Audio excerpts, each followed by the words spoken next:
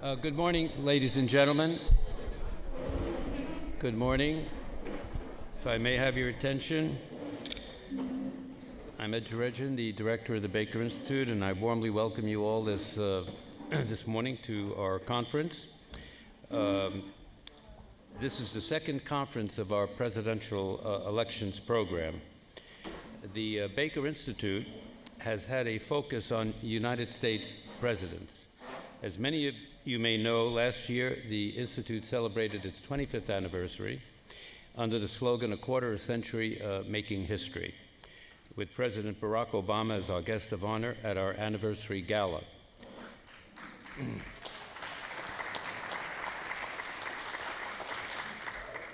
With President Obama's presence here, we are very happy to note that the Institute has now hosted every living former president of the United States since we opened our doors in 1994. We have built a nonpartisan, data-driven research programs that are recognized as top resources for decision makers on the local, national, and global level. Simultaneously, as you can see here, we have become a premier forum for the discussion and debate of public policy. We're ranked as the third best university think tank in the world, preceded by the London School of Economics, their Ideas Center, and Harvard's Belfer Center. The idea itself to create a presidential elections program came from our honorary chair, Secretary James A. Baker III, who, having managed 5 presidential campaigns, thought it was very important to develop a nonpartisan resource to study presidential elections per se, especially given the experience of 2016. Our inaugural conference in March 2018, entitled "Social Media, Changing Demographics and Implications of the 2016 Presidential Election," proved to be a very insightful and timely exchange that helped to contextualize the complex factors at play in the last election. As our co-directors at that inaugural conference, we had Karl Rove and David Axelrod, which shows you the bipartisan nature of what we're doing here. The title of this year's conference, "A Presidential Election in an Uncertain Time," certainly an uncertain time, is very apt for our country's present and challenging moment as we approach the elections in 2020. We are delighted to have as co-directors for this conference Mary Madeline and James Carville, who will be with us shortly if they're not here already. Regardless of one's political affiliation, I think we can all broadly agree that political polarization is a critical issue within our body politic and our society. This polarization is only further exacerbated by a lack of trust in political leaders, media, and institutions that form the very backbone of our government founded by our founding fathers. This conference's participants will address these topics head-on. In addition to describing the complex attitudes and issues present in our current political environment, today's panelists will also analyze the underlying mechanics of our system of government by exploring primaries and caucuses and their role in the 2020 election. This is of particular importance given our location in Texas, a key state for presidential primary campaigns and critical fundraising efforts for any candidate. So ultimately, the presidential elections program is a valuable asset to the national study of American politics, and I'm confident that today's conference will be engaging and informative.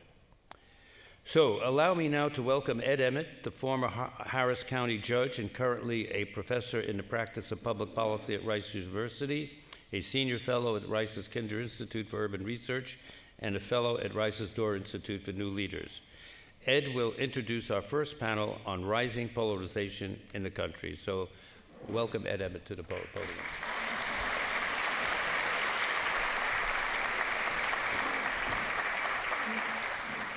You want me to do that for you? I don't mind. I'll do it. Okay, thank you. You have to be nimble in this business. Well, good morning. Thank you for having me here today. I had about 60 seconds that I was allowed to say, and I'm going to say it before I introduce the panelists. Rising polarization, what a great topic. And if you're as old as I am, and perhaps some of you are in this audience, we think it's a new topic, but it's really not. My first presidential race of any memory was 1964, Lyndon Johnson and Barry Goldwater. But I also teach a course here at Rice which asks the question, does policy drive societal change, or does societal change drive policy? And the answer, of course, is yes. Depends on the issue. And in talking to the students, they're very smart, they're very intelligent, but history sometimes escapes them. So I thought back to the 1972 presidential race. Not the general election, but the Democratic primary. Who were the two leading candidates in terms of primaries and caucuses won? George McGovern and George Wallace. Both were in the Democratic primary. You talk about polarization. And it wasn't that George Wallace just won southern states. He won states like Maryland. He did well in Michigan and Wisconsin. So this is a fascinating topic. And this morning, we have a wonderful panel to start off. And I would ask them all to come up as I introduce them in alphabetical order, and then they'll speak in a different order just to confuse you. Their bios are in your pamphlet. But first is John D. Arnold. He's a former hedge fund manager and natural gas trader, but more importantly, he and his wife Laura have kind of dedicated their lives to better public policy. And so, John, if you'll come on up and take your seat.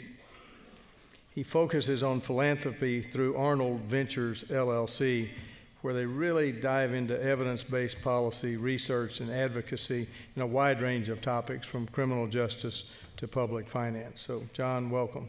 And you are allowed to applaud as these people are.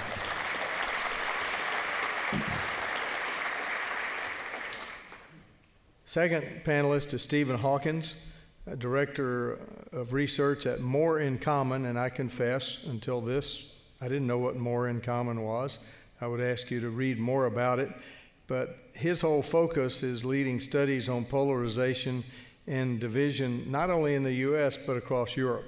And I believe More in Common actually started in the U.K., is that correct? So, Stephen, welcome to Rice University and the Baker Institute. And finally, Jeff Lewis is a professor in the Department of Political Science at the University of California. I have not met Jeff yet. Jeff? I'm here. Okay, good. He was at the different table from me. Jeff, come on up while I tell him who you are. He's currently the president of the Society for Political Methodology. Researches and teaches in the areas of quantitative methodology, elections, direct democracy, etc. So he's the one that's probably going to give you the quiz at the end of this first panel. So pay careful attention. So with that in mind, each panelist will present for about 15 minutes. While they are presenting, please write questions down on your cue cards, because if you don't ask questions, then I have to ask all the questions, and I don't want to do that this morning. And I'm sure there will be lots, and staff will gather them up and bring them up here throughout the presentation. So all questions will be held until the end, though, until all three panelists have presented. So first, let's hear from Stephen Hawkins.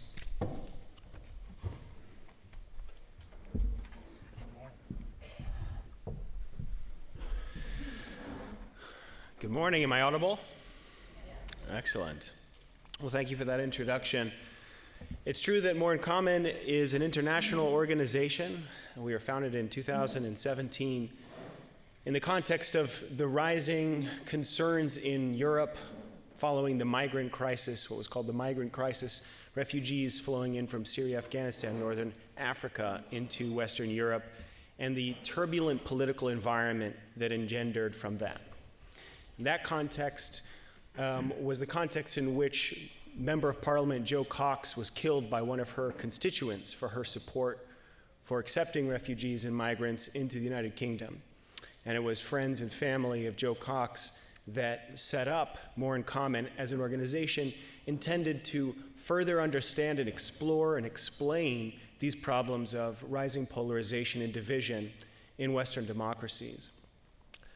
So my job as the director of research is to lead these efforts, and we've conducted studies together with leading international polling firms since 2016 in the countries of Germany, France, Italy, Greece, Netherlands, United States.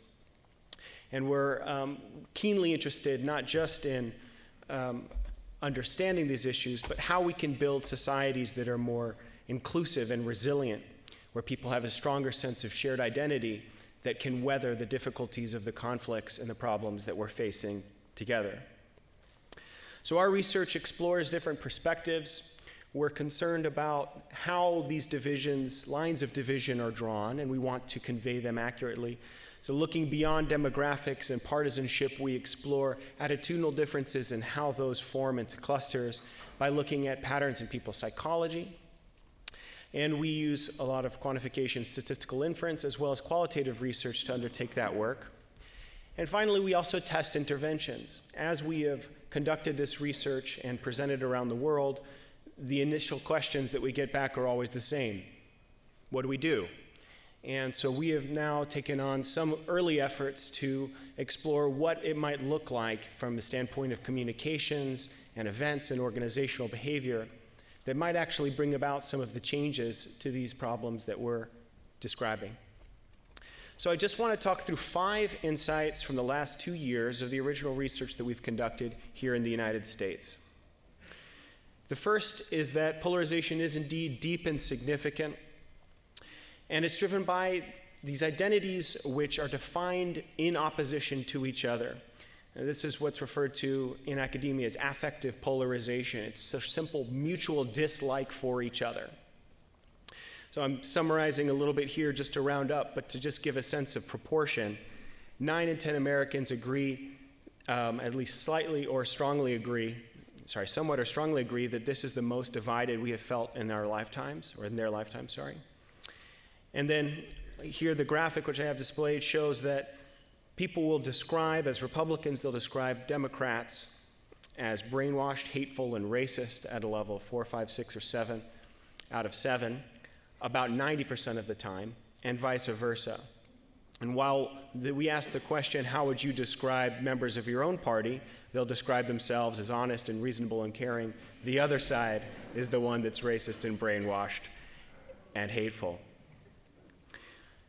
9 in 10 Americans will say that the political conflict is strong in the United States, and that's a higher level than class conflict or racial conflict.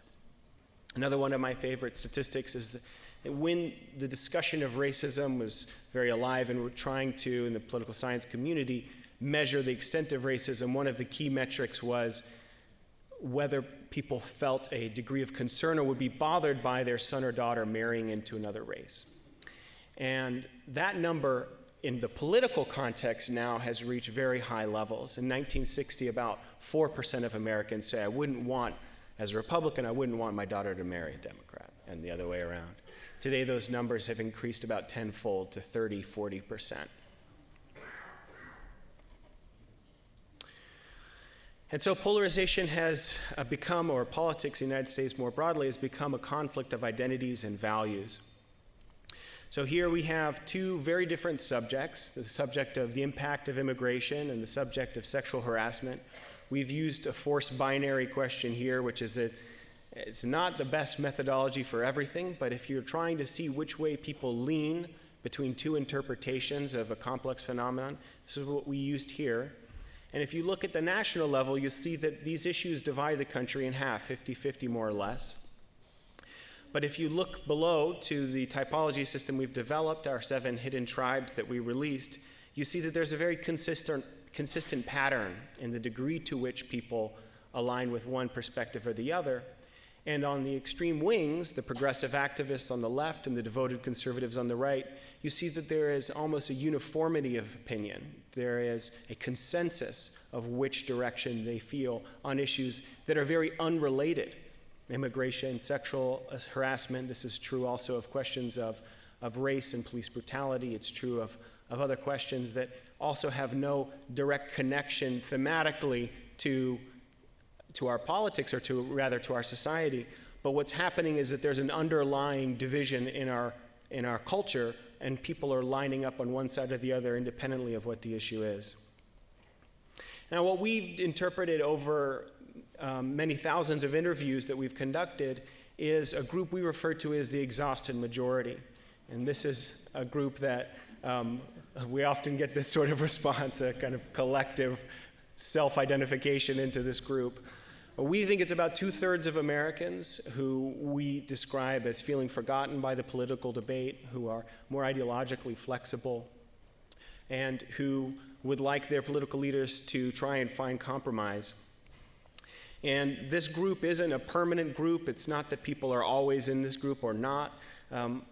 Oftentimes, what we're seeing is that the political context that you're in leads to some contextualization of whether people fall into the exhausted majority or not. So for instance, in the era of the Obama presidency and the Tea Party, there was more exhaustion on the conservative side than there is now with the current administration.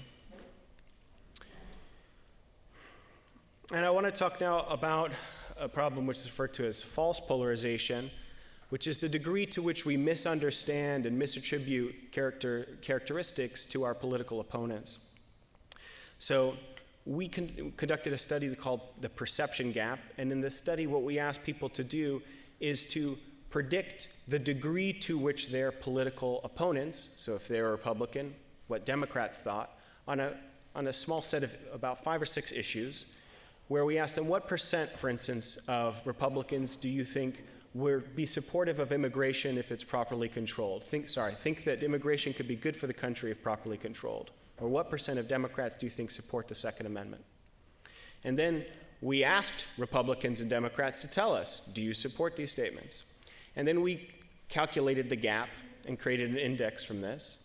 And it is a measure of the degree to which we overestimate how different our political opponents are from us. And we found that the more partisan you are, the larger your perception gap, meaning the more you overstate and overestimate and caricature your political opponents. That's what this graphic shows here, that those who are less politically engaged, in fact, have a better grasp on what the average Republican or average Democrat might think, because they are discovering and understanding their political reality through everyday conversations at work and at home and in the neighborhood, rather than through social media and media platforms, which tend to emphasize the most partisan voices and create a distorted picture. And of course, the larger your perception gap, the more negative your opinion of the other side. And so this, in fact, is slightly good news, because it shows that there is a degree to which there is a misperception of how different our political opponents are, and much of the hostility is, in fact, driven by that misperception. And so what we did is we ran a regression analysis to see the degree to which different news sources contribute to this. And so as a regression analysis, we were able to control for demographic factors, age, race, income, as well as partisan identification and ideology, and see the degree to which the consumption of different news sources, which we asked our respondents to provide information to us about, contributed to their misperception of their political opponents. And we found that there was a pretty consistent contribution from the media. That is, the more media you consume, the larger your perception gap tends to be. Now, the important caveat here is that ABC, CBS, NBC, some of these networks reduce the the perception gap people have. But there are many other news sources, such as the New York Times, and especially some of the more right-wing sources, such as Breitbart, Red State, Sean Hannity, tend to inflame people's misperception of their political opponents. And so our national discourse amplifies this story of polarization and division. This is a story from the front page of the New York Times that we collaborated with Nate Cohn from The Upshot to develop, where the analysis that was undertaken showed the distinction between those active political voices on Twitter and what the Democratic Party and its members look like more generally. And we found that the active liberal voices on Twitter are more educated, more white, and farther to the left by quite a significant margin than the Democratic Party is largely. Now, this is a problem for many different actors, whether you are a presidential candidate, whether you are a brand, a major brand, or whether you are the Oscars, trying to determine what voices on social media represent the general public or a major constituency versus a narrow thread of society is a real challenge. And from our analysis, it seems that there is a real distorted picture that emerges if you look at social media directly and don't consider who it reflects more broadly. And so we've been partnering with a social psychologist who's currently based at the University of Pennsylvania to try and draw on some of the best academic literature to help us understand some of these phenomena. We refer to this group of psychological attributes as core beliefs, and these are things which we've drawn heavily from things like moral foundations theory, work done by Jonathan Haidt, as well as work done on authoritarianism by Karen Stenner, and looked at how some of these attributes, which have been shown in other political science and academic literature to have a relationship to people's political behavior, and we've been discovering how those are relevant in the current political context in the United States. And what we're finding is that the most narrow, consistent, and dogmatic and ideological perspectives are really only held in a small minority of the wings of the population, while the vast majority of our country sits in this exhausted majority. And this experience is something which we have explored further, or this dynamic is something we've explored further through in-depth interviews and focus groups. These are some photos that were taken of participants in our research by the New York Times in a story that Sabrina Tavernese wrote in November of last year. This is Elizabeth from Oregon. She's a veterinarian, horse veterinarian, and she's pro-choice, and as a result of that has always voted Democrat, but is deeply frustrated by the Democrats' position on immigration, and is also someone who feels that in a more conservative vein, there needs to be more discipline in society, the younger generations are falling behind, et cetera. And I just are providing these as portraits to illustrate the complexity that we're finding is present in most of the average American and in the exhausted majority that doesn't fit into one consistent psychological pattern. And I just want to close here by talking a little bit about some of the early approaches that we're taking to try and address these problems of polarization. There's the large-scale systemic solutions, which I think John will be speaking to at the level of institutional change, but just at a tactical level of what communication approaches can be taken by organizations immediately, we've been looking at what would it look like to speak across these different psychological orientations that we see on the left and the right in a way that doesn't trigger one side or the other, but instead speaks across the values and across the worldviews that are in tension in our political system today. And so we've first did this, we're releasing this study tomorrow. It's our immigration message testing study. And what we did is, after doing an extensive analysis to see what the psychological attributes are that are most at play in the partisan conversation on immigration, we developed messaging that was specifically targeted liberals, some that was specifically targeted conservatives, and then some that, to my earlier point, speaks in a way that holds the values of both groups in tension. And we tested 10 messages. The ones that were the balanced ones, speaking across messages, performed the best, first, second, and third out of the 10. And what that sounds like is, instead of saying, for instance, from a liberal perspective, that we need to prioritize, so I'll just read it, that our immigration system is too focused on whether someone has legal status and that a priority should not be on building walls, but on helping families and individuals who are suffering. That's the liberal perspective. You'll hear that it's emphasizing compassion and care and a sense of universal fairness. This is a very strong orientation on the left. Or the conservative perspective, which is very anchored in authority and instead speaks in a way like this: "It bothers me that you can't talk about immigration without being afraid of being called racist. I don't care about skin color, but I do care about American values and about being safe from gangs and crime," and tends to emphasize immigration only in the vein of legal categories, legal and illegal, rather than seeing the humanity of the person. We instead speak about it like this: America can be both strong and compassionate. We can protect our borders at the same time that we welcome immigrants who respect our laws and embrace American values. And that approach, we found, generated on average 78 out of 100 score of agreement across the political spectrum.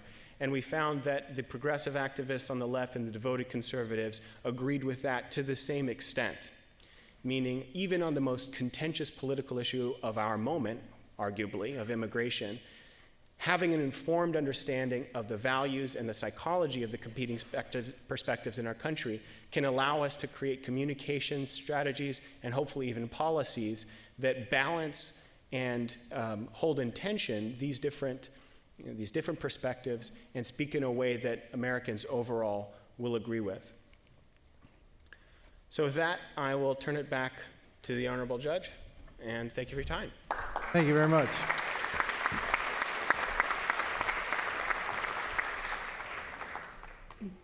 Before I ask Professor Lewis to come to the podium, is someone gathering up the questions? I know we have at least one. Mark, John, somebody? Good. Just so if we can start. Well, thank you very much. Professor Lewis.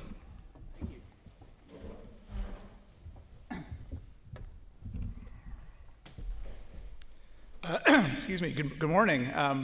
It's my great pleasure to be here.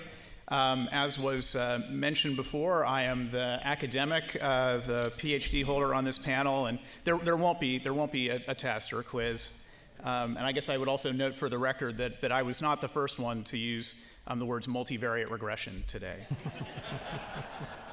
I actually also, maybe a little incongruously, we'll be talking about a little bit about polarization in the Congress today. Of course, this is more of an Article 2 deal than an Article 1 deal today, but I think it is important to place polarization not just at the mass level, but also at the elite level as well. And I think looking at members of Congress gives us a data-driven way of really thinking about how the parties have evolved over time. And so that's what we're going to talk a little bit about today.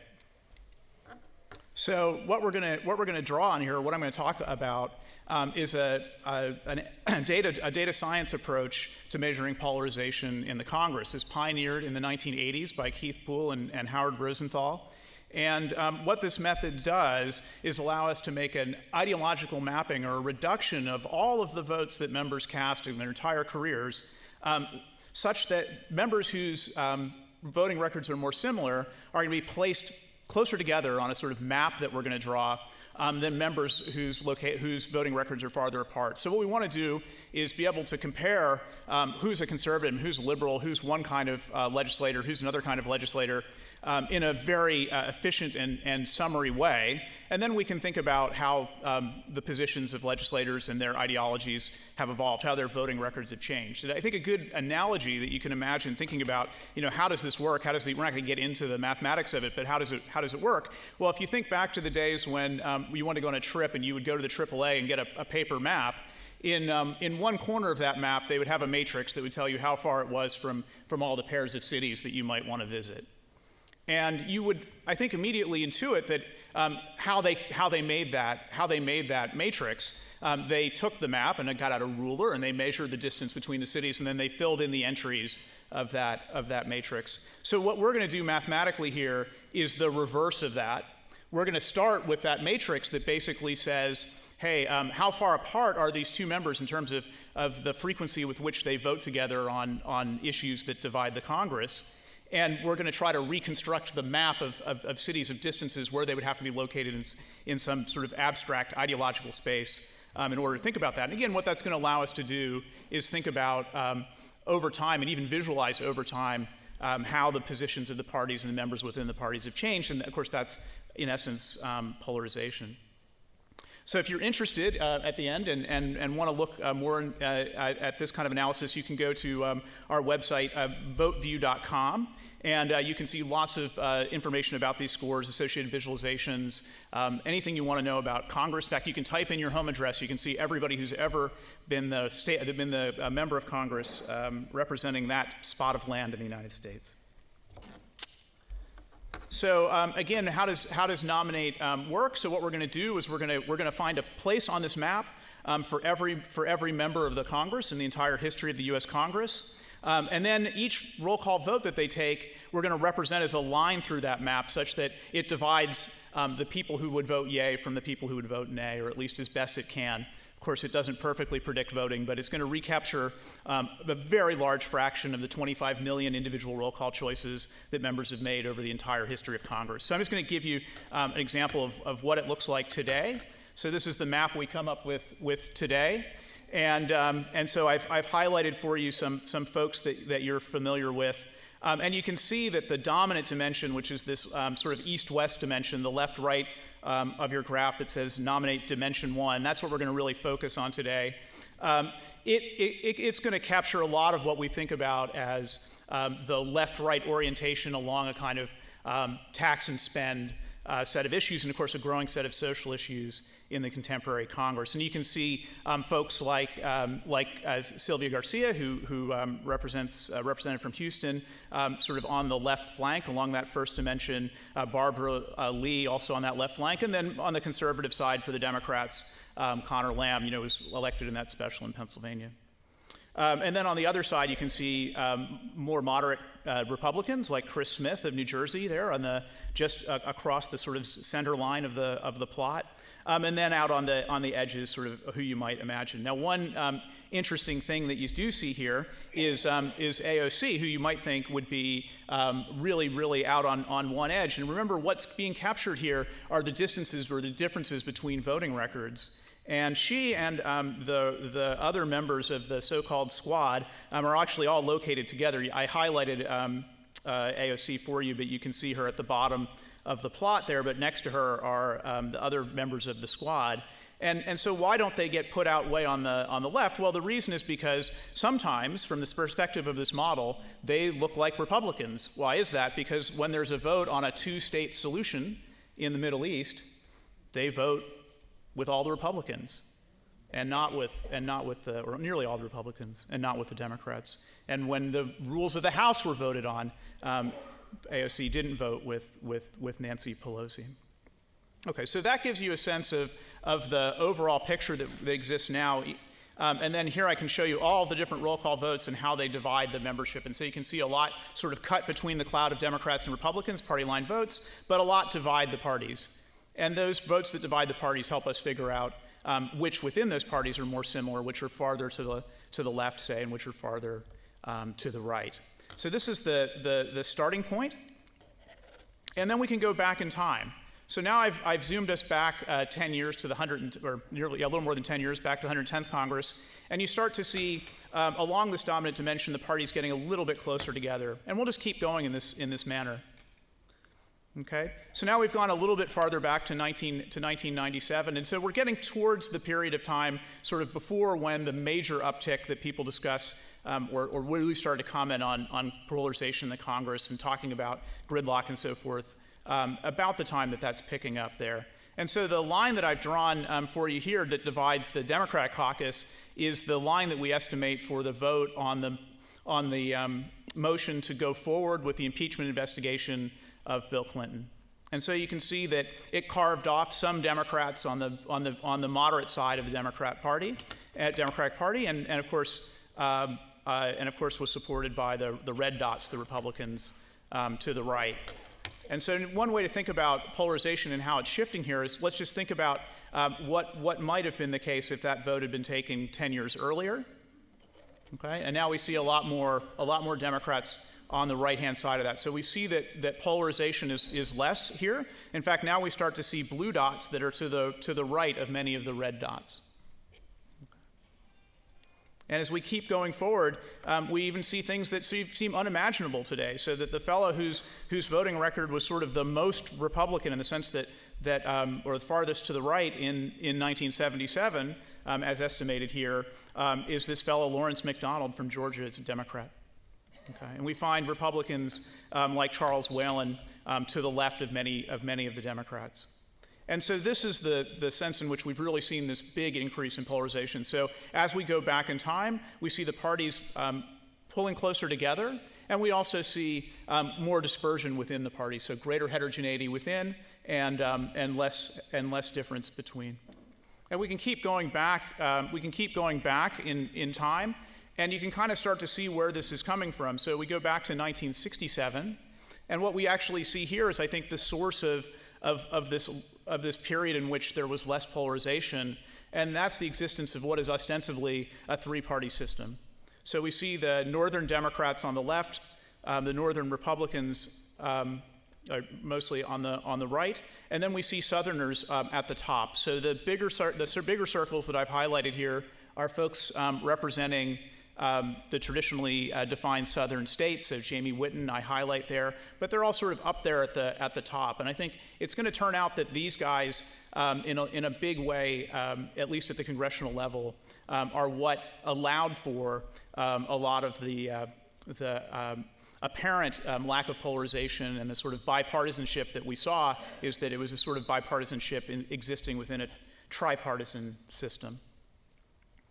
But as we continue to go back, we see that this is a post-war phenomena. So we can go all the way back to 1947, and we can see this same picture basically, where the parties are much less separated. There's much less overlap. There's much more overlap along the primary dimension, and more variability within the caucuses and the conference in the case of Republicans. Okay, so that's the picture. And so, I guess then the question is, what does that tell us about polarization? So let's look at that same information now, just the locations along that first dominant dimension, and then what the average location of Democrats and the average location of Republicans is over this post-war period. And what we can see is the parties diverging. So that's what we sort of saw in snapshots, but here we can see it flowing across time. And again, we saw that a lot of that was to do with the changing in the South, so that we went from having Democrats who were sort of relatively centrist within their caucus being replaced by Republicans. And in fact, I should first say the picture for the Senate looks very much the same as the House. So one thing that, of course, we often hear about polarization in the House is that it's the result of redistricting or gerrymandering. But it's really important to see that this same polarization is also happening in the Senate, which is less susceptible to gerrymandering. You might think this is really just a phenomenon that is the result of the conversion of the South from a Democratic stronghold to a Republican stronghold, and in fact, that is the case. So if you look back to the immediate post-war period, you can see mostly what you have in terms of the delegation from the South are Democrats, and they're pretty moderate, pretty conservative Democrats. The few Republicans that you have are also relatively moderate, and as the transformation has gone along, of course, what we now see is that the southern states have among their delegations the most conservative Republicans in a very large Republican delegation, and a smaller, what's left of the Democratic delegation, now also being very liberal, of course, mostly members of minority caucuses. But it's not all about the South. So if we look outside of the South, we see this same increase in polarization as well, where the parties have become farther apart on average in their delegations from outside the South as well as within. If we just focus on the difference between the average position of the Democrats and the average position of the Republicans, we can make a plot like this, and this is the one that I think is probably more widely referred to in the academic literature on polarization than any other. Again, it shows the mean party difference over a much longer period of time. And I think this picture is important because it sort of highlights in a way not only the massive run-up in the measured congressional polarization, but also that prior to the immediate post-war period, there was a very high level of polarization in the Congress then. So I think one of the things to think about is whether what we're seeing today is really a modern phenomenon, or maybe what was really unusual was this period from 1940 to 1985 or 90, in which we didn't see very much polarization. Okay, the lowest polarization in U.S. history. So coming out of World War II and a sort of consensus on foreign policy and maybe some other things, the particular political relations of the parties on issues of economics and race and so forth. So I think this is an important thing to keep in mind. You can really see the big increase, but at the same time, you can see that maybe the low level was an aberration. Okay, so. Originally, we were hoping today to hear on this panel from Representative William Hurd. He, of course, is detained in Washington because they're not done with their business this year. So instead of hearing from William Hurd, let's hear about him. And I think this will really highlight a little bit how the Congress has changed. And I think Hurd is a really good example to look at, because I think when you hear the hand-wringing pundits on television talking about polarization, they kind of have expressed some disappointment in Mr. Hurd. They sort of say, well, there's this impeachment thing, and he should be, he's a moderate member of the Republican Party, the sort of fellow who should have or would have perhaps in the past not taken a partisan view on an issue like impeachment. And so it is true that among the current Republican delegation, Mr. Hurd is a relatively moderate member. But of course, we're back in this world where the parties are pretty far apart in their voting across all issues. So I've labeled a lot of the Texas delegation for you guys who will be familiar with those folks. And I think, again, this picture will align pretty much with your notion of sort of who's where in the caucus from Texas. So again, this model does a great job. So those locations from that map, I can tell you how Hurd voted on about 93% of his votes, about 95% for everybody else. So again, this is a powerful summary of how these folks vote. And so what we're going to now think about is well, if we look over time and we look at where on the map we placed Hurd, we can ask what Republicans are notable that have served in the Congress over the last, say, 20 years or 30 years is Hurd like. Okay? So these are a picture of the folks who he's closest to out of the 501 Republicans who served in the Congress since 1979, more than 3 terms. And that's who he's like. So he's pretty close to Henry Hyde, or John Kasich, or Jim, Jack Kemp. Okay, so these are not I think when we think about traditional moderates in the Republican Party, that's not these guys, okay? At the same time, he's really far from Jim Jordan, okay? And even Newt Gingrich, and then for those of you who are TV buffs, he's also close to Gopher, Fred Grandy there from the Love Boat. Okay. So let's just highlight that a little bit more, and this is what I'm going to conclude with here. When you think about where the Congress is today and the degree of polarization and where the parties are located, I showed you before the Democrats moving left as more people are sort of on the other side of that line that divided the impeachment vote for Clinton. But let's look at it on the Republican side here with respect to Mr. Hurd. So if you look at Mr. Hurd's location and compare it to other members of the Republican conference across time, if he had served in 1980, he would have been in the 52nd percentile of conservatism in the Republican conference. So he would have been the median, the sort of middle of the road Republican in 1980. And you can see that over time, as time has gone by, moving us out to 2020, he's now in the 7th percentile of conservativeness. He's one of the least conservative members in the conference. And that is the story of polarization in the United States Congress. And with that, I'll turn it back over to our esteemed moderator. Thank you very much. We appreciate it, Professor. So, as John Arnold is coming up, and by all means, John, go ahead and start, but we're going to get some questions. Great. Well, good morning, everybody. I am a bit nervous today because I know certainly I'm probably the only person speaking today who is not an expert in politics. So my goal here is really to get through the day without any of the experts directly contradicting what I say. And I think from the first two, I think I'm okay with these two. I think a little background might be necessary because you might be wondering why I'm here. So about 10 years ago, my wife Laura and I started the Arnold Foundation, which originally concentrated on issues of K-12 education, but then grew to include both pre-K and higher ed, and then over the years have broadened into other verticals, including criminal justice, public finance, and healthcare policy. And from the beginning, we realized that to be effective in policy, we had to get effective in politics. And so we started a C4 arm that was very active, and then about a year ago, we ended up merging those two entities together and called it the Arnold Foundation, the Arnold Ventures. My first career was in finance, and I ran a successful hedge fund until 2012, at which point I closed it down and joined my wife to concentrate on our philanthropic efforts. So I really come at this as an outsider.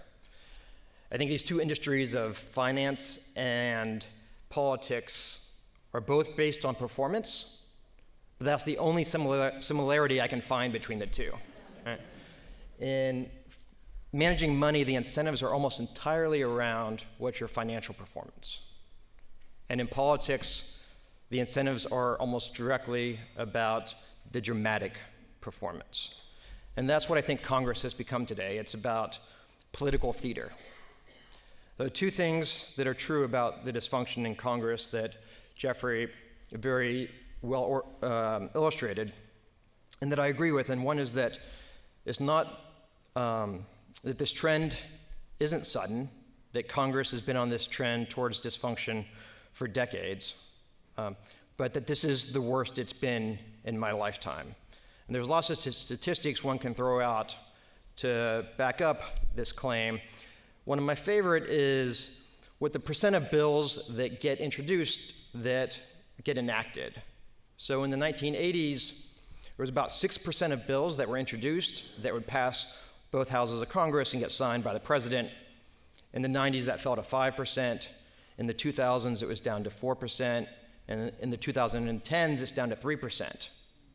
But this year, we're at 1%. And it's not because a lot more bills are getting introduced, or it's not a denominator issue. Right? That's been pretty constant over those decades. It's the numerator. So in the 1980s, about 330 bills a year would get passed and signed. This year, we're at 78 thus far, with a little bit less than 2 weeks left in the session. So you might say what really matters is substantive bills, but I would challenge you to think of a substantive bill that's been passed in Congress this year. Right? You might only think of 4. Those are the 4 spending bills. Now, the ironic thing about that is there's supposed to be 1 annual spending bill, but Congress can't even do that. So it just punts by saying we'll extend the federal government by another 2 months and try to figure things out, and then another 3 months and figure things out. The next deadline is December 20th to close, and I assume that they'll extend it for another few months. So as our policy work has become more federal over the years, we became much more attuned to the causes of dysfunction in DC. And so we started this line of work about democracy. We knew about a lot of the causes of dysfunction, but we wanted to try to find some of the solutions. So we have interest in a number of areas at the federal level that have broad bipartisan consensus amongst them, including this year, pharma pricing, ending surprise medical billing for patients, increasing accountability of higher ed institutions to get rid of the bad actors. But even with broad bipartisan support, these things are still really hard to get across the finish line, I think, because of this dysfunction. So we were active in getting the First Step Act passed in Congress last year. And if you look back, that ended up passing 87-12 in the Senate. Right? Seems like that would be a fairly easy bill. Or along the way, it had to get watered down to get the 87 votes. But even with that much support, it barely got to the floor. It took months of many activists trying to pressure McConnell to allow a floor vote on a bill that ended up passing 87 to 12. So for our work to be successful, we need a functional Congress, and that's why we got involved in trying to address some of the solutions.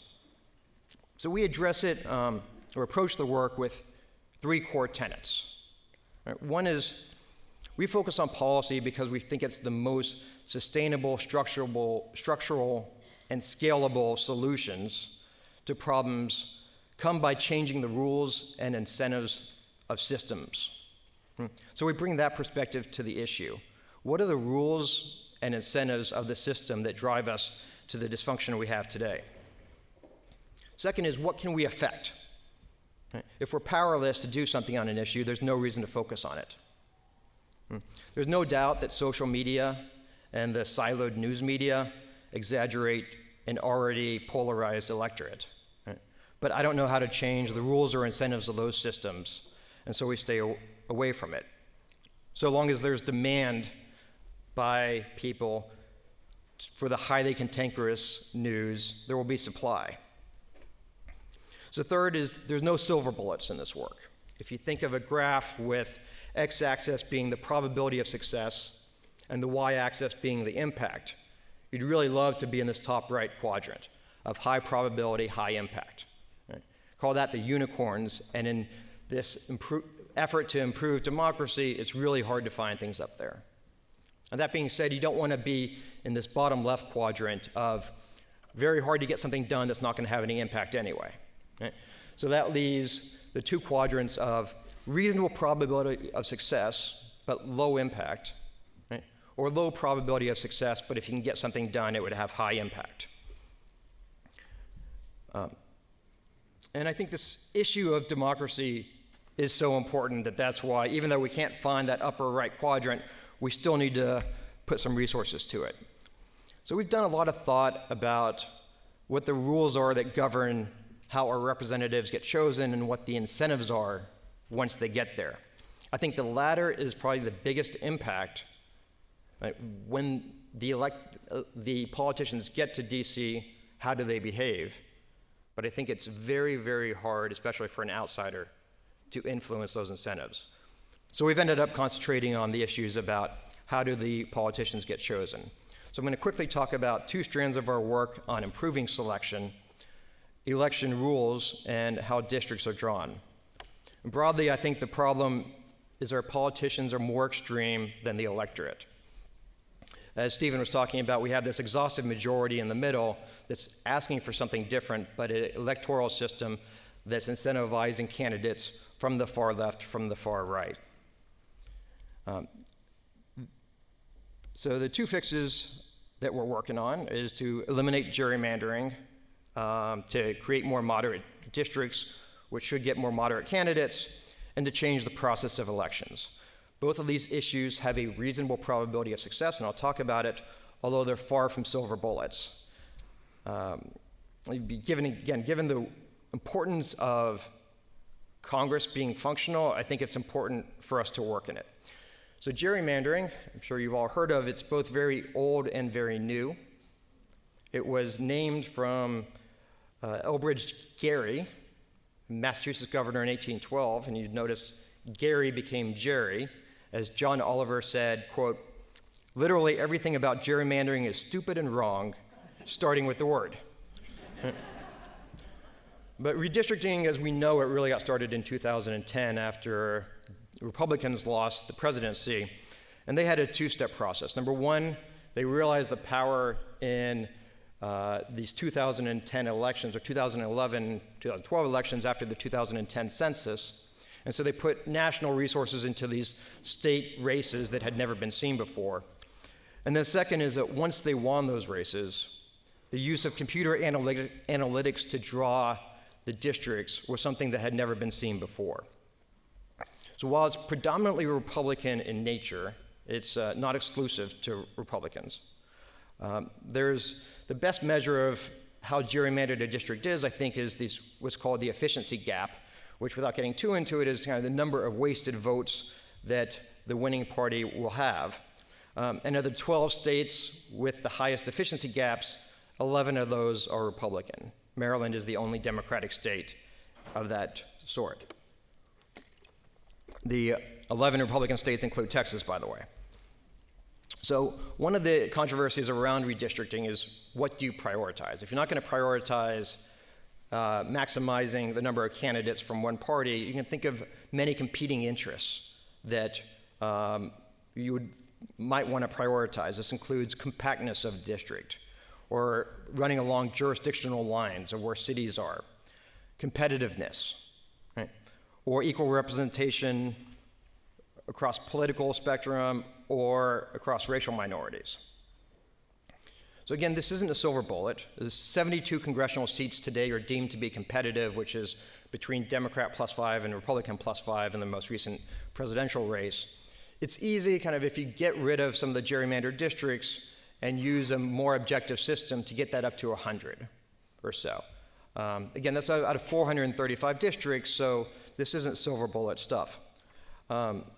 The pathway to do that, there are multiple. Right? We, of course, had the Supreme Court case this year that the supporters of this lost, and it's hard to see how another Supreme Court case will come back in the medium term. But state Supreme Courts have been active in this, and they've thrown out the maps in Pennsylvania and in North Carolina. There's been voter initiatives. So last year there were 4 states where voters got together, got enough signatures to put on the ballot an independent redistricting commission. Right? In those 4 states, Michigan, Missouri, Colorado, Utah, which span from heavy red state of Utah to a purplish blue state of Colorado. State legislatures have gotten involved in some of the states where that are more mixed. So Virginia has rules that to get an initiative on the ballot, you have to pass same language through 2 consecutive legislatures and then go to the voters. It passed last time. Now that the Democrats have control of Virginia, it'll be very interesting to see if they still have the appetite to get rid of gerrymandering. And then last is through Congress. H.R. 1, House Bill 1, shows the priority of what the Democratic Party has on this. They passed their first bill that passed, got rid of all gerrymandered districts. Hard to see how that would become law unless the Democrats controlled both houses of Congress and the presidency, and maybe even getting rid of the filibuster. So our second line of work is around trying to make the primaries more representative of the electorate. There's kind of 3 strategies here. We support all 3. One is top 2 primaries. So it's also called a jumble primary, where all the candidates, regardless of the party, are on one primary ballot, and the top 2 vote getters then move on. You see this in some highly partisan districts. You can get 2 Democrats or 2 Republicans running on the general election ticket, and that would obviously incentivize some moderation. And when we've seen that happen, the more moderate candidate generally wins. Washington was the first state to enact this in 2004, and since then it's been enacted in California and Louisiana. It's a little hard to know the results of this. There's just, the sample size isn't great, and it's hard to really figure out, is this depolarizing? I think some anecdotal evidence out of California from many people I've talked to, they definitely think that it's become more moderate and more civil since Top 2 got enacted in 2010, although that also was simultaneous with redistricting reforms, and so hard to know the causality. Open primaries, the second one, there's still 12 states that have closed primaries. That is, you have to be a member of the party when you show up to be able to vote in the primary. And so if you start looking at the spectrum of voters, if you eliminate the middle, eliminate people who are either independents or moderates enough to where they haven't affiliated themselves with a party, it eliminates that moderating influence. And then third is, and the one with the most momentum probably, is ranked choice voting. So 12 million Americans now live in jurisdictions with ranked choice voting. After New York City passed it last month with 71% approval, it joined San Francisco, Minneapolis, a number of small cities, and the state of Maine that passed it 2 years ago. And in ranked choice voting, voters rank candidates by their preference. And if no candidate has the majority after the first round, the candidate with the fewest number of first place votes, those votes then go to who the voter said was their second preference. There's kind of a number of theoretical reasons why this should be a moderating influence. You're more likely to get a winner that's the preferred choice of the people, right, than one that's on the extremes. It gets rid of the spoiler candidate that's been an issue in a number of elections. It likely creates more civil campaigning, as candidates are not just worried about appealing to their base, but have to appeal to voters for whom they're not their first choice. And it eliminates runoff elections. So we have a runoff election tomorrow in Houston. Right?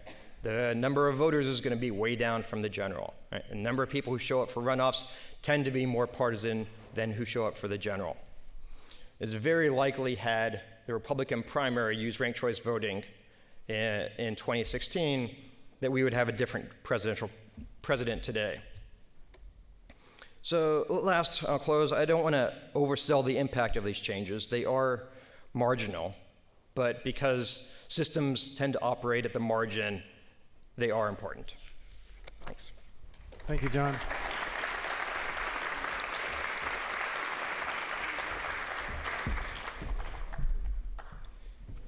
Okay, do we have more questions coming my way?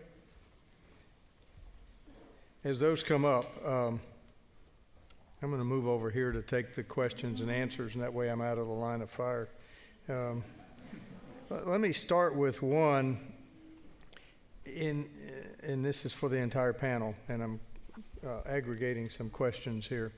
It wasn't that long ago where office holders of one party would actively support a presidential candidate of the other party, and then, of course, we also had a lot of party switching, and the standard line, no matter whether it was a Democrat becoming a Republican or vice versa, the standard line was always, I haven't left my party's left me. Do any of the panelists see the opportunity for that in the future, given that the two parties seem to have gone, it's harder for a Republican to become a Democrat and Democrat to become a Republican. So can you address that question? Because that seems to be one thing that could end some of the polarization. Yes, it's certainly true, and that's one of the things in our data that I didn't talk about is when folks do switch parties, we treat them as born again, and they move. So sometimes you do get a real sort of metamorphosis, but more often what happens is it is folks at the margins who are making the switch. So if you think about the cases that have happened, that probably the question asker had in mind, maybe Arlen Specter or Jeffords, or these kinds of folks. You used to see those switches, and again, those were folks who were pretty close to the caucus that they were switching into to begin with. Now, where you see people leaving the party, they mostly don't go to the other party. They declare themselves independents, and we saw Amash in the highlighted in one of the plots that I showed there, where he moved a little bit towards the Democrats since being reborn, but not that far. So I think the opportunity for this to really be the solution is not that great, because again, most of the folks who are at least in the Congress now, they are already sort of pretty far from where they would need to be comfortable voting in the opposite caucus. What's been fascinating to me over the Trump presidency is that the Republicans who have stood up and tried to say that's enough, thinking like a Flake or a Corker or Mosh, Will Hurd, have all decided that they can't win a re-election, right? And they've all decided not to run again.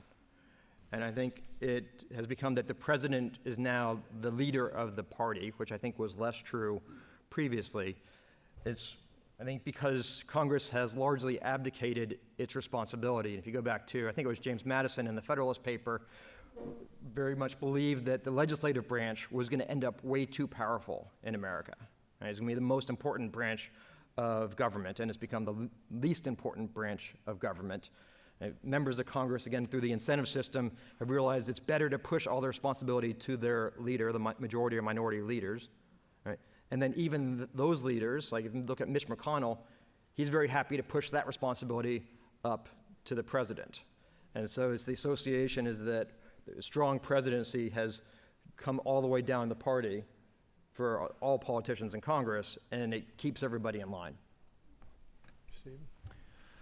Well, just to talk through one scenario of Republican moving to run as a Democrat, one of the tensions that we found across our research is that there's a real tension within the Democratic Party now, or at least within Democratic voters, between an activist left-wing ideological group, which is quite narrow but very vocal and has a kind of purity to them, especially on issues of social justice, and a much broader and older traditional liberal base, which is more baby boomers, a more traditional, a little bit more patriotic and more religious. And that tension would make it quite hard for someone coming from the Republican side to draw appeal across that spectrum. And while that progressive wing might be narrow, their vocal, the fact that they're so vocal and their relevance in blessing political candidates would make it really hard, I think, for them to succeed within the primary and within sort of gaining traction among the party base. So I think that's one of the tensions.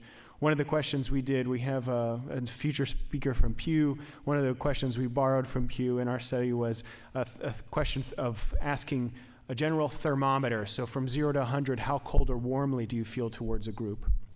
And we found that across about 30 groups that we asked, across all crosstabs that we analyzed, the lowest score in the entire study was what? The way that progressive activists score Trump voters, 6 out of 100. It was the lowest across everything we did. So there's just to underscore the point of affective polarization. The hostility now means that they're really moving from one social context to another where there's a lot of division that I think would make it hard for a right to left movement to get that born again effect. Again, for the entire panel, can you comment on where independents stand with regard to the perception of these two now polarized parties?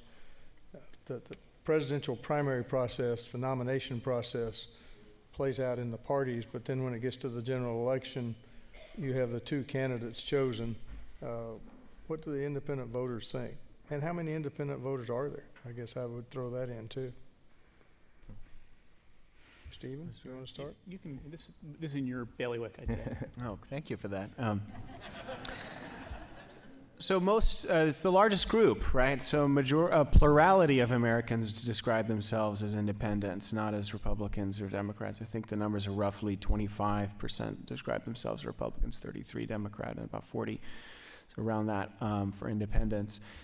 One of the largest groups that we found, we refer to as the politically disengaged. These are people who are likely to refer to themselves as independents because they're not politically active on social media, in consuming news, and voting in primaries, or in voting in general elections. And they're a difficult group to define because they're very heterogeneous. These are people who are low income, low education. They're also people who are politically apathetic or very resentful of the political system and see it as a part of an establishment elite that doesn't like them. And then everything in between. So there's a lot of heterogeneity there, which makes it difficult to characterize them in a single phrase.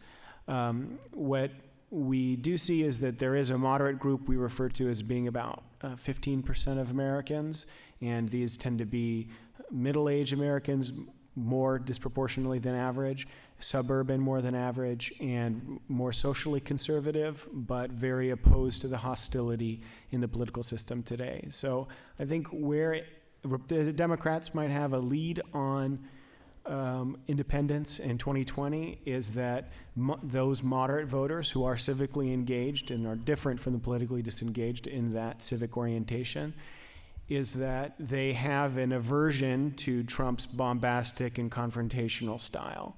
But where Democrats have a disadvantage would be that these moderates also are more socially conservative and are not fond of the progressive cultural changes that we've seen, and in particular the kind of outrage and cancel culture that has become associated with the left. So I think independents is a really mixed picture, and I don't think that they're going to swing entirely in one direction in 2020. If I could, I would just add two things to that. I mean, I think the first thing you already did mention, which is exactly right, that a lot of people describe themselves as independent, but coincidentally vote for the same party habitually. So I think you can overstate a little bit how much is really in play there. This is something that I think Lynn Vavrick will talk about on the next panel, probably in more detail. But for sure, the number of folks that are in that category that are going to make their decision on this basis is a small number. But as we know, in a close election, a small number can be the decisive factor.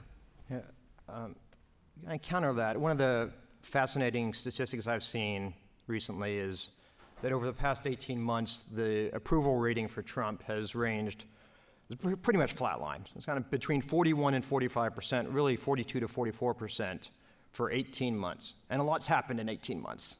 Right? Economy was weak in the fourth quarter last year. Stock market plunged. Right? Stock market very strong. Economy very strong today. A whole impeachment. A lot of other mini scandals. Everybody's made up their mind, it seems. Right? 43% of Americans have an approval rating for Trump, and I think you're either for him or against him. It remains to be seen, I think, if one of the more progressive members of the Democratic Party gets a nomination, will that have an effect? But I'm a little skeptical that the independents are going to be a strong force. I think it's going to be just getting out the base for this next election. Okay. Again, combining questions. This was actually directed to Professor Lewis, but all of you can weigh in. Did you attempt to consider whether votes are generally held values or whether the votes are based on self-preservation? I mean, heaven forbid that somebody in Congress would vote for self-preservation. Yeah.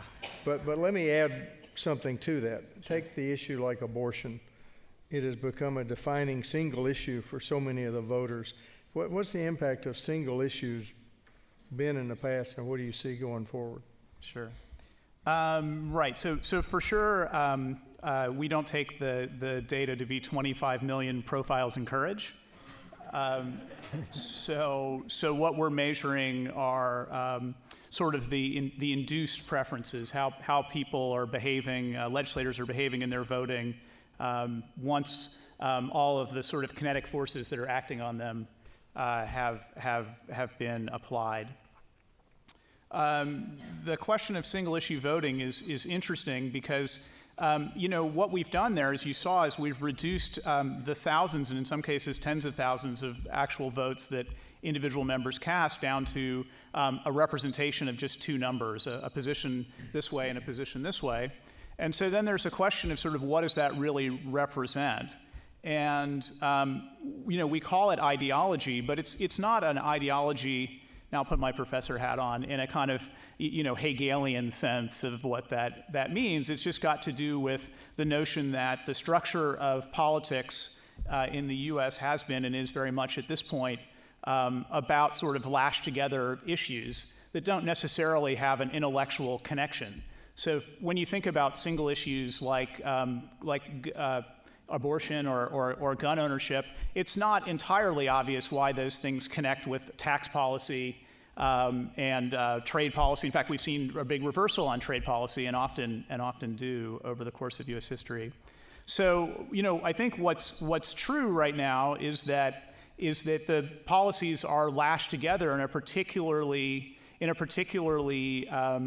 forceful way, so that those single issues are bundled, where we do have people that are really maybe mostly interested in just one part of a party's agenda, but very strongly, and are willing to sort of go along with whatever's the case on the other issues. I guess I'll give another plug for Lynn Vavrick's presentation. I think she's going to talk about exactly this issue.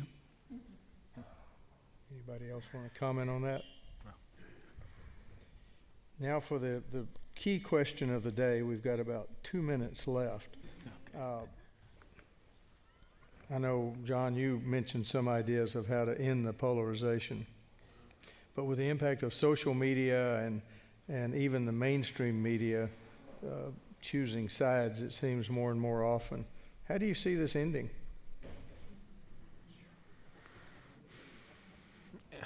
So my dream, right, is that somehow we get a president that one can call super partisan, right? That it gets above the fray, that doesn't become just the leader of his or her party, and can call out his own party or her own party.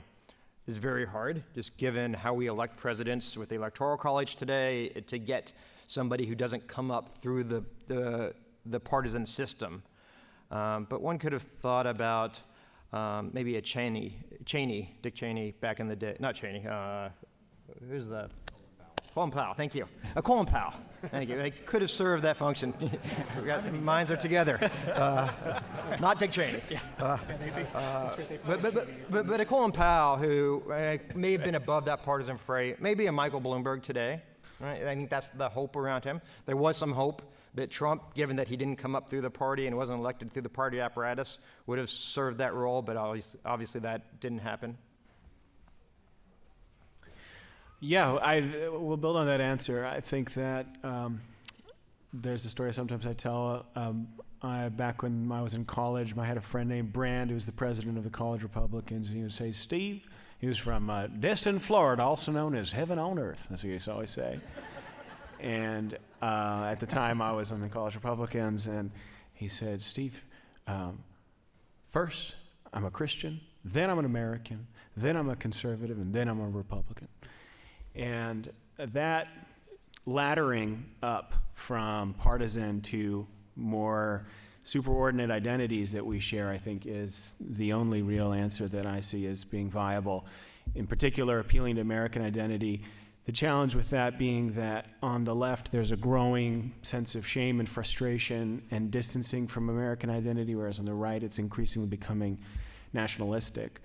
But to the degree to which a leader can appeal to civility, humility, responsibility, and appeal to these as civic virtues that we really need, I think the one reason I might be a little optimistic about this, barely, but minorly optimistic, is that to John's point about the inefficacy of Congress, whoever gets elected in 2020 will have almost no capacity to govern in a meaningful sense unless they have an overwhelming majority.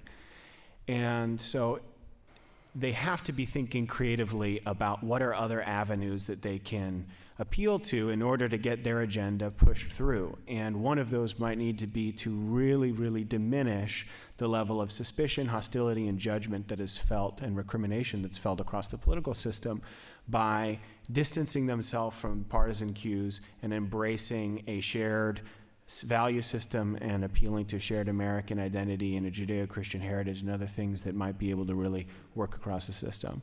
So that's my prayer, that will somehow emerge in the immediate future. But it's a small hope. Well, prayer is good.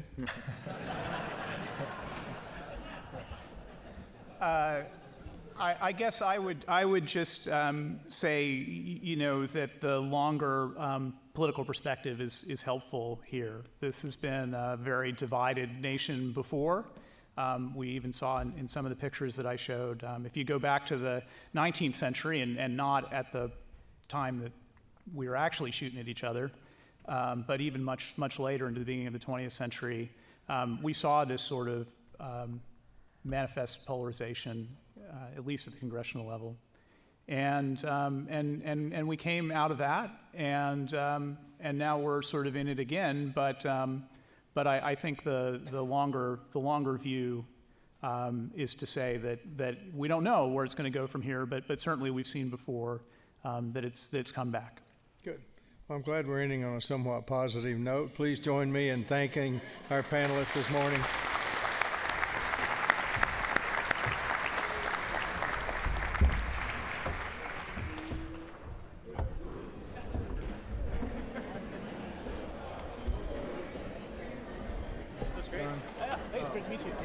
That's great stuff. You had a whole bunch of very personal kind of questions. Okay. Stephen, this week. Where do you live? I live in Denver, Colorado. Okay.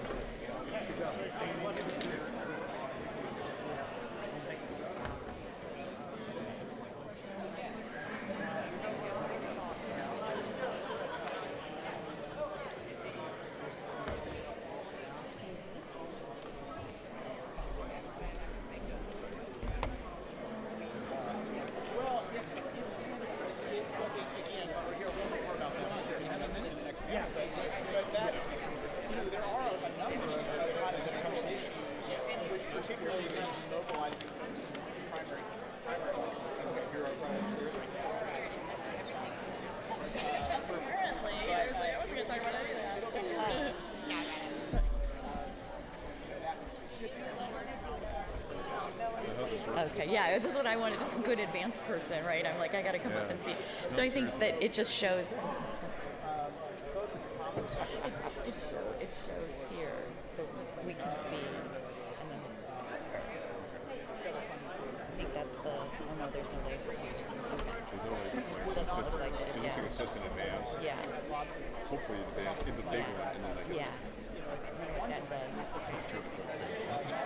Yeah, it doesn't look like it's a laser piece. nobody would look as such. Actually, isn't great for me. Yeah. Well, someone probably has one. Anti-abortion, and then a lot of Republican Protestants were not evangelical movements changed policies. I didn't really answer your question. It's certainly not the only. It's not the only issue. And right. I think one way in which that is really is I think that it's something that's very helpful. So you made it easy for them. Promoters to basically be able to say, hey, evangelical Christians, you don't like the way he talks. You don't like the things that he does, or the fact that he's been divorced and had whatever else he's had. And he well, gosh, who knows? Doesn't know, how you refer to the but he's going to put people on the corner who are going to try to but I'm just saying, I think that's, in fact, they have a whole story for him, right? Of course. Yeah. Right. So you want to know where I think abortion matters? I think if he didn't have that, I think, it would be harder for him to I know. Yeah. It is amazing. I used to have a great colleague, very strong Republican colleague. He's telling me just every day how you can tell what somebody's doing and how much they have language.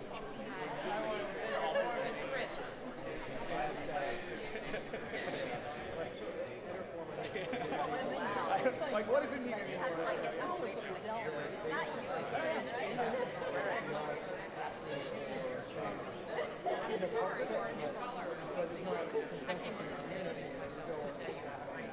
It's a big issue. I mean, it's a big issue. I'm one of those people for much years. Did she? Where was her? Even though, in a certain way, it's not what's going to happen.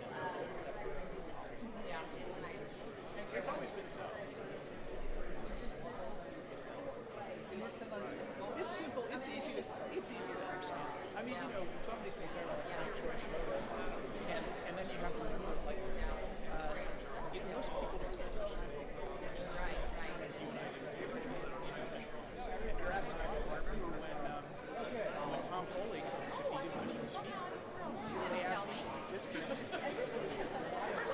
A bunch of them about, oh no, we thought we should start training. And we follow other children, so we know exactly what's going on. Anyways, very nice to meet you. And tell me, and we are personally involved. I believe so, yes. I believe there are, there's businesses close to 4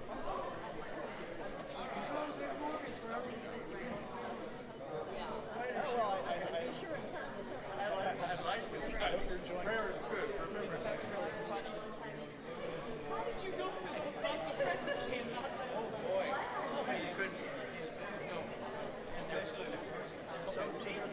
Basically, there's north and south and east and west. And really, like about what you call, how you label those directions. If you are, you could show the maps upside down or sideways. Nothing's changed, and that's true here. But that second issue, that second dimension is mostly due to two things. One, it's creating space for mavericks, like AOC. You can carve her off on the two votes and still have her in the mix of the rest of the Democratic Party. So you can cut a line through there that carves her off and she's stuck down here. Get out of your way so you can talk. If you're broken off from the herd, it's a convenient place to put you. If you sometimes do really liberal stuff and sometimes do stuff that's a model material. And that's or overall, that second dimension was a lot about race. So on civil rights issues, you cut across exactly this, all the Southerners would be voting against the Northerners. And that would give you a line that cut through the graph this way as opposed to like the tax reform. But it's hard to say. And the second dimension, and that second axis isn't really that important. It's mostly nice because it makes it easier to start. But earlier it was, and it was really about race.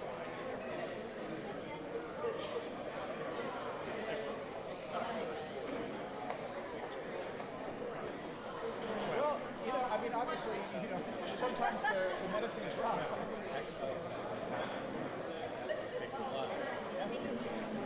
Well, 9/11, that's the last time presidential approval went up to. It's true. And one of the things that I didn't talk about that is interesting is the fraction of folks that most basically 100%. They're not up there again. So maybe that is. Although it's different.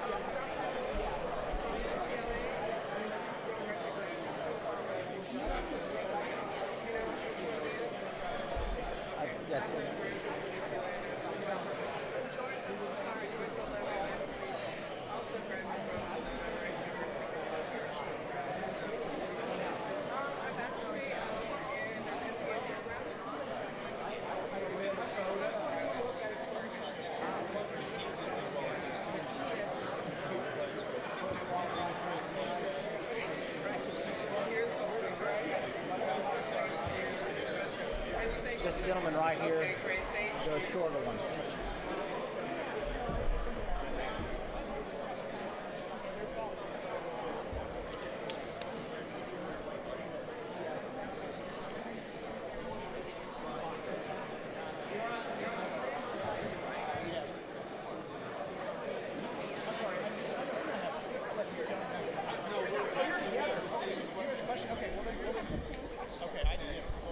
If everyone could take their seats, we can get started on the next panel.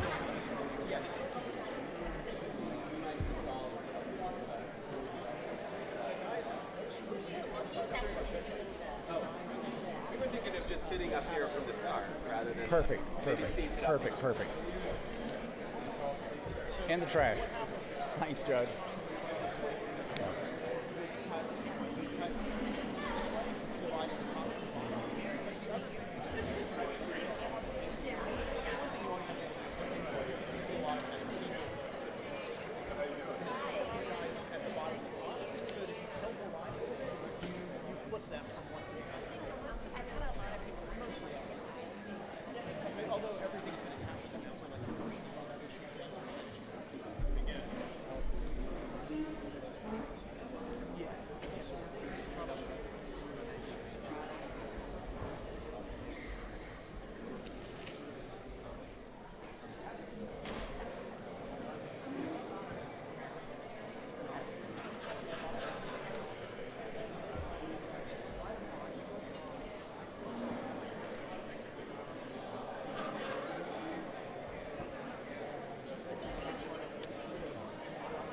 What's that?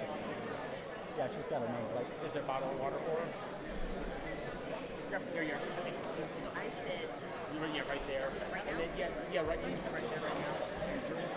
Captain's presentation, wherever you do, come up here to make it like this, or just whatever works. And it's a meeting that we have 5 minutes. Yeah. John will come up with like a 5-minute. I'll do one of these. Or the cane. Just Yeah, make my exactly. neck. It's not my speech, so I'll be fine.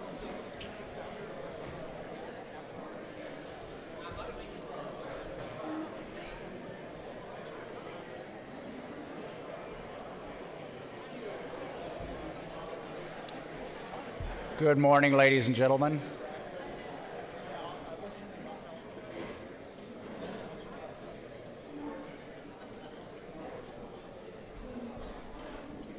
My name is John Williams. I'm an assistant fellow of the Presidential Elections Program. Welcome. Thank you so much for being here. I want to start with a little bit of housekeeping. I've been notified that slides that you've seen up here will be available on the Baker Institute website in about a week. So if you'd like to get that information, we'll have it for you. Uncertainty, it seems, is prevailing in our country today. Most Americans believe that the United States' best days are in the rearview mirror. Machines threaten our workforce. America's role in the world stage faces serious challenges.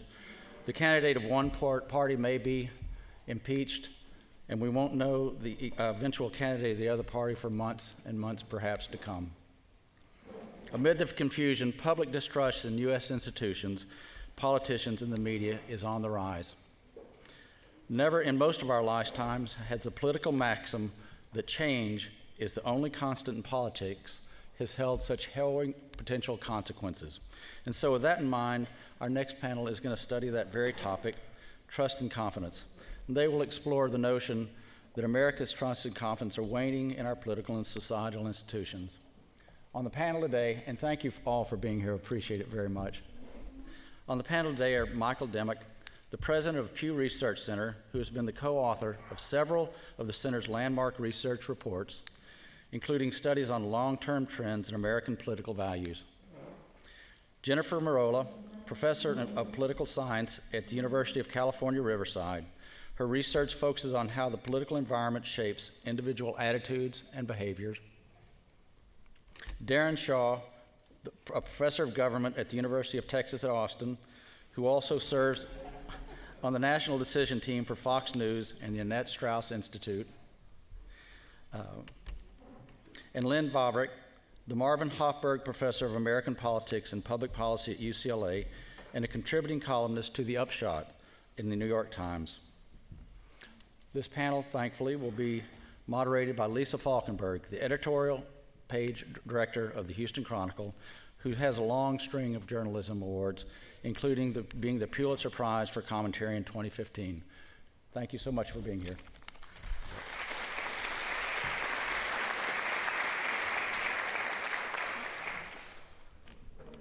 I don't know. Can we get a volunteer to go first? Yeah, was there an order for us? Okay. Okay, watch the steps. All right. Trust. Great. Trust, yeah. Great. Super. Thank you so much for having me here. It's always great to be back in Houston. I went to undergrad here in Houston at University of Houston back in the late 80s. Didn't come to Rice often except to go to Valhalla, the grad student pub, for those of you familiar with that. Yeah, I'm here to talk a little bit about what I've linked together as trust, tribes, and technology. It's touching on a lot of the themes coming out of the first, but trying to get to the roots of where we are in trust in America today. The erosion of trust is broad-reaching. It's about institutions, and it's also about each other. And I want to really hit that point as I go through the slides. The heightened political polarization, I agree with the previous panel, is less about policy and ideology than it is about a greater level of animosity and even grievance about the political system and trends that we really feel on both sides are pushing against us, and a fear of the motivations of those on the other side. And then a part of this is the explosion of technology and what I refer to as disintermediated information. Instead of trusting others to curate information for us, we're in an environment where information's coming at us from all sides. So we're curating it ourselves, and that has real consequences because some of the mechanisms we use for curation in other parts of our lives maybe don't work as well when it comes to political information and news navigation. Trust was my first slide. This is a long-term slide of trust in government in the U.S. It's one of the earliest polling questions that was asked. It's a great example of polling questions evolution because when this was first asked, they said, well, how often do you trust the government in Washington to do what is right? Just about always, most of the time, or only some of the time. They didn't give a never. Today, never, if you offer it, is a pretty common answer people will go to. But as you can see, this is a combination of just about always, most of the time, which 73% were high on in 1958. Now, I really appreciate this slide we saw a second ago about how the post-war period isn't necessarily all of American history. It may have been a unique moment in American history, but that's when most polling trends start. So having data like Jeffrey showed us about other data sources is important to put that in some perspective. Now, you could do a whole talk about the ups and downs of trust in government, Watergate, all sorts of interesting trends that you see in here. But the issue we're talking about now is the last 10 plus years of extremely low trust in government in Washington, D.C. It's been holding steady like that, and a lot of the things that normally might turn trust in a positive direction, improving economic conditions, for example, don't seem to have moved trust in a positive direction. So what is mistrust in government today? Well, let's talk a little bit about what it isn't. It isn't about ideology, by which I mean this is not a growing share of Americans saying they want less government. In fact, one of the other old trends in polling is, do you want a bigger government that provides more services or a smaller government that provides fewer services? That hasn't been what's changing over this period of time. Americans are divided about 50-50 on a question like that. That's what's different today, actually, from the early 90s when trust was low, but Americans really wanted less government in their lives in the 90s. That's not the dynamic of this current environment. It's not about a lack of performance in the agencies and the ability of government to deliver. When we ask about individual agencies in the federal government, the vast majority of them get positive ratings for how they're doing their jobs. Even the IRS gets more positive than negative ratings for how it's doing its job today. And we asked about 12 different areas of roles that the government can play, from education to security. etc., majorities say these are all really important things for the government to do, and in 10 out of those 12 areas got positive ratings for how it's doing them. So the actual performance of the government, it's not that it's perfect, it's not that we don't see deficiencies and inefficiencies, but it's not a performance issue at the government delivery level. And it's also not about state and local, which relates to that. State and local government ratings have remained very strong throughout this period where we've seen government ratings really go down.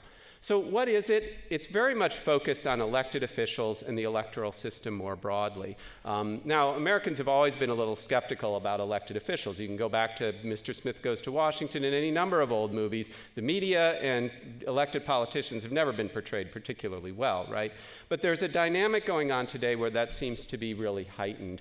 And a lot of that goes to deficiencies in the electoral system and sort of a sense of what's really important in our connection as citizens to our elected officials in Washington, something I refer to as a democratic deficit in general.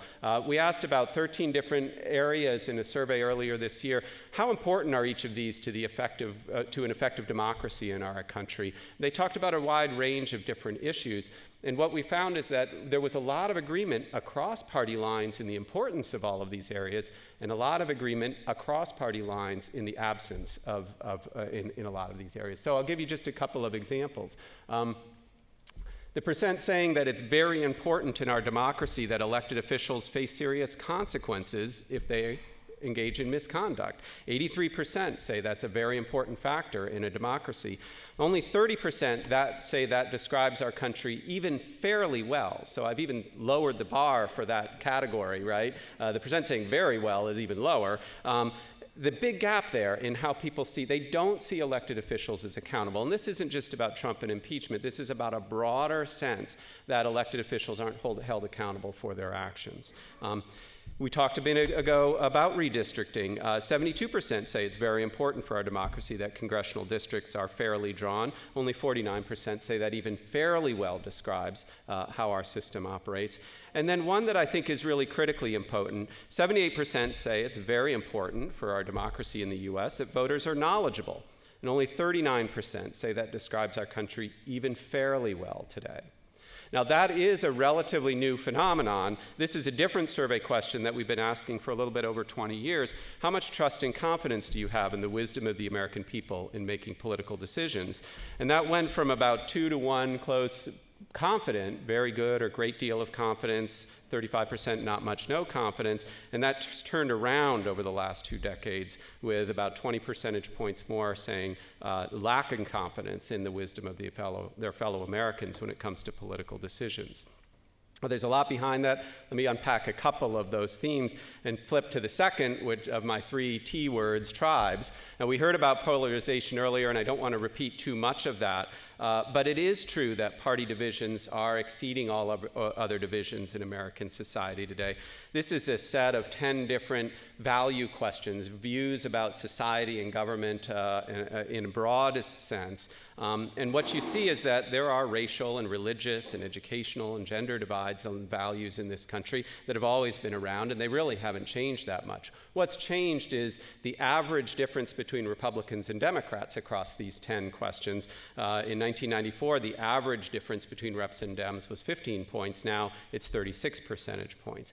Now, as we heard earlier, this isn't necessarily about the parties intrinsically getting more extreme. It's about more and more issues aligning along partisan lines, right? The sort of, what was the word you heard, Jeffrey? Bundling, or the of more and more issues that don't intrinsically have an ideological connection to them, but all falling along partisan lines. 2 big examples. In 1994, environmental questions really didn't divide that much along partisan lines. A small difference, but mostly around regulatory issues, but really small. Now it's one of the biggest divides in our political system. Similarly, immigration. In 1994, there was almost no difference in the balance of opinion between Democrats and Republicans on immigration issues. Big, interesting differences within the parties, but not across partisan lines. Today, you couldn't be farther from that. So I also think it's important to say that polarization doesn't necessarily mean we are a more divided society intrinsically. For anyone who was around in the late 60s and early 70s, I think it's hard to say that the divisions in our country today are intrinsically deeper. I mean, even the level of divisiveness in households and families, violence in the streets, we're not seeing that, right? So before we think that this is a moment of deeper division, we should probably take a little bit of a pause on that. And it's also not necessarily about more extreme views. It's really about the alignment of more and more views along this singular left and right dimension. So that convergence and sorting of issues is a term that's often used in political science to talk about how a lot of issues are all now along this single polarized dimension. But also, and it was talked about earlier, identity level animosity, that party as an identity in our lives, the way we think about ourselves and more importantly, the way we think about others, has become much more prevalent in our thinking. The caricatures and stereotypes we apply to others that Stephen mentioned earlier are very widespread. And the fear we have in the leaders of the other political party to not just disagree with us, but to really do harm to our country has really increased. It's very not, one part that we talk about is it's about negative partisanship. We're not more loyal and happy with our side. We're more fearful and angry with the other side in politics today. And I think importantly, we perceive that now. This is the conflicts between these different groups in our society are very strong or not very strong, and you see party rising to the top as the biggest perceived gap. So let me go over to technology for a second. There's a lot that's changing in the way we get informed in America. It's more online, it's more mobile, it's more social media, more filter bubbles or information silos. And you see I put a little asterisk next to each of those. I think we tend to overstate a lot of these trends and how widespread they are, but they are all meaningful. But I think at the critical level is there's more skepticism and even cynicism about information today, even the nature or existence of facts or the ability to even find facts today that I want to really conclude on. So let me just touch on a couple key trends. Yes, online is growing as the most frequently used source for information, but television is still the most popular way people want to get information, and more people do get information on television than anywhere else. That said, there's a huge generational signal to that, and of course the web is already the predominant source of information for younger generations rising, and not a lot of sense that they're developing other media habits as they grow older. When you look at the online environment, it's become much more mobile just over the last 5 to 10 years.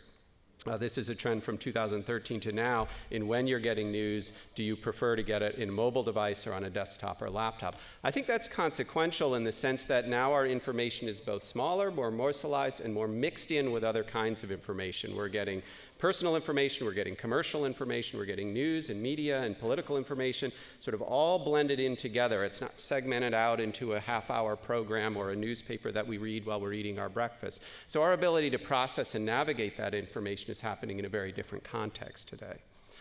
Social media is a big, big part of this. So the percent of adults in the dotted line who use each of these different platforms and the percent who say they get news on these different platforms, Facebook being the biggest source because it has the biggest audience and has a lot of news content in it. But you see, interestingly, 28% saying they get their news on at least some news on YouTube. That's an area we'll be studying more this year. That's not typically seen as a news source, but it's one that more people are referring to. The point here just being the wide diversity of sources, and that for most Americans, it's not even a single media or social media platform. And again, that blending of news with other kinds of information sources. So let me just close on this slide, which is about what it means for our trust and confidence in information. There are two questions that we asked in a survey a couple of years ago. We said, how often, if ever, do you come across political news online that's not fully accurate? And 51% say often, 27% say sometimes. Now, so that to me, that's a maybe good sign, right? We have a healthy dose of skepticism. News can move fast. The web is a pretty complicated space. You may be coming across news that you want to triangulate a little bit before you process it and think of it. And in fact, we see that in other questions that we ask. People definitely see the web as not necessarily always reliable and always trustworthy. So I think, okay, that's good. That's a healthy skepticism about an unmediated environment without gatekeepers, without curators. But the second question we ask is, how often do you come across political news online that's completely made up, right? And 32% saying they often come across completely made up news online, and another 39% saying sometimes. So this gets to the misinformation, disinformation, intentionally being misled. Now, this is an interesting question, and one that a lot of folks today are trying to put their measurement tools against. How much active misinformation and disinformation is there online? We've heard about Russia maybe did in 2016, and other players. We hear about actors. But I don't know that anybody puts the volume of active misinformation and disinformation in your Facebook feeds or in other media sources at this rate, right? I think that our healthy skepticism is almost turned to a cynicism about the ability to even get good information. And at that point, we're sort of separating ourselves out from being able to feel comfortable making informed judgments. The most important angle on this that we see in our survey to this conversation is, while most of us say we're pretty good at navigating information online, I'm pretty confident that I can tell the difference between truth and fact, between fact and opinion. I'm comfortable with my ability. I am not at all comfortable in your ability to do this, right? And that comes back to that slide I show you about our confidence in each other and the wisdom of the American people. I think it's a twofold set of factors that are driving that. One is the increasing polarization, this increasing sense that those people over there are so different from me. How can I trust their judgment at all? And then when they're exposed to this huge volume of misinformation and they're not able to process it and navigate it, why would I have confidence in them? Let me just end by adding the fourth T to this, which is Trump, right? I didn't put his name up there. But I just want to put out there, and maybe we can talk more in conversation, reinforce something that was said earlier. All of these trends started before Trump was president. All of these trends have a longer arc to them. Now, does that mean Trump is irrelevant to these trends? I don't think so. I think there are ways that many of these trends played to his advantage, or he used some of these factors effectively, whether it's social media or partisanship, et cetera, as a part of the way that he communicated effectively with voters and understood what their concerns were. And then the way he behaves as president probably accentuates and accelerates some of these trends, but he is not, I would say, the cause of this, more the symptom.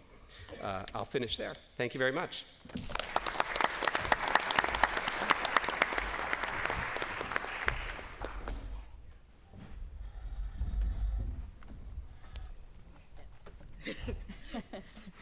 Okay, good morning, everyone.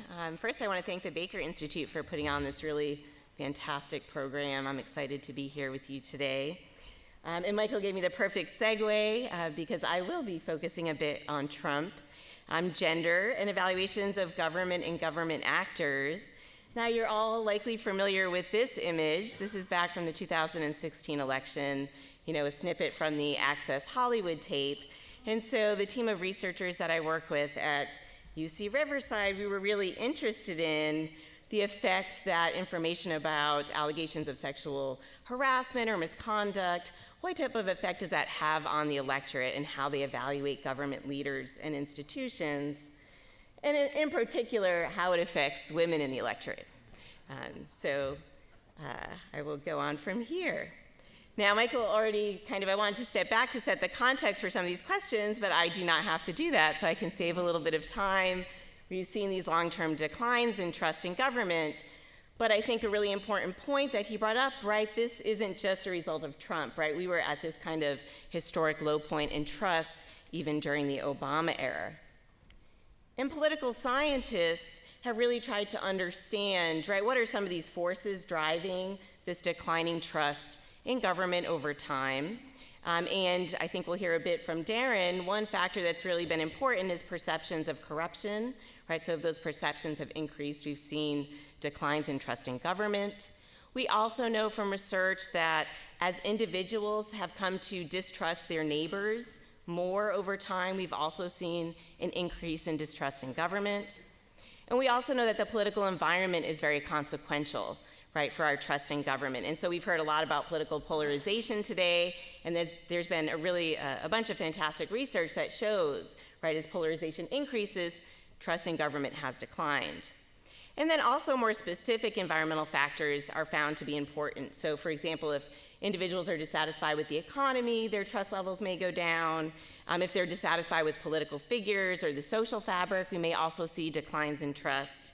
And this is where I really want to which gets to the question that my team and I were interested in asking, and that's what role the contemporary political environment plays in affecting evaluations of government actors and institutions. And we were really interested specifically in looking at kind of news and stories of sexual harassment and misconduct. And we wanted to look at whether this varies by gender and party. Okay, so we first wanted to look at some of the data that's out there and that's available. And so we turned to the American National Election Study trend in trust in government. And it doesn't really appear that there are many gender differences in trust in government, right? Women and men look pretty much the same, at least on this kind of measure of trust in institutions generally. However, we do see some evidence of gender gaps if we look at specific political figures. So in this case, Donald Trump. Right, so if you see here the pink, I don't know if you can see from the back, but the pink are women and the blue line are men, and this is an ABC News poll from January of 2019, and there are pretty big gender gaps in perceptions with respect to whether Trump's honest and trustworthy, if he understands your problems, and if you have confidence in him to make the right decisions. And these, seem to be pretty big gaps that wouldn't necessarily be explained just by partisan differences in the gender gap in partisanship. There's also some research in political science that suggests that something about 2016 may have led to more problematic assessments of democracy. So this is a study that was done by David Campbell and Christina Wolbrecht, and this is with adolescents, right? So this is young people that they're looking at, and they did a study before the election, and then they did another study after. And so the pre-election is kind of early in 2016, and then 2017 is after the election of Trump. And what you can see from this figure, right, Democrats, both men and women, became more disillusioned with the extent to which the government can help people with their genuine needs. And that's what we'd expect, right? Usually partisans come to think that after their party loses. But the effect is much more pronounced among female Democrats, right? So there's some indications in research that, right, there may be kind of differences between men and women in how they're reacting to these events in the political environment. But it's really hard to tease out with this data, right, is kind of the news around Access Hollywood or allegations of sexual misconduct kind of driving those evaluations and differences. And so that's one of the things that we wanted to try to explore a little more in depth. And so what we did was that we fielded our own study.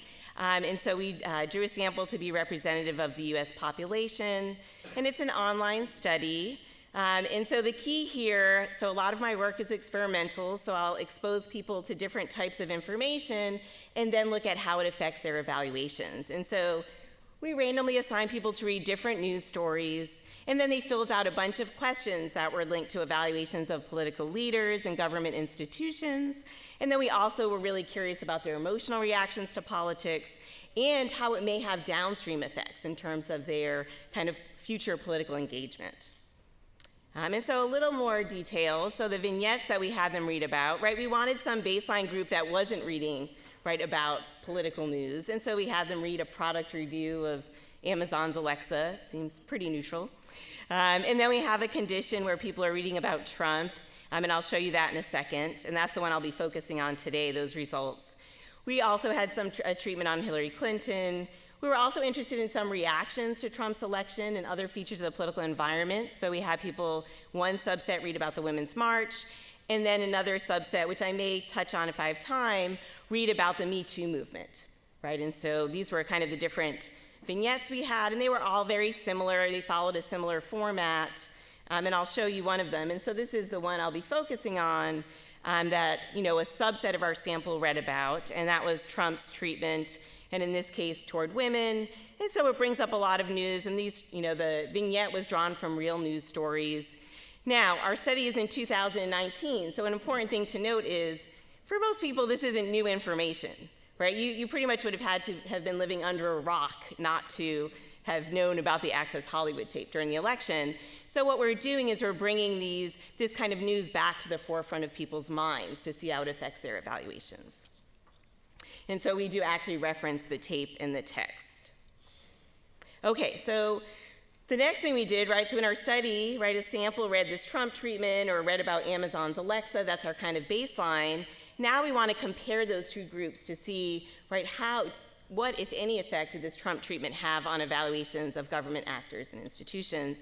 And so what we did in our survey is people answered a battery of questions about how warmly they feel, right, toward Donald Trump, Hillary Clinton, the Republican Party, the Democratic Party, and then a bunch of institutions. And it's on a 100-point scale, kind of like a thermometer. It's called a feeling thermometer, so higher values mean warmer feelings. So these are some of our results for feelings toward Trump. And so this is the effect among individuals who read that Trump vignette relative to those who read about that kind of baseline, non-political article. And these are a whole bunch of different models, so I really walk you through this slide, and then the other ones will go a little more quickly.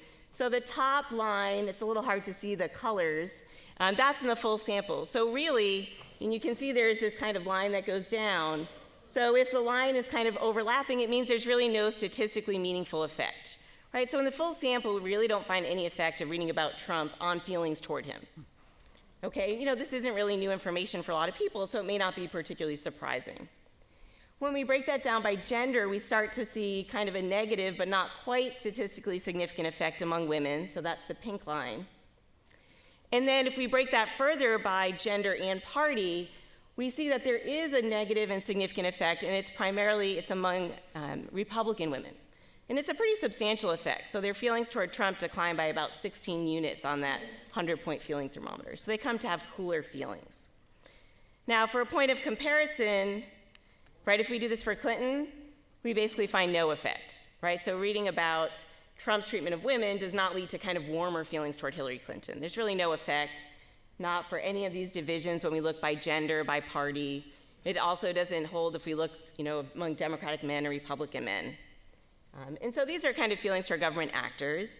Next, we're interested in, does this spill over at all into how people feel about the political parties, right? And so this is the effect of the Trump treatment relative to reading about that control article in feelings toward the Republican Party. And we find basically a similar pattern, where it's really female Republicans who come to have cooler feelings, in this case toward the Republican Party, when they're reminded of, right, that kind of event back in 2016. But there's no effect among Democratic women, right, or among Democratic men or Republican men. They're not in the figure, but we didn't find any effects. If we do the same analysis for Democrats, we find the same thing that we find for Hillary Clinton, which is nothing, right? There's no movement in terms of feeling toward the Democratic Party when people read this treatment. Okay, so we may think, right, with some of the literature that I mentioned earlier about factors that influence trust in government, we may think, right, if we're seeing some declines in trust in actors, the political parties, this might spill over into feelings toward institutions. So we also asked about how people felt toward the US government, the US Supreme Court, as well as the US Congress, and we really find no spillover effects, right? So any effects we find are really limited to feelings toward actors and the political parties, and it's really among Republican women. And so this is just the effects in the full sample, but if I showed you the effects broken down by party gender, they look the same. There's just no effect there. Okay, so what I do want to show you, I only showed you one of our treatments, but I do want to show you some of the findings that did emerge as statistically significant for the other conditions, especially the one that's kind of related to issues of sexual harassment and misconduct, and that was the Me Too movement. And here, interestingly, we find effects among men, right? So men who read the Me Too kind of vignette and story came to have cooler feelings toward Donald Trump, cooler feelings toward the Republican Party, and in this case, they actually had warmer feelings toward Clinton and warmer feelings toward the Democratic Party. And so this is kind of interesting, and it may be that, the Me Too movement isn't as well known, right? That, certainly wasn't as salient as Access Hollywood, so there may be some learning going on when people are exposed to that condition. Okay, so this may seem, for the most part, like bad news, right? So if people are having all these negative evaluations, might this lead them to be less engaged in the political system, right? So sometimes if you have lower trust, you're less likely to be engaged. But our research suggests that's not the case. So I had mentioned earlier, some of the things we looked at were emotional reactions to our treatments. And we found, for example, that both Republican women and Democratic women more substantially reacted with greater anger when they read that kind of vignette about Trump. So they had greater anger, so that's a negative emotion, but what we know about negative emotions like anger is that they're very motivating, right? So what we found was this then had downstream consequences and made them more likely to engage in the political system, right? So we were finding kind of engagement effects. And we found it to a lesser extent when people read about the Me Too movement or the women's marches, and that was primarily among Democratic women in those cases. And some other scholars have also found some similar patterns. So going back to that Campbell and Wolbrecht study, they found, right, kind of the group, if you remember earlier, that was most disillusioned after the election were young female Democrats, but they found that that group was also more likely post-election to say that they were interested in being involved in protests in the future, right? So we again see this kind of engagement effect. So just to summarize, right, we're finding some evidence, at least in the context of our kind of one, experimental study, that issues around sexual harassment and misconduct are shaping, evaluations of government actors and institutions, at least among some segments of the electorate. However, these forces don't really seem to have much effect on support for institutions more generally, right? So evaluations of institutions at least are pretty sticky in reaction to this particular context. And we do see some positive developments, at least in the sense that, right, some segments of the electorate, especially women, are becoming more politically engaged. So I will close with that.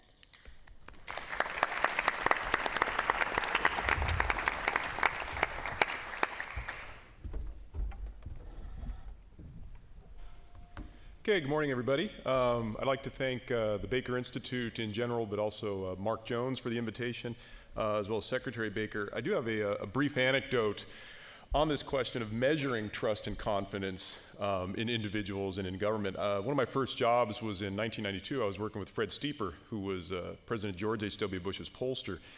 And I think it was June 1992, we did a fairly massive survey, not only on attitudes in the election, but also on attitudes towards individuals in the cabinet. And one of, so Dick Darman and Colin Powell, but also Secretary Baker. We used the thermometer scale that people have talked about, a 0 to 100 scale, and results came back just horrendously for Secretary Baker, who we had identified in the poll as Jim Baker. Those of you with a little bit of memory will recall there was another Jim Baker running around at the time. So we had to present this finding. Fred, fortunately, had to go and do it. I didn't. And I said, well, maybe the secretary won't notice that he's missing from this list. And Fred turned to me and said, have you ever met Secretary Baker? In the next poll, he was identified as James A. Baker III. But just, as a measure of humility when it comes to trying to get at some of these concepts, I wanted to put that on the table to start. So I'm going to take a particular slice of this, as I guess all of us are in some sense. I have a general research question that involves this concept of trust and how it works. The more general kind of rubric, I guess, that we're thinking about these things are how Americans think about their government. How is it that their attitudes about whether the government is corrupt, whether it is competent, do they trust government, actually affect political participation, which is something that Jennifer talked about just a second ago. And that's actually kind of a building block for what I'm interested in. Strangely enough, political science hasn't really done a lot of research in this vein. There's some stuff, but there's not a lot. And in fact, if you go back to the institution that most kind of forcefully and importantly engaged this question was actually the Supreme Court in the 1976 Buckley case, in which the court was considering whether the Federal Election Campaign Act was constitutional. In other words, were limitations on contributions and expenditures constitutional? And our data, and the project I'm involved with, which was with Brian Roberts and Mijong Bayek at the University of Texas, actually is called The Appearance of Corruption. And it takes an empirical look at what the court offered us. So in this sense, we're kind of moving behind the court, who put this thing on the table over a quarter of a century ago. So the problem that the justices were considering in the Buckley case is a specific notion of when can the federal government regulate political speech.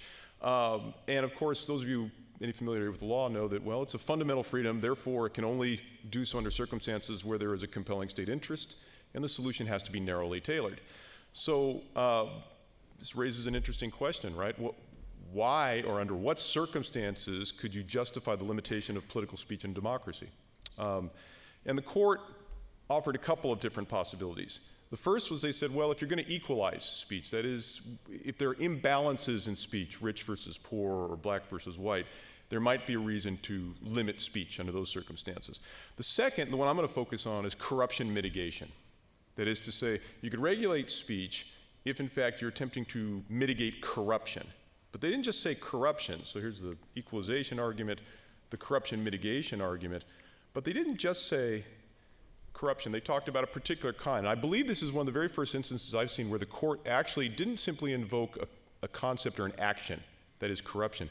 They said Congress could legitimately conclude that the avoidance of appearance of improper influence is also critical if confidence in the system of representative government is not to be eroded to a disastrous extent.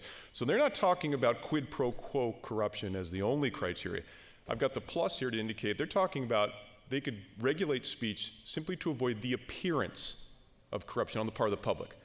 So this is getting into our alley, right? This is actually invoking public opinion as an appropriate measurement or standard by which the court could regulate free speech, right? So that's our point of departure.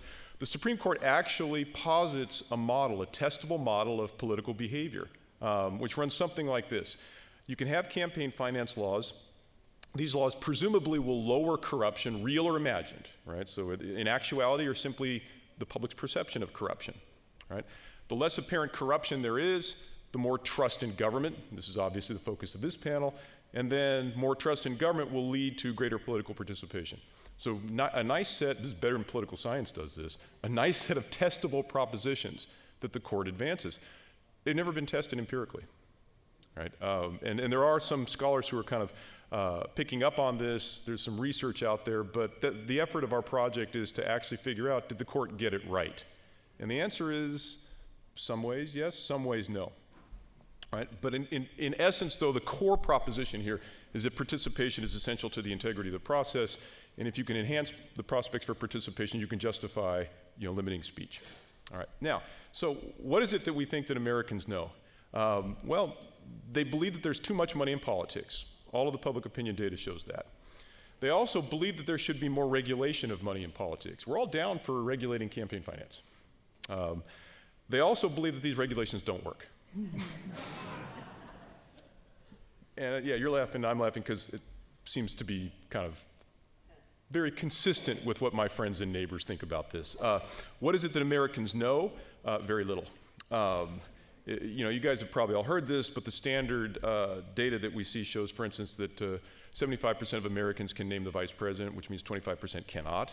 45% can tell you the majority party in Congress, which is wonderful given that it's a 50-50 chance.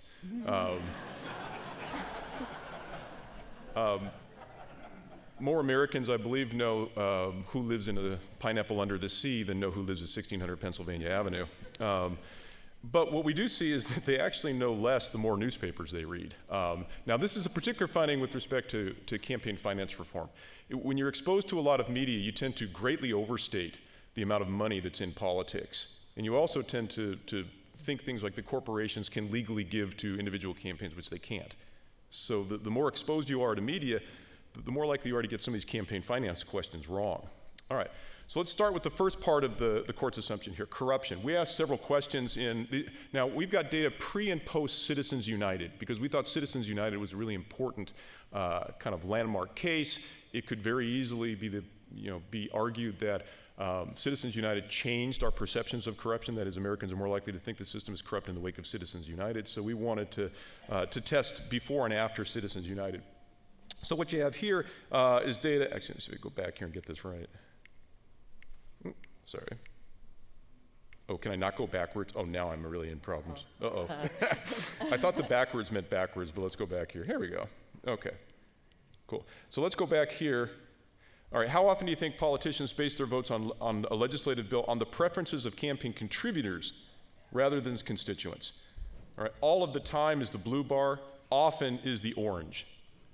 So in other words, overwhelmingly they say that at least often, but all of the time is a certainly responsible answer to this question. They basically think that our politicians are bought and sold, at least a significant portion of the time. That number hasn't changed appreciably since 2016 in the post-Citizens United wake. Okay, how much influence do each of the following groups or entities have on Congress? These are ranked from high to low. So you see super PACs scores highest. The blue bar here is 2016 data. The orange bar is 2009. So when I could, these are pre and post Citizens United numbers. Super PACs weren't really a thing prior to 2009, prior to Citizens United. But you take a look. Who do we think influences Congress? Super PACs, lobbyists, contributors, your own party, other members of Congress. Then you get down to the White House, ideology, staff, and last and least is members' constituency preferences. All right, so there's a healthy degree of belief that the system is corrupt. This is just a simple measure that we ran combining two particular responses to items on corruption on a 1 to 8 scale, and you can see that there's some people in the middle, but most people tend to score on the high side of this perceived corruption scale. All right, and this isn't a new thing. I don't want to spend a lot of time here, but what you get here is this is national election study data going back to the 1960s. The blue line here, which is spiked up lately, that's the percentage of people who think the government is run for a few big interests as opposed to the benefit of all. Okay, there's an interesting little blip up after 9/11. We got a little bit more trusting of government in the aftermath of 9/11, but that's really the only exception across this time series. This is the percent saying the government officials are crooked. What you get in the blue line here is quite a few are crooked. Okay, so significant data suggesting that people think politicians are corrupt, that the system is corrupt. This is just the results of a multivariate regression, so that's mention number 3 on the day for those of you who are counting. What affects it? So what is it that makes people more likely to say there's corruption? Knowledge of campaign spending. So that is people who have fairly accurate perceptions of how much money there is in political campaigns. That's significantly correlated with increases in perceived corruption.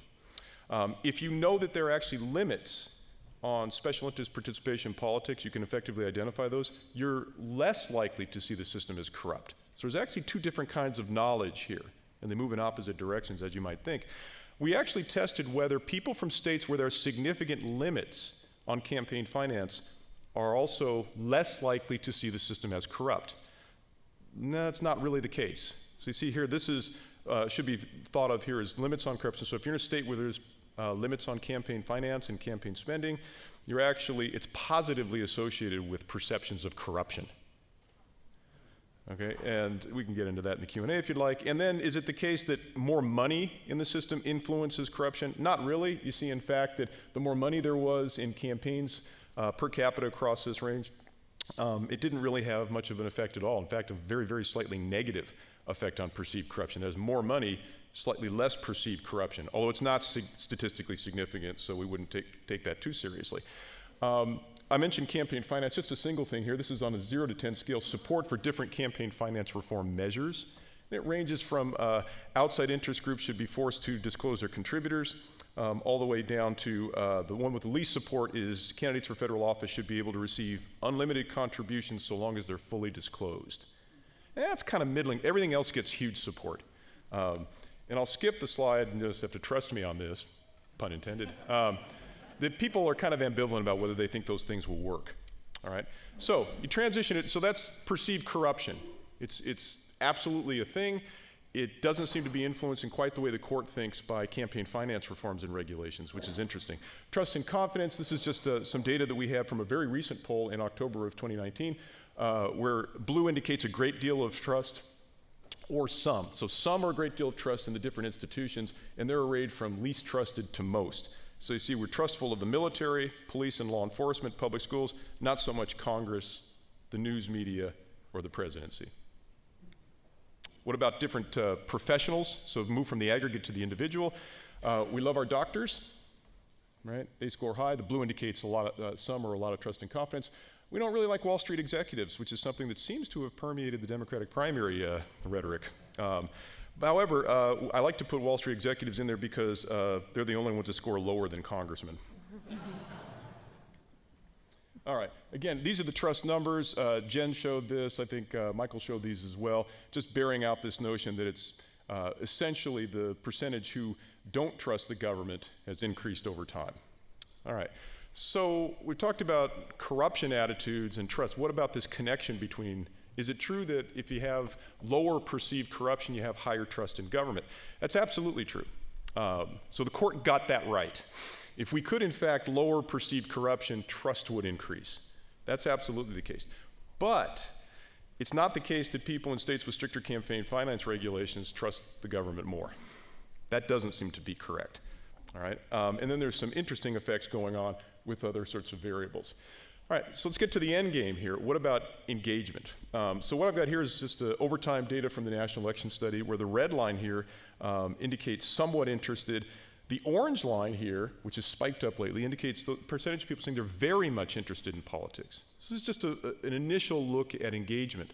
So it looks to be the case that actually interest in politics is somewhat increasing over time. All right. Here's voter turnout, 1996, which was a low point, up to 2016. So in terms of presidential elections, turnout is increasing slightly, since the mid-90s certainly. All right. So it's also the case that the percentage of people saying that they do or engage in certain sorts of political activity is fairly significant, although it varies enormously. So at the top, you've got here, discuss politics with family or friends. All right, and then at the very, not next to the bottom, you've got participated in a discussion or protest. I'm not quite sure how discussion and protest are lumped together there, but so you see high demanding activities versus low demanding. And what you find is there's a lot of people who say they talk about politics, lots of people say they vote. 26% say they've donated money to a cause, political cause, over the last year. 25% say they've contacted an elected representative. Now, do we trust them? Probably not so much. So these numbers are probably overstated a little bit, but actually these numbers are quite striking. These are very high levels of engagement. So what do people think about this connection between corruption and engagement? We asked a straightforward question. If you think the overall level of corruption surrounding an election is high, are you more likely to vote in that race, less likely, or doesn't that affect your voting? So the orange here is actually the more likely. The gray in the middle is it won't affect me, and the blue is less likely. Now this is self-reported, but people actually say, if there's a corrupt election, I'm more likely to vote. Do they actually do it? Yeah, ooh, there's my timer. Nice, okay, good, we're almost on that slide. So this is the overall relationship between the elements of the court's behavioral model and participation. And so I've got pre and post Citizens United, and so I've got participation, all those 13 or 14 measures, as well as turnout alone, and looking at the relationship between perceived corruption, trust in government, campaign finance regulation, and spending on engagement and on participation. In fact, what you find, if you look across the top, right, that the relationship between perceived corruption and participation and turnout is not significant.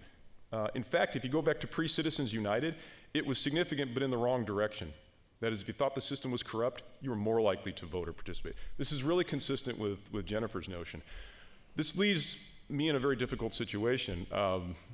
My normative prescription then, logically, would be more corruption, would lead to very high turnout. I think I want to end there, but I do want to suggest that the court got part of it right and part of it wrong. They had this very interesting model, but there's a complex relationship between attitudes towards corruption, political trust, and political participation. It's absolutely the case. When we think the system's corrupt, it does affect systemic evaluations, but Americans have an interesting reaction when they think their system's failing them, and that is they want to go participate. So with that, I'll conclude.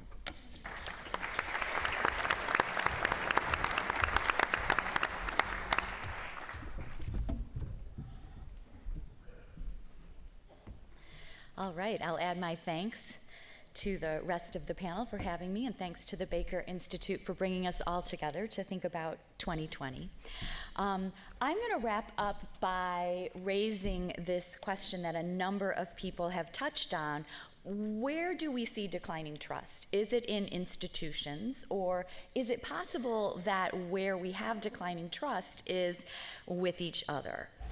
And then I'm going to think a little bit about ways that we might increase trust among each other. And I'm going to start that story by telling you about these two gentlemen. So on the left, you see Rakeem Jones, and on the right, you see John McGraw. And John McGraw goes by the nickname Quick Draw McGraw. These two gentlemen met at a Trump rally during the 2016 presidential campaign. The thing that Rakeem Jones never saw coming was the punch that he got in the belly from John McGraw as he was being escorted out of the rally by police. So Mr. Jones and his friends were protesting at the rally. Mr. McGraw was there as a supporter, and they ended up in conflict with one another. Now, when a roving reporter managed to find Mr. McGraw at the end of the rally and ask him, "Did you see what happened?" He said, "Well, I was what happened. I did it. I punched that guy." And the reporter says, "Well, why? Why did you do that?" And Mr. McGraw said, "Well, we don't know if he's ISIS. We don't know who he is. The next time we see him, we might have to kill him." And then John McGraw said this: "He's not acting like an American."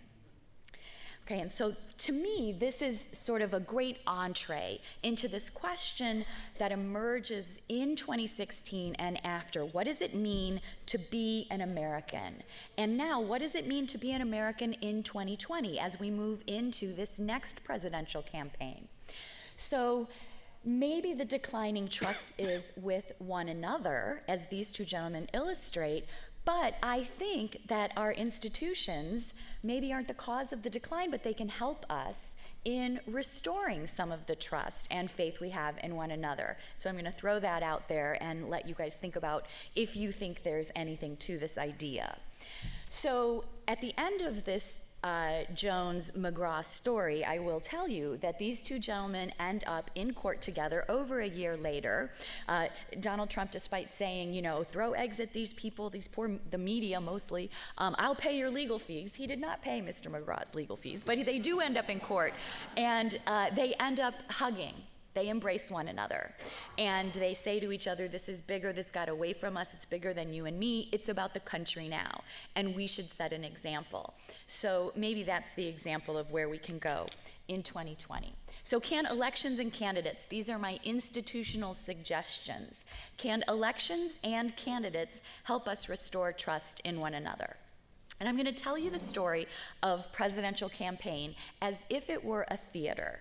So there is the setting of the stage, and that is going to be about the nation's economy. So we're going to do a little stage dressing and a little work in the theater with the economy.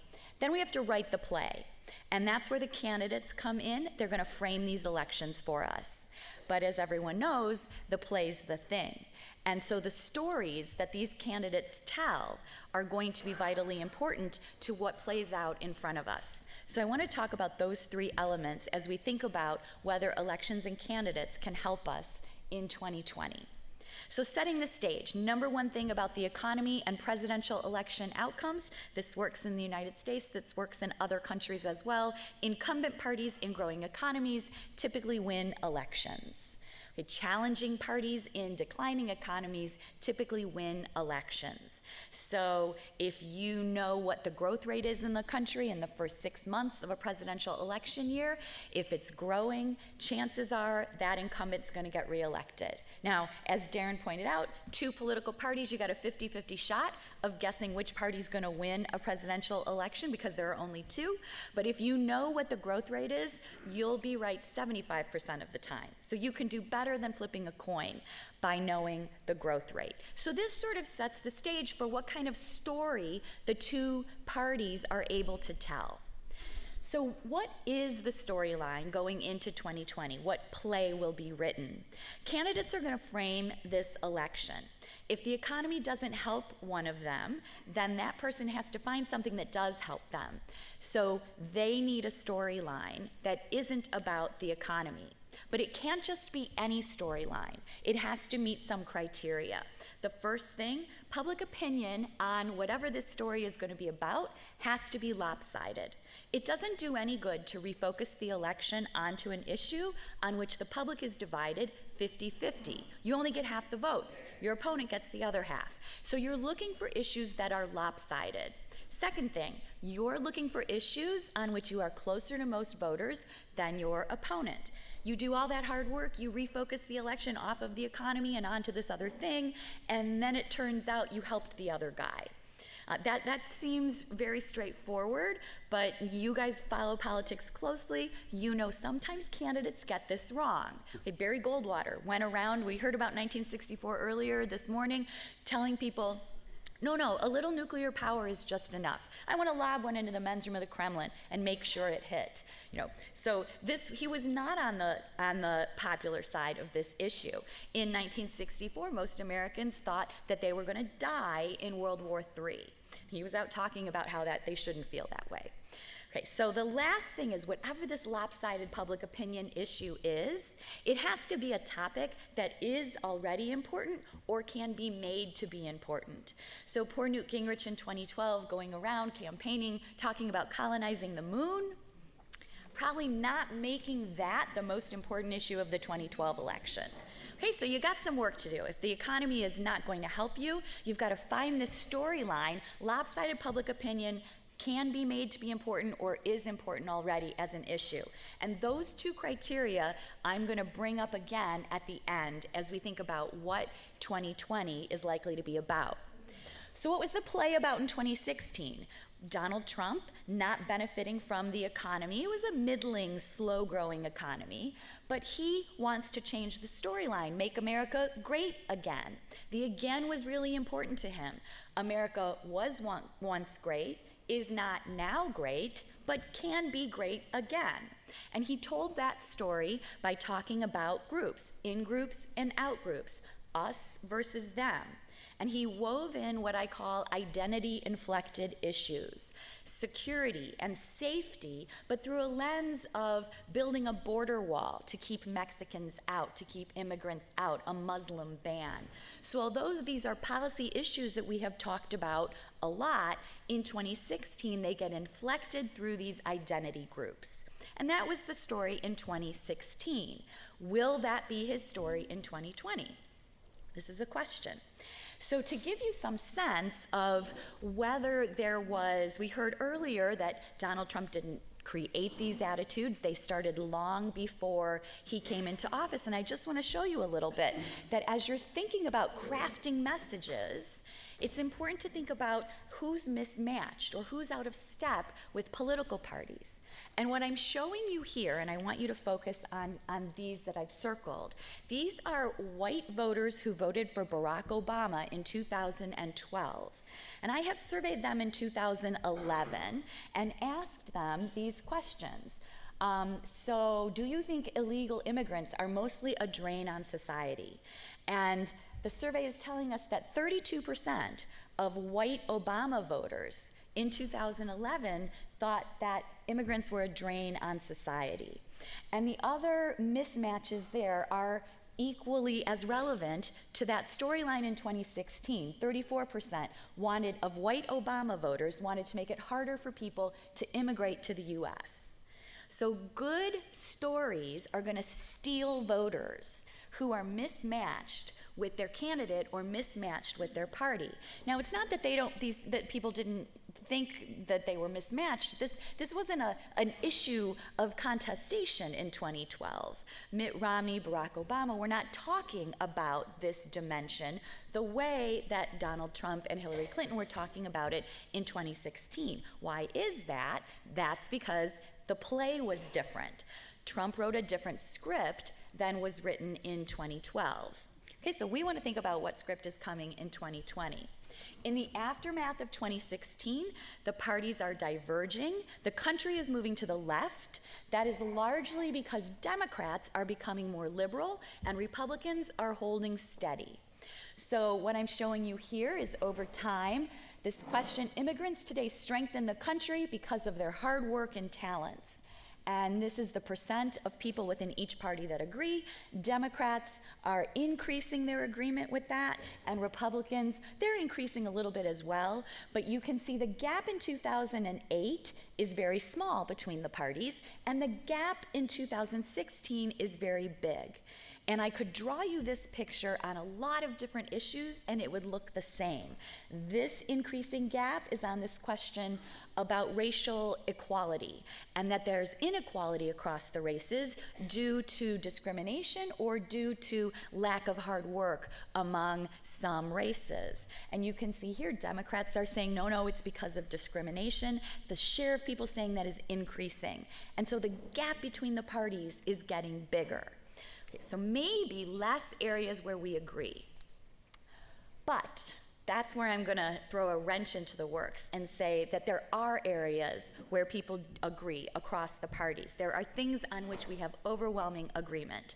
And to show you that and to suggest that there's a way for an entrepreneurial candidate to emerge on the scene in 2020 and highlight these issues on which we have agreement, restore some faith in each other, that there are common goals that we have. This is not an impossible idea. Maybe this is the answer to the question from the first panel that ended in like maybe prayer. I have a suggestion that's maybe a little more concrete. So these data are coming from a project called Nationscape that is sponsored by the Democracy Fund that I'm running with my colleague at UCLA, Chris Tasanovich. And we are interviewing 6,000 people a week, every week. We started in July of this year, and we will go through the inauguration in 2021. The goal at the end is to have a rich data set to tell the story of the country across space and time. We will have 1,000 people in every congressional district by the time we're done. So I'm going to take these data and I'm going to tell you about a little game that we have people play. We present them with two baskets of goods, two sets of outcomes, and we ask them to choose which state of the world would you rather live in. And we show them outcomes like there's a Green New Deal, the president is impeached, we've cut taxes on households earning less than $100,000 a year, and then we have the opposite of those things.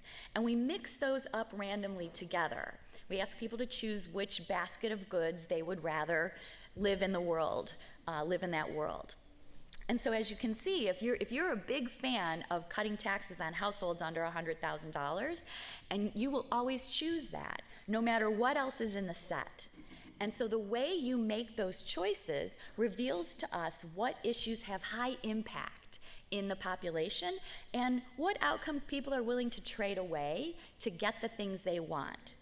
So what we are trying to do is separate out public opinion or people's attitudes about outcomes. We're for the Green New Deal, we're for raising taxes. Okay, separate out what people are for and against from how important these issues are to their decision making. So in those two criteria I told you about when you're searching for your issue to run on, you got to find the lopsided issue. That's what people think, but it has to be on an issue that can be made to be important or already is. And that's the impact or priorities. And that's what I want to show you here. So start with Democrats. This is based on 108,000 interviews that we've done so far nationwide. These are the most important things to Democrats. And the way to think about this is whether to separate immigrant children from families, whether to impeach Trump. This is the priority regardless of what people's position is. Now, it turns out that most Democrats the Democrats in our sample are lopsided on these issues, and so I'm just showing you here which direction public opinion is going. So they do not want to separate children, they want to impeach Donald Trump. Impeachment there, the second most important outcome for Democrats. No ban on abortion, don't build the wall. What does it look like for Republicans?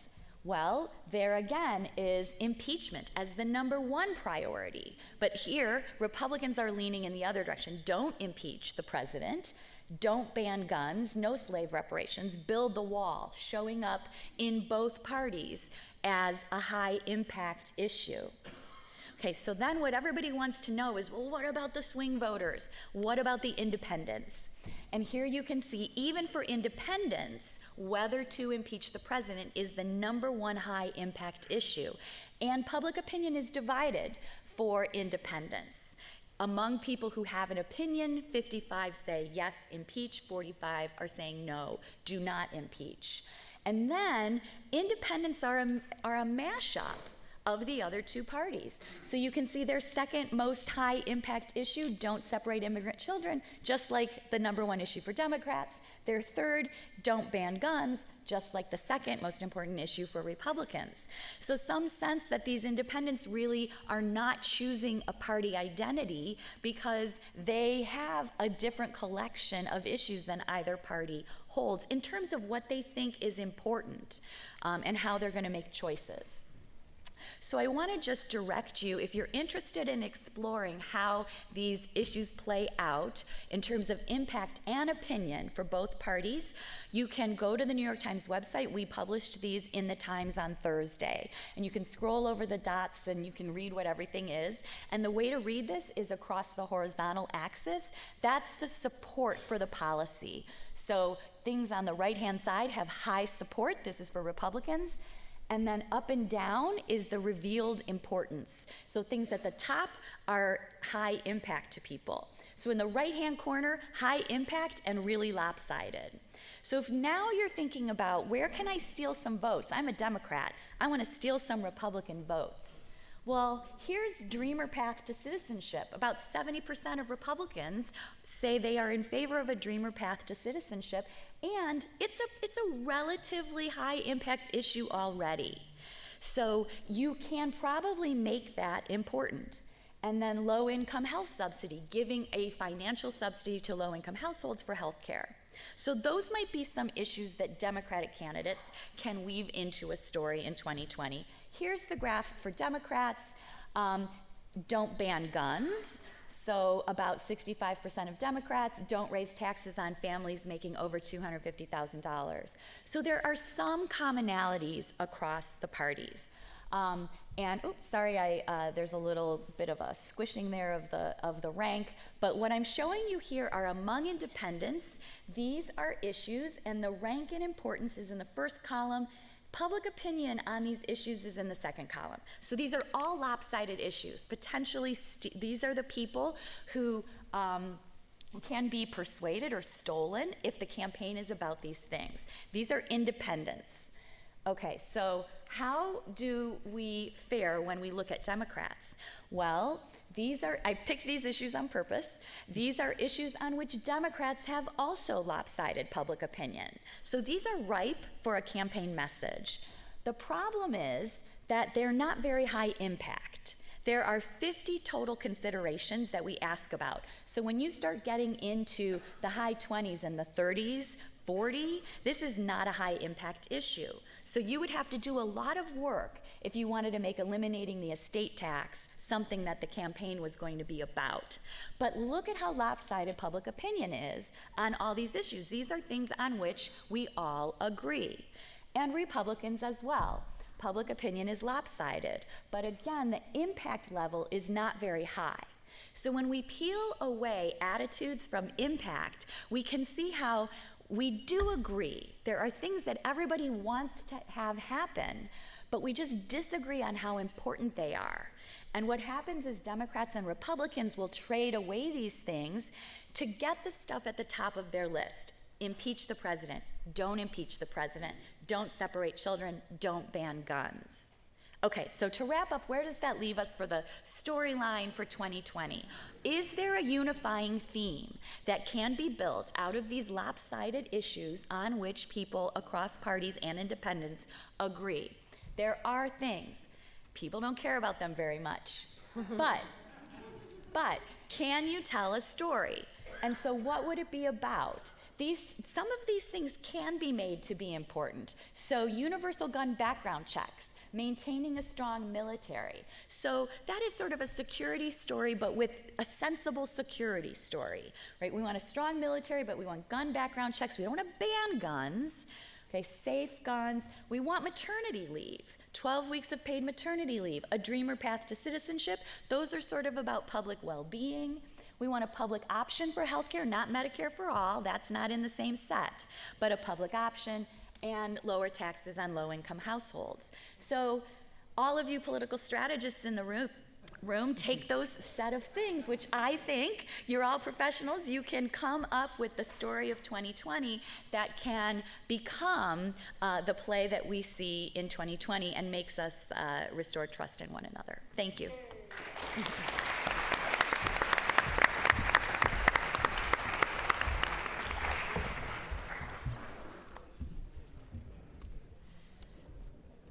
Okay.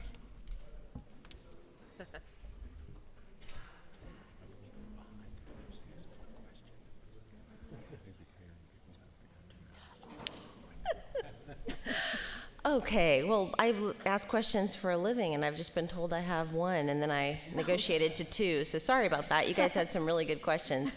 I'm gonna be selfish and ask a question that relates to my field, media, because I think a lot of people touched on it in theirs. So something that I face daily is knowing that there is a trust issue, but it's kind of the paradox of transparency and free press.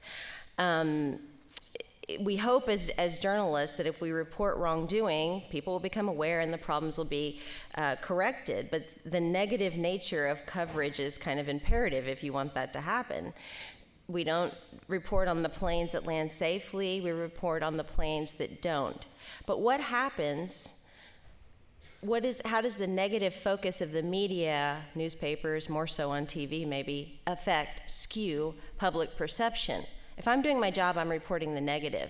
But if you're reading the paper every day and you're reading negative, negative, negative, how does that affect and skew perception? Are we doing damage by reporting the wrongdoing?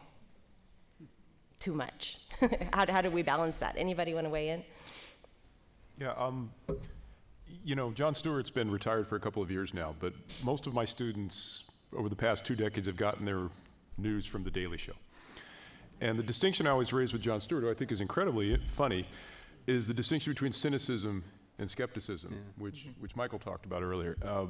I think what's happened, especially with a show like that show is at its core cynical, not skeptical, cynical.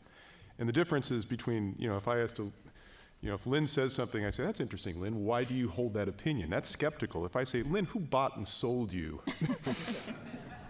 And that's a distinction that I think is we've really kind of crossed the Rubicon on that. And I'm not talking about the Chronicle or even necessarily the Times, but it's seeped into our culture, and as there's so many different outlets and modes of getting information, I think that cynicism, which I think ultimately is corrosive. I think there's a really interesting, I think skepticism is at the core of proper democratic functioning, and I think cynicism is corrosive.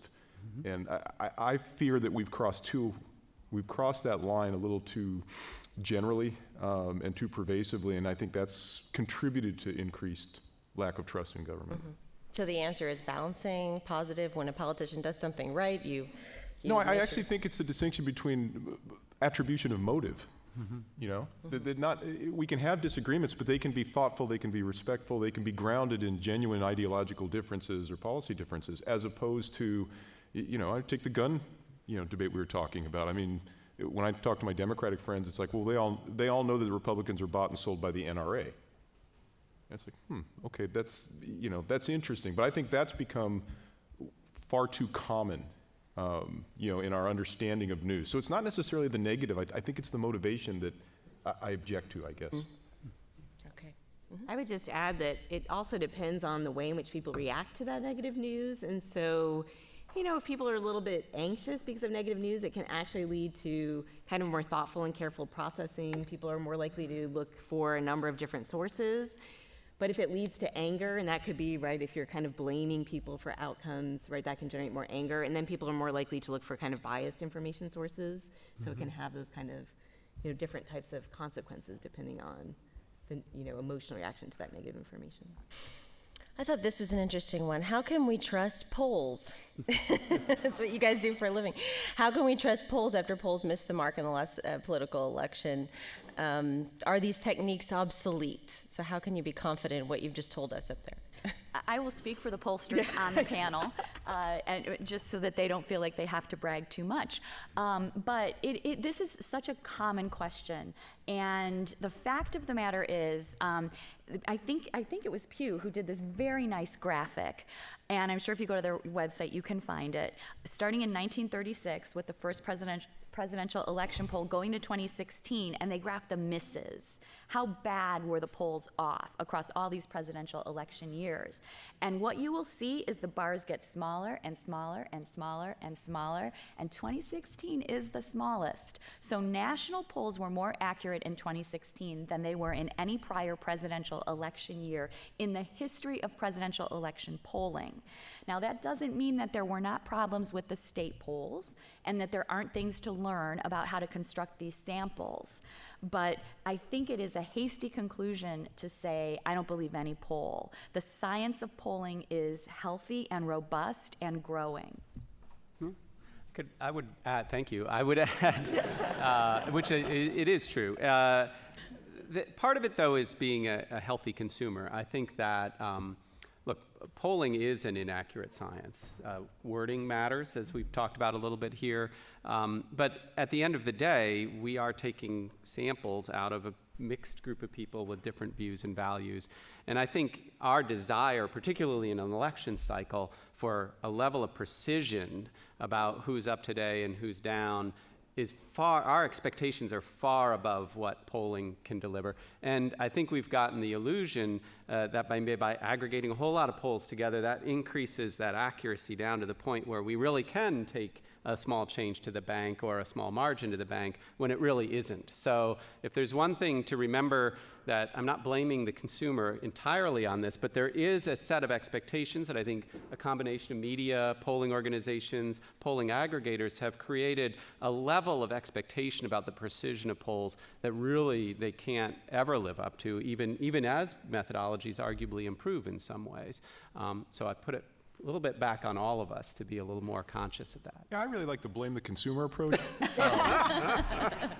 I do think, I appreciate Lynn's defense of this, and I think she's right. But I tell you, and I think all of us share this concern. Our response rates are down in the low single digits at this point. That is, every 100 people I call, I'm lucky if I get a couple of completed interviews. We've been waging this war to, do things to increase response rates, increase our cell phone percentages and stuff like that. But it's pretty clear the kinds of things. Lynn didn't talk much about her methodology, but Lucid does this sort of river sampling, which takes advantage of all these different streams of data. We're going to have to test these and judge their validity in relatively short order because we're going to have to transition pretty soon. The old landline, the wonderful, golden age of landline phones. So great with the landlines. But nobody has landlines anymore, and I know, and we get you guys. We sample you. Over and over and over, yeah. But it's, we're clearly going to wake up one morning pretty soon, and I think we're going to have to make a judgment about moving to online sampling, moving to, digital sampling in a much more systematic way. And we're transitioning, but there are questions about trends and data comparability, and we're not quite sure how to treat some of those right now, but the change is coming. It's already here. Okay, thank you all. Thank you all. Yeah.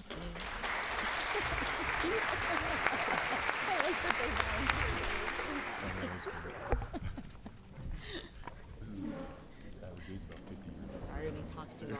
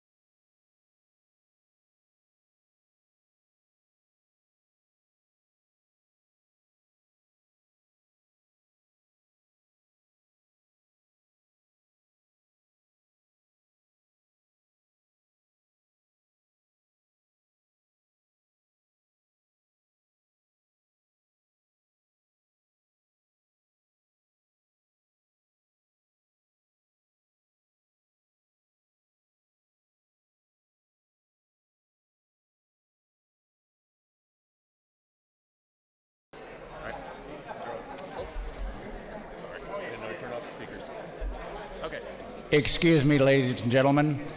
If everybody could just stand away from their tables a little bit and we'll set them up for lunch.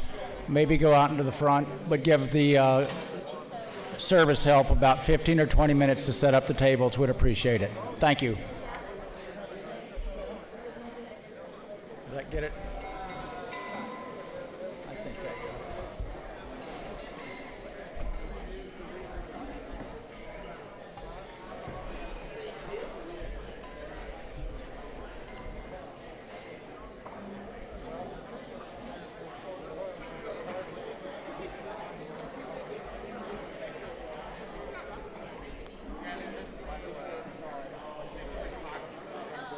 Oh my goodness.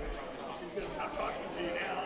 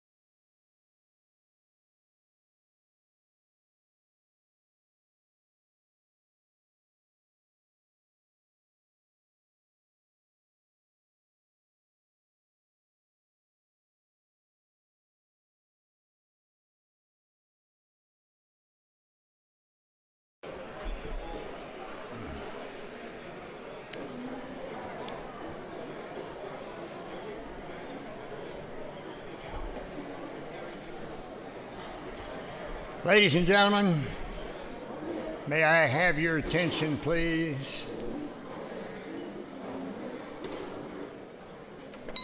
Welcome, ladies and gentlemen, to the Institute and to our second presidential elections program.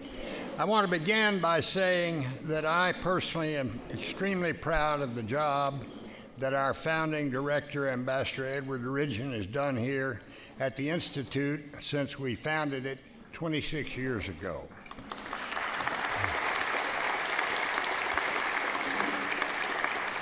Today, the Institute is recognized as the third best university-affiliated think tank in the world. And so I want to congratulate the ambassador and congratulate everyone else associated with the Institute, give them my heartfelt thanks for maintaining excellence here for more than a quarter of a century. Now, part of our success lies with the fact that our fellows focus more on pragmatic results than simply ideological possibilities. They understand that a potential solution is really only as good as its ability to be implemented. With that in mind, the Institute generates results-oriented programs that are applicable to the real world in which we all live. That is certainly true with respect to this program, our presidential elections program, which strives to provide unbiased analyses of the latest trends in presidential elections. The program doesn't promote partisan points of view.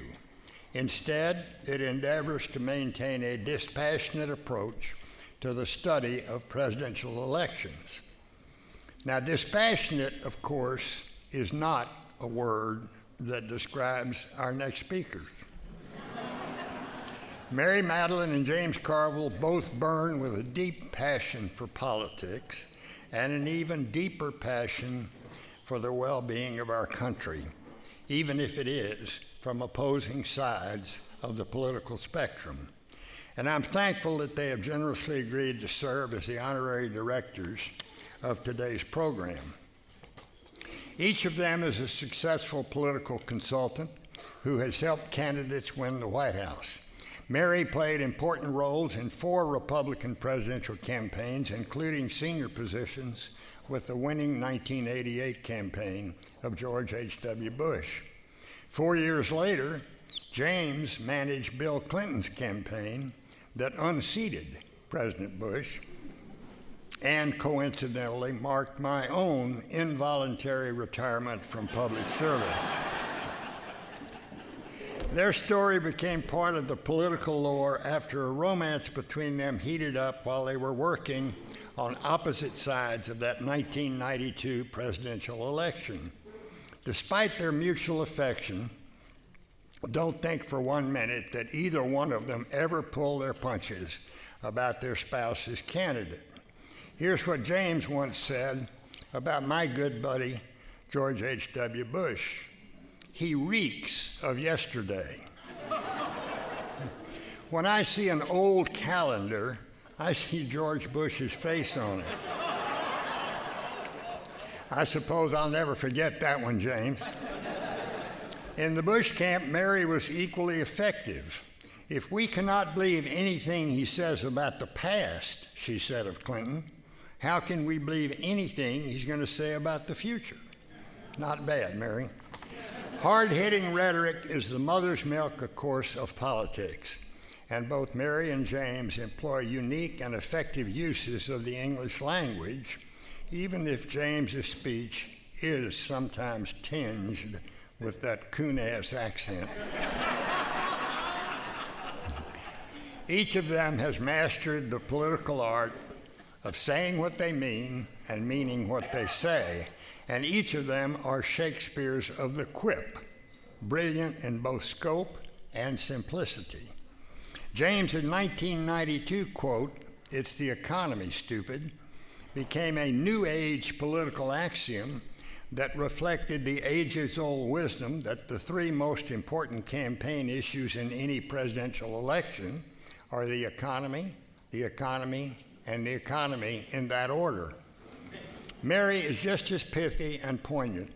Her rule number 1, Never make anyone uncomfortable in your home, even morons. That's good advice to anyone and not just to politicians. It's more than clever remarks, though, that make Mary and James successful. Both of them combine innate intelligence with savvy street smarts. Both of them are extremely hardworking, and both know how to work out all the angles. As a result, they have reached the top of their profession, and we are fortunate to have them with us today. Their conversation will be moderated by their friend and fellow political consultant, Karen Johnson Rove. That was a demotion, Karen.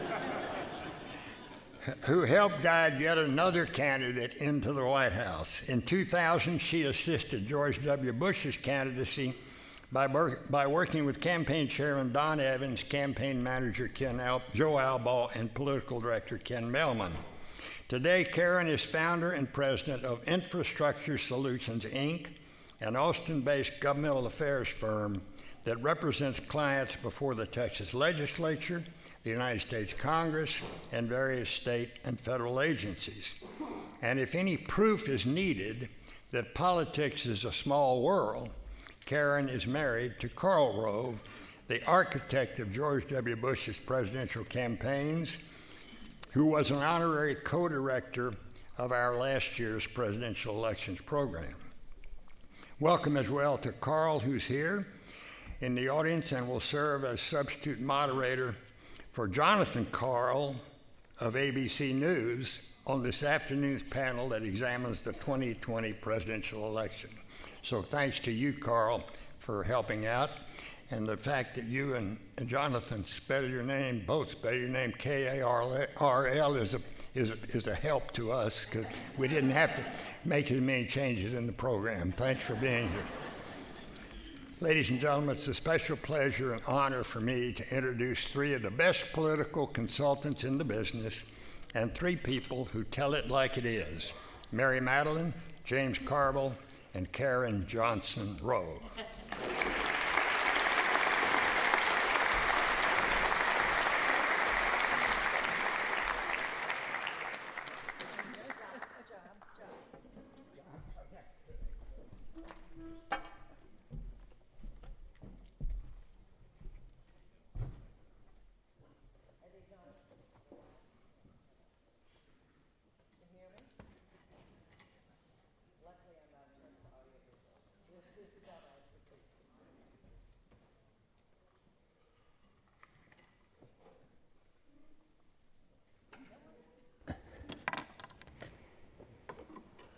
Steal mine.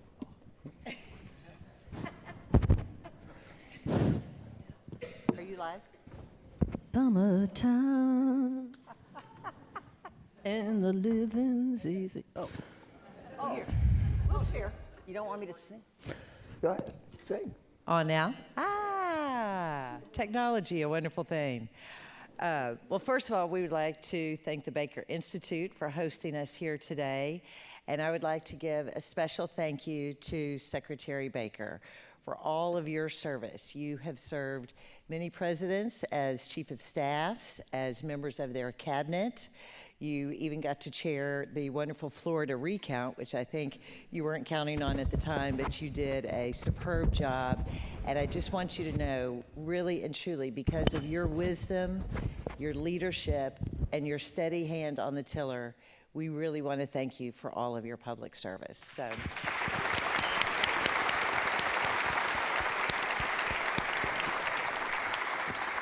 And to James, a huge congratulations to your LSU Tigers, who beat the I haven't noticed anything lately, but... Yes. Look, we're going to beat Oklahoma. That's got to make everybody in Texas happy, huh? That's the face of happiness. Now, the face of unhappiness the previous Saturday is when your Tigers beat my Aggies 50-7. James, I'm just going to tell you need to pass on to Coach O. When you get, 20, 30 points ahead, you can go ahead and put the second or third string in. So I brought just a little something to show you how I felt about how the Tigers beat the Aggies. And yes, there is a backstory about why I have James's face on a popsicle stick, but you're going to have to meet me in a bar much later to hear about this. Karen, did I mention we beat Texas too? So we equal opportunity ass kickers, if you know what I mean. That's definitely made amends in my book. So Secretary Baker mentioned the 1992 election. And so in order to sort of get myself prepared, I rewatched The War Room this week. The War Room is a fascinating documentary about then Governor Bill Clinton's presidential campaign. And if you've never seen this, obviously everyone in here is a political junkie or you wouldn't be here at this event. This documentary is political porn. I mean, it is absolute political porn. It is so engaging. And I think back, and James, I just really have to ask you about how this came about, because on the surface, when you say, let's mic up the Ragin' Cajun, a roughly 15-year-old looking George Stephanopoulos, who is director of communications, and bring in a guy with a camera and film a presidential campaign, what could possibly go wrong? So tell me about the impetus, whose idea it was, how it ever got green-lighted. Give us the backstory on the War Room. Absolutely. But first of all, every New Orleanian has to come in and say the same three words. Thank you, Houston. For anybody that doesn't know what that means, ask a Houstonian and they'll explain it to you, okay? But everybody knows. You know, before I get started, I have a simple rule I always tell my students, and that is you should always strive to be the dumbest person in the room. If you're ever in a room and you're the smartest person in it, get the hell out. There's nothing for you to learn. So in the past 6 weeks, I've been to the Yale Political Union, to the Oxford Debating Society, and the Baker Institute at Rice. There's no danger. I'm not the dumbest person in the room. Glad to be that. We'll feast off of it. Mr. Secretary, it's a big honor to be part of this program. Thank you very much for inviting us, sir. Then myself, you know, I love college. I mean, the best 4 years of my life was spent as a sophomore at LSU. Before I get started, by the way, the quote about President H.W. Bush about the calendar, that was a pretty good quote, because our message was we're trying to be the change and trying to be something different, and I'd forgotten it, but when you read it out, I'm like, man, I was on the money back then, wasn't I? So the War Room, D.A. Pennybacker, who is a legendary documentary maker, came and was going to do a documentary on the 1992 Democratic Convention. And then he said, look, we would like to do a documentary on the campaign. And we kicked it around and said, okay, you can do it, but we can take anything out that we want. All right, we have the final, we can't put anything in, but and as it turned out, we didn't take anything out. And he only filmed it for, people think he was there the whole campaign. He was there for 3 or 4 days. And when you watch it, it's a really interesting part of filmmaking. There are no voiceovers, there are no chyrons. He drives the entire narrative with the people in it. So there's not, a group of, rebels met in Little Rock, Arkansas, at a stage and insurgents, none of that. So it was one of the best things I ever did in my life, and every high school civics teacher loves us because that's one class they don't have to prepare for. And every college professor, I always show it one time. Hell, ain't got to get ready for this one. We'll just let her rip, baby. But that's how it came to pass.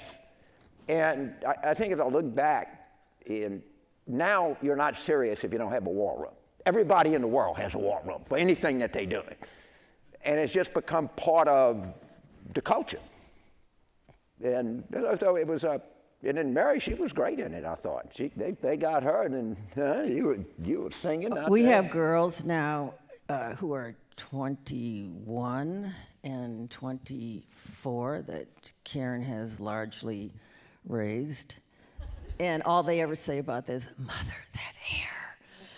You look like Tammy Wynette. I said, yes, I wish I had that much hair.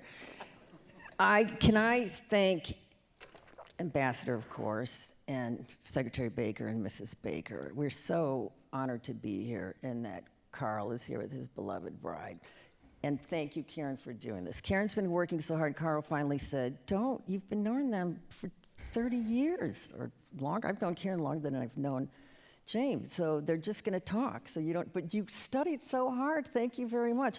We've been knowing them so long that when our little girl who goes to LSU, who also almost didn't get out of there her sophomore year, her freshman year, she lost her ID. She was there for 3 days, lost her ID, her driver's license, her checkbook, her credit cards, and fell asleep on a pile of red ants.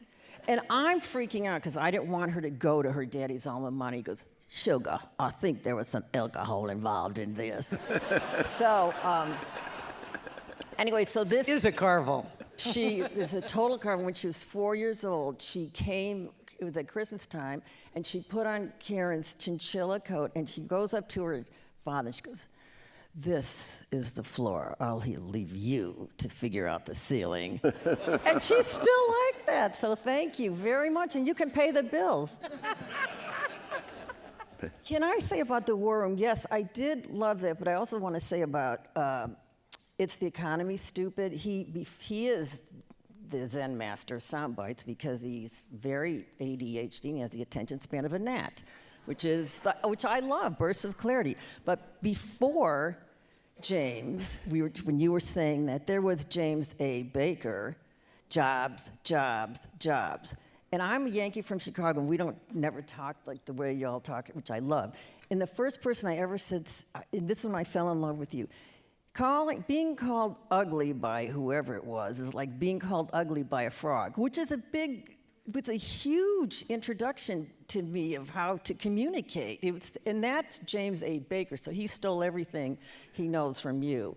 And he's terrified of I've you. always been right. I relish my stupidity. I have so much to learn from Secretary Baker. He has nothing to learn from me, so I just sat at his feet and absorbed the wisdom. You did give after that campaign. I'm not making this up, am I? I could be. I'm at that age where you can live without sex, but not your glasses. Didn't you give Baker the whole credit for the campaign after that everybody else ran out on? Well, what I've said, and I told the Secretary, there's only 3 people that I've ever met that intimidated me. Barbara Bush, George Mitchell, and Jim Baker. I literally have been a pretty loosey-goosey guy, but those are 3 people that you never loosey-goosey around. You know. I've got to tell you, there is one scene in the movie that is absolutely my favorite.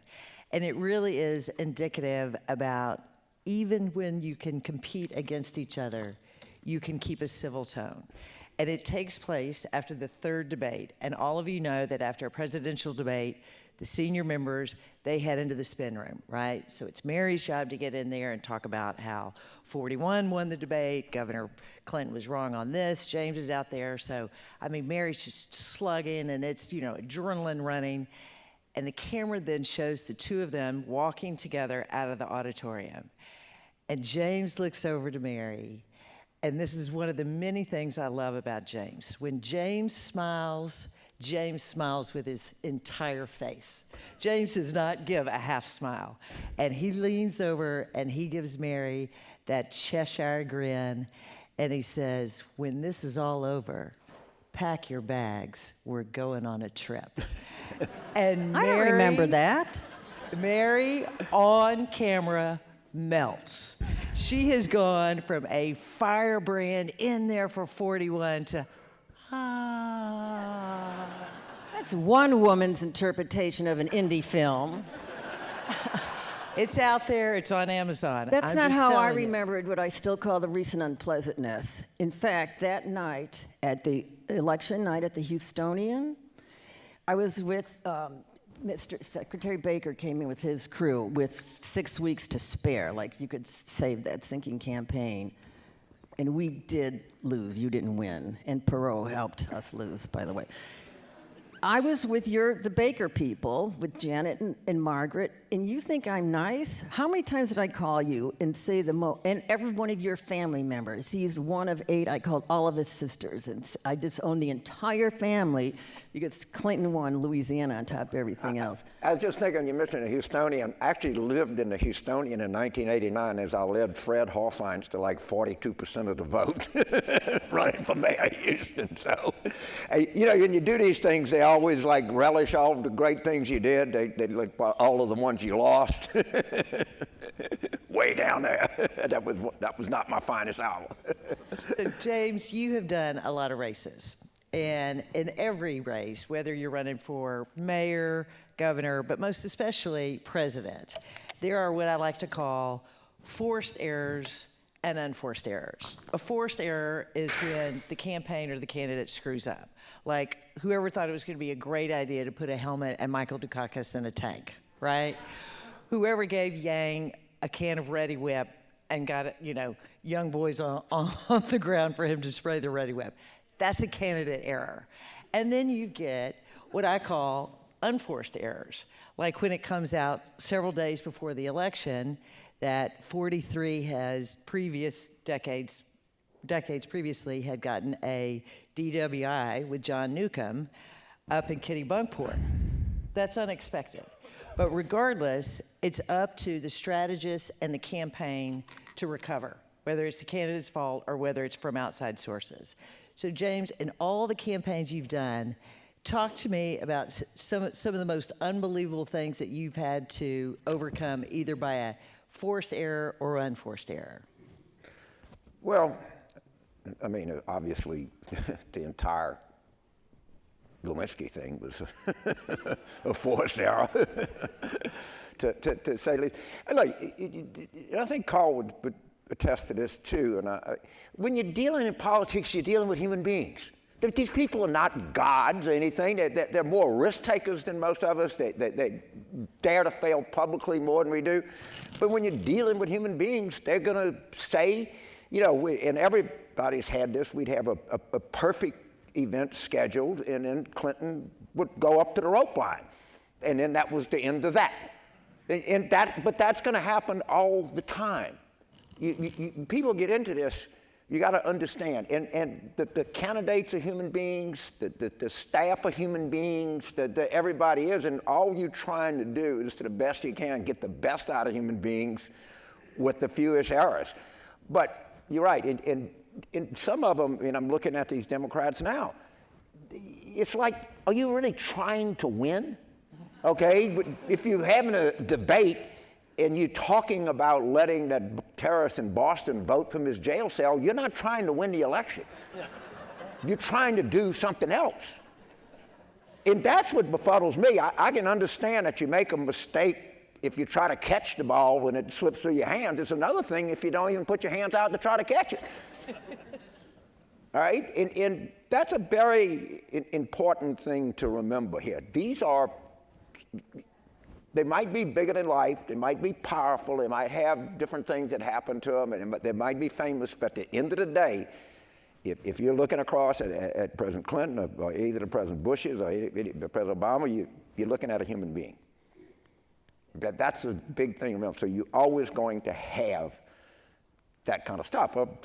People are going to go and say, get off message, but that happens, and you just, you get something, and then you deal with it, and then you're going to get something else. It's, there's said of General Grant, he had 4 o'clock in the morning courage. You could tell him that they turned the flank, and he'd just be okay, deal with it. If you're going to be in that business, you got to deal with adversity, and to some extent, in our business is the same thing. Adversity happens every day. Mary, do you have any good stories? Yeah, and we were talking about this last night. I am so grateful that we did politics when we did it with the people for whom we served. It was an honor, it was a privilege, it was noble. I mean, imagine Poppy 41 every day would say, duty, honor, country. You can't say that's not woke. You can't say that now. And it was so, when I what we thought was so negative then, Poppy Bush called me. I thought this is what I thought you were going to talk about, quoting me. Called me from Air Force One because the White House had fired me, and he called me to unfire me. And he said, keep fighting, but just clean it up a little bit, because I had said, Bill Clinton is no, I said it. Maybe it was in that film. I said, I never said Bill Clinton was a pot-smoking, draft-dodging prevaricator. I was like, what's wrong with that? I said, I never said it. It was very Nixonian. But the actual issue was, he thought I said he was a fornicator. I said, no, it's a prevaricator. He said, you can't call him a liar, so I call him a prevaricator. But I got fired for that. Remember, and so think of what everybody says about each other now. It is and thank you for contributing to this institute, because politics is a noble profession. It's never going to go away, because human beings are never going to go away. As Thucydides said, war is always going to be the same. We have to have more respect for the whole system. And that has a lot to do with the media and what gets covered and all that. But it also has to do with the careerism that has infused our business.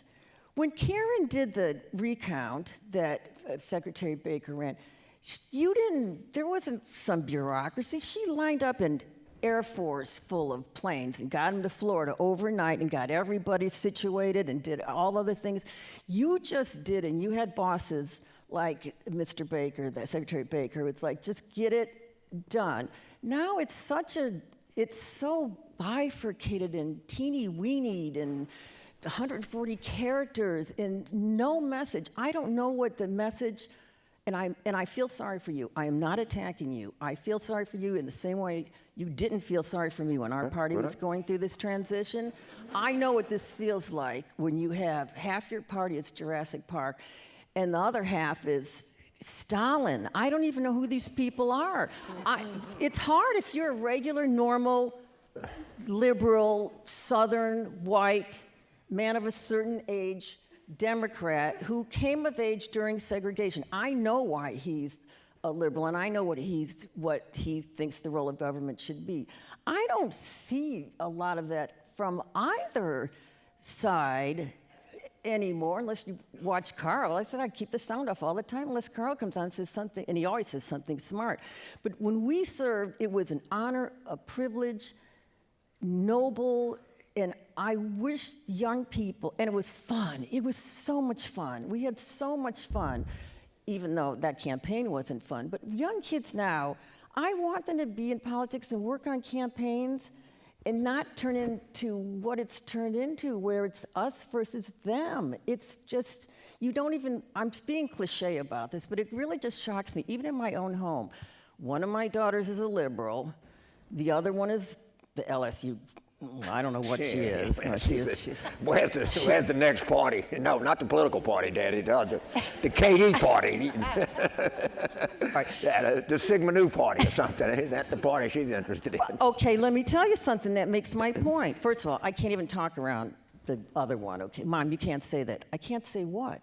You can't say, I don't know what I can't say anymore, so I just don't say anything around her. I don't know and it has to do with this era where our language, we speak in different tongues, and we read different papers, and we get different news sources, and we're increasingly clustered. And if there was ever a time we need more nobility and back in politics, it's as we're clustering. And this goes to, and then I'm going to shut up, what Secretary Baker was saying about results. This is my prediction for who's going to come out of your party and our future of our party. Results. People don't read Twitter. They're not addicted to it.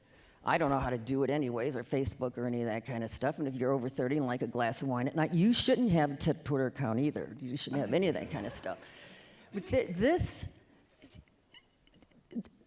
this conversation that we're having at this paradigmatic shift from an infrastructure that's predicated on industry to information age tools, we are not using our information age tools properly. And this is the first generation, or we're using it for efficiency, but this is the first generation wholly raised in with information age tools. So we need them in politics. We don't need to do things faster. We need to do things differently and better that show results, that have results that you can measure, which is one of the problems with giant big government. You can't even measure anything. So that is and I'm just saying, and then I'm actually going to brag about him on this, of Nancy Pelosi's majority makers, 31 seats, those are his recruits. Like Carl, who always understood everything from redistricting to state offices to everything, how the whole system works, he and his merry band of ADHD geniuses went out and found these guys that are now do not want to, they want to lead the party. They want to show results. That's what they got elected for. So I'm not attacking you. I feel really bad for you. And if I can ask him a question, because we don't talk about this at home. You think we're so civil? Have you ever been to our house we talked about politics? Never. All right. I would like to know what is happening. Just tell me what to look for. Well, or all of us what to look for. When you do these events, you try to do one thing. You try to be honest and pleasant, all right? Because we don't really. However little you might think I think of Trump, you have no idea, okay? So I'll just leave it at that, okay? I don't need to expand. Did I say Trump? I'm getting to the point. Getting to the point. I actually believe this, and this is a frightening thing to say. I think the future of this republic rests in the hands of Democratic primary voters. I really do. Because the Republicans are not going to change, and we got. Now, but let me tell you, these voters are really serious. I talked to a friend of mine who just did focus groups in Iowa, and all they were talking about, well, I don't know if I can vote for this person because they can't win. The pragmatism that I see is really pretty remarkable. Now, I don't know, because to tell you what happens, go look at UK. I was over there. Boris Johnson doesn't know what he's doing. They don't like him. He can't comb his hair. He is going to win because Jeremy Corbyn has made himself totally unacceptable with all this goofy left-wing stuff. If David Miliband would have been the chairman of the Labour Party, they went over half the seats. So this idea that people have that there are just these massive rifts in politics, that's not true. It matters who you nominate, and it matters what they come up with. So, and I think it's this thing, and I have no idea. Carl had a column, Jonathan Martin, the same thing. I started thinking the same thing. We always thought it's going to be a brokered convention. No, it never is. Whatever the chances are, I think most people I know would agree there's a better chance than not that we go to Milwaukee without a nominee. All right, I'm not a delegate person, but people that are would tell you that this is very possible. So I don't know, but I do have this optimistic, it might be unfounded, but I think these voters are dead serious. And if you look at Senator Warren, who more than most of you in this room, I thought she had the most remarkable biography maybe of anybody ever run for president. And Houston played a big part in her biography. And I think that her general critique of modern America is pretty spot on. Then she just follows Bernie and Jeremy Corbyn right over the cliff. And the voters know that. It's not like you have a bunch of Democrats sitting there trying to figure out who is, anybody in this business will tell you Democratic voters know that. There's no one that's ever done a focus group, or you did in Iowa. These are supposedly the most liberal people, and why we have the Iowa caucuses, and it's all, but 64 to 32, they want somebody that can win as opposed to somebody they agree with on most things. And I think, I fundamentally believe this. I literally believe that our future, in a large part, rests with Democratic primary voters who are heavily older African Americans, union members, college, Rice faculty, people that vote in a Democratic primary. But I do have a sense that this undertaking is being taken pretty doggone seriously. And I think I could back that up. That makes the point. It's a catch-22. One of the speakers last night, and I didn't know this until he said it, Hillary spent her billions of dollars in her campaign, 25% on policy and 75% on Trump's character. Say what you want about Trump. You can measure the jobs reports, and you can measure there's measurements and there's results. I don't know what their message is. Just hating Trump or just trying to beat Trump with what? You have to beat him with something. Now your two ostensible front runners next to Joe, who I think is going to be your nominee, are fighting about who got paid more by which corporation 40 years ago. Does anybody here, I take it there's some liberals here, does that bother you? Is that going to be vote dispositive or vote determinative for you? One thing that Secretary Baker knows, and you know, and Carl knows, and voters think it's about them. And you guys, you're acting like it's some Twitter people, or I'm not being critical. I'm just curious about this, because I agree with you. I'm saying I don't know of anybody in the middle of this that doesn't think the voters are serious, and I think the candidates have not been that good so far. I really do. and I have no idea how Bloomberg is going to deal with the China problem. But they're going to have to deal with that, because I saw him was on the interview, and Margaret Hoover asked him about it, and people that have, there's a lot for people to deal with. I do not know how this is going to end. I already said it. I'm for Michael Bennet, because if 20 people with 20/20 vision says you got shaving cream on your earlobe, you got shaving cream on your earlobe. Well, if everybody I know in respect comes up and starts the conversation by saying, James, Michael Bennet would be the best president, then why the hell am I not for him? Probably not going to win. Doesn't matter. But why not? Why not try the best if you're trying something? But whatever happens, I think that these candidates now understand that they were chasing something. And I tell these people, I am not a moderate, okay? I am a liberal. I am not a leftist, okay? I believe in progressive taxation, not compulsory taxation, all right? I believe in, helping people get an education. I don't believe in blanket student loan forgiveness. It's one of the dumbest ideas. I got in an argument with my oldest daughter about that. But because she's a leftist that argues with a liberal daddy, but that's okay too. It's a lot of that goes on. But at any rate, talks to you. At any rate, I think that what's happening in the Democratic Party is uncertain, highly relevant to the future of the country, and I don't have any. I think it'll end okay, because I think the voters' heads are in a good place. But I don't know that, and I'm not sure we're going to get to Milwaukee. And boy, and let me tell you, everybody in the world is going to be there. It's going to be a wild ride. There are plenty of things I'm worried about, but I think our voters have to settle this thing out for the rest of the country. Can I substantiate this as something less like a verbose? John Anzalone is here. He's probably on the. Well, he's on today, right? He's on today. Okay, he did the John Bel Edwards race in Louisiana, and Trump kept coming in there, and everybody said, "Oh my God, these rallies." And what I said, and I called Rush. I said, he's people will come to his rallies, but this governor is pro-life, pro-gun, pro-military, balanced the budget. It did a lot for education, and you know what the voters said afterwards? Yeah, we like Trump, but he was wrong on this.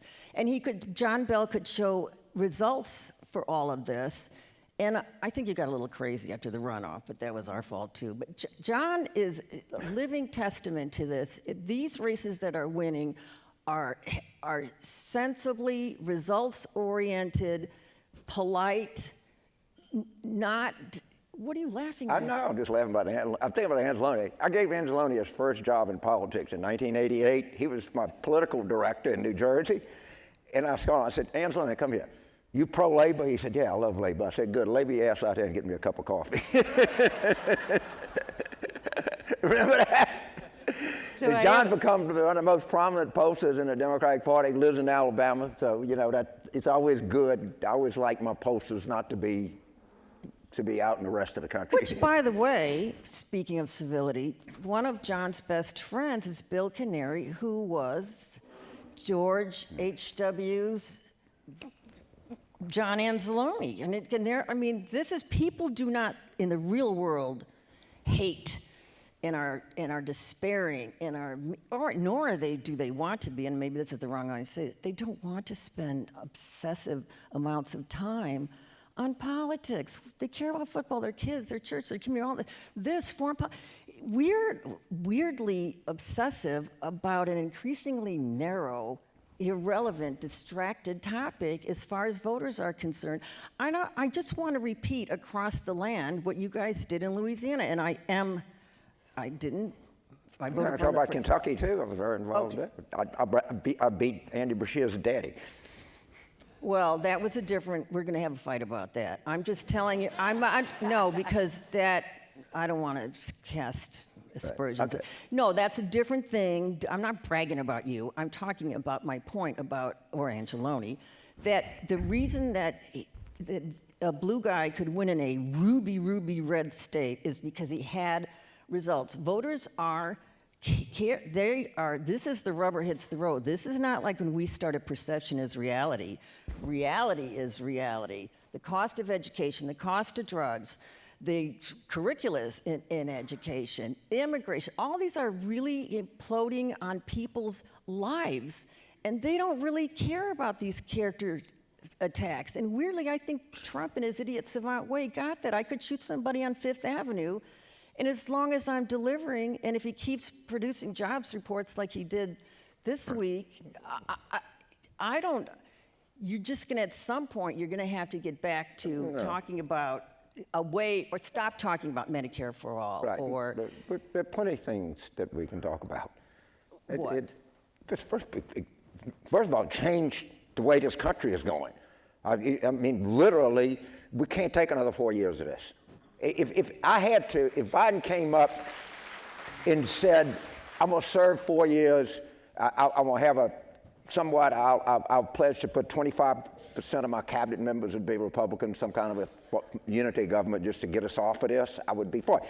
You can say, you take an economy growing at 2%, you stick $1 trillion worth of stimulus in it, and you get an economy at 2%, okay? And by the way, we want to talk about the economy. What do you think the economy is booming? You think it's booming in Houston, or is it booming in Tyler, Texas? You think it's booming in Dallas, or you think it's booming in Amarillo? I mean, most all of the growth that we have is from urban areas. If you go to Tennessee, there's Nashville, and there's the rest of Tennessee, and that's what's happening. You go to rural. What's happened to rural America, I can understand. In the Democrats, this is one of the things I always point out. There's some say we should double down on our coalition, the young, the urban, the diverse, this, that. That's a good idea, but I just have one little thing I want to point out to you. 18% of the United States elects 52 senators. Get that through your head. 18% of the country elects 52 out of 100 senators. Well, you're not going to do that with your plan in your own backyard with your own coalition. You have to try to be a majoritarian political party. So everybody says, well, Trump's got 42 locked down. Good, let's get to 58. When I was in politics, 42 wasn't a great number. I got that for Lloyd Doggett. Okay? There's a big struggle within the party about should we be pure and more enthusiastic, or we should sit back and take a broader view of the world. It seems to me, by the way, I'm a rural white. What's wrong with me? Sure. Okay, I grew up in Carmel. You can't be anymore. We didn't have an intersection. We had one stop sign. We had to cut off, meet the levee.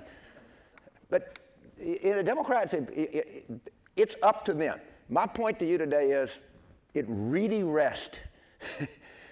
Most of you are probably lifelong Republicans or don't know even, some of you might not know very many Democrats. Let me tell you, in my humble opinion, this decision is going to have a profound impact on this country going outward. See, I just want to say the essence of that message, despite how you dressed it up, put lipstick on a pig, the core of that message was we have to beat Trump. The country can't take this anymore. Record high employment of all sectors, best jobs reported. I'm not even going to go through all those numbers. But I also want to say this, since you brought it up, urban centers are producing wealth. They're also producing the most inane, counterproductive policies from whatever they're doing in San Francisco that allows people to live on the streets like animals. How is that progressive? Or Chicago, my hometown, where children are, name me a city that, an urban area outside of Texas, or there's some places balanced. Name me a state that's primarily Democratic or liberal and has instituted these policies in the last decade. You want 20 of them? Start with Boston, Washington, New Orleans, Houston, Miami, Denver. By the way, so the argument that you hear is that no one wants to live in San Francisco, but the housing prices are astronomical. So let me get a Rice economist on this. How is it that no one wants to live there and it costs so much to live there? I'm confused. Called supply and I don't demand, have a talk honey. radio mentality, so I got to ask the follow-up question. So clever. This is called clever misdirection. It's called supply and demand. Yeah. Well, But so if no one wants to live there, why is there such a demand for housing? If we're going to argue, but I'm not going to argue that. I am going to wrap this up because I know, John. No. Okay, I've got one last question to get in, but I've got my timekeeper over here, so I'm trying to keep us on track. James, I completely agree with you about the Democratic voters. And I also agree with you that I think because of the way the Democrats have this apportionment system for delegates, that you very, very well might go into a brokered convention. And so the question is, it's going to come to the superdelegates who are going to pick the nominee. And so do they pick the person who is leading in delegates, or do they pick maybe a more establishment? And in that case, what are the odds that all of the others come and get behind them? So, in other words, let's say it's Biden. Is Sanders going to support a Biden ticket? Is Warren going to support a Biden ticket? Are they going to? Well, first of all, it's not. If it's Biden, then the whole Jill Stein, who was a Russian agent, by the way. If you just look at I'm serious. Just all you got to do is Google photo General Flynn, Vladimir Putin. Who's at the table? Jill Stein. But that could vary. Look, this is my view. The Republican Party that I ran against when I was doing political consulting, it no longer exists. But you can call it the Republican Party. That is not the Republican Party that I ran campaigns against. All right? And by the way, the Democratic Party may not exist in its current form. I think it will, because I go back to, I think our voters are pretty serious about this. But this is an uncertain and frightening thing that we're gonna get flushed out here. And it's not, usually you're a spokesman for the party, and everything's gonna be fine, we're gonna take it, we got this much here, and if you look at the demographic changes, and you look at the map, and you can see what we're doing. I don't think anything is a given in U.S. politics. And the one thing, if I leave you with one thought, is this. The levels of voter engagement are so astronomical, we have no historical comparison. In 2018, we had the highest off-year turnout since women were granted the right to vote. Okay, think about that. So Michael McDonald, who's at the University of Florida, for some reason the default expert on turnout, and I think he's pretty good. There were, I think, 136 million people that voted in 2016. we're looking at somewhere close to 160 million right now. That's astronomical. Anybody that thinks that they can take a poll or they can project, because the levels of engagement that we have, and anybody that does focus groups come back and say, man, usually we'd say never talk about strategy, you just tell about what you're going to do for people. The average person is talking about, well, I can't be, if she's Medicare for all, and I can't do that because the Trump and them are going to beat the heck out of it. And, I got in an argument with these leftists, and it polls 71%. First of all, as soon as you say something, I said, I can tell you one thing. Y'all are a lot smarter than me, but the other side gets to play too. You're not the only one. You just don't go out and say, we're going to do this, because the other side's going to get to play. And that is going to go nowhere. But the voters already know it. And these other candidates see that. They see that Warren was shooting up and then did this Medicare for all, and then it's gone flat. I mean, we're watching a real-time experiment. We're watching a real-time, we're living in something real-time, and we're living in it with really engaged, really involved voters. And that's what makes the prediction industry, and people want to know, if I go to the best doctor in Houston and he gives me an exam and says, James, you're going to drop dead in 9 months and 3 days. And 9 months and 3 days later, I drop dead. Is that a good doctor? I don't think so. Hey, man, what can we figure something out to, get 9 years as opposed to 9 months out of this deal? And so people come to me and say, who's going to win? Yeah, honestly, I don't know. Because we sat there and everybody, and we've concluded that no one can win. Which, of course, somebody's gonna. I don't know how we're gonna get there, but we're gonna have a nominee. I have no idea who it's gonna be. I'm being and I'm supposed to be, I come here with, I'm supposed to be some kind of authority. I don't know. I'm scared to death, okay? Really, I'm shaking. You don't look like it, but internally, I'm very afraid. I know we're short on time, but this is why I love him, and I can close on a civil note. And you're going to be studying this afternoon. 2 points, and one I'll just dismiss. The distracting issue of eradicating the Electoral College, stupid, dumb process, okay? But the other history-making thing that's going to happen here, and it goes to all the points we've been making, this sort of conflates them. It's really not a national campaign. It's a state by state. People forget this unless you're of a certain age.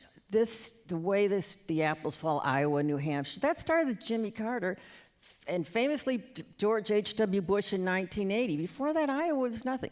So now, he got the big mo and blah, blah, blah. But then that became like a rule of politics.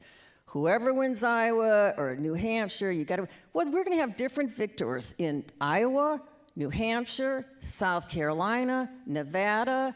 These are state contests with active voters, and the other side does get to play, because what Trump is turning out are people who haven't voted for a long time. But I don't know, you previously disagreed with this.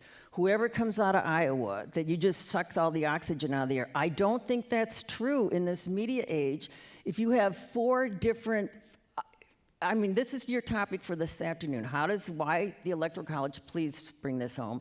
And how does preserving the Electoral College, how is this going to change presidential politics and presidential elections, which, by the way, thank you again, this is the only institute in the country that studies presidential elections. And you see all these beboppers on TV, about whom Donna Brazile, one of my best friends, said, boy, all you have to do to be a pundit today is having voted once. So you can only watch Carl or Don or Jay. Nobody knows what they're talking about, and it's being preserved here. And that's a piece of history that's about to change, this front runner sucking all the oxygen out of the early states to prevail again. And the reason I bring this up is because Mini Mike everyone thinks he's going to do a repeat of Giuliani, but if he comes, I'm not predicting him at all. I'm predicting Joe Biden. I'm just saying there is a tangible, measurable reason to not be able to predict what's going to happen. Right. So I want you to just move out for the next couple of months. I think that the experts to the extent that people think I'm one, or Carl, or Karen, or Mary, or whatever, experts, I think going into this, they could use something that our politicians could use, and that's humility. Okay? We don't know. You cannot have this, what we're looking at, and say, I know what's going to happen. You could say, I think this is going to happen. This is a logical thing. I can tell you what I think that different candidates are going to have to deal with. But let's face it, I know LSU is going to put up a ton of points on Oklahoma. I don't know how many they're going to put up on us, but we're going to score. And I really don't know, but I am impressed with how engaged and how serious people are taking this whole enterprise. I really am. Well, I cannot thank both of you enough, and I think what I would like to say on an end note is, once the president is elected, I do hope our country comes back together. Regardless of who it is, we cannot continue to stay at these odds. The chanting the ugly messages towards one part, calling the other part deplorables. At the end of the day, we're all Americans. And I certainly hope that if Trump prevails, maybe the Democrats can find solace in that these are the last 4 years they'll ever have to deal with him. If the Democrats prevail, Trump will be beat, and it's time to unite again behind our commander-in-chief. And certainly I want to thank both of my fabulous panelists who make my job awfully easy. Thank you so much to Secretary Baker and the Baker Institute. Yeah.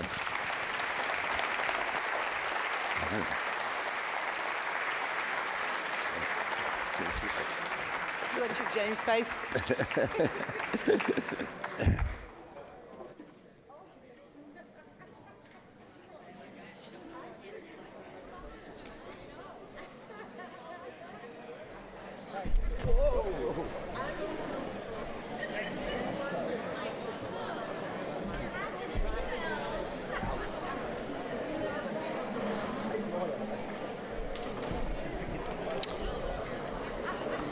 We are going to remove the dishes from the table, so if everybody could get the service people just a little bit of room, would appreciate it. Thank you.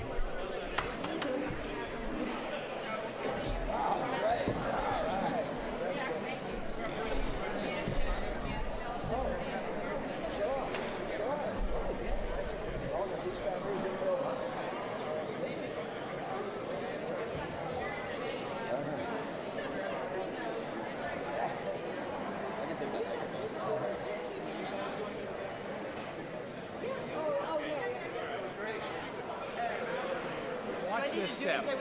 No, I will. watch that step. Thank you. Thank you. It's great. Oh, great. Thank you so much. Aaron, thank you very much.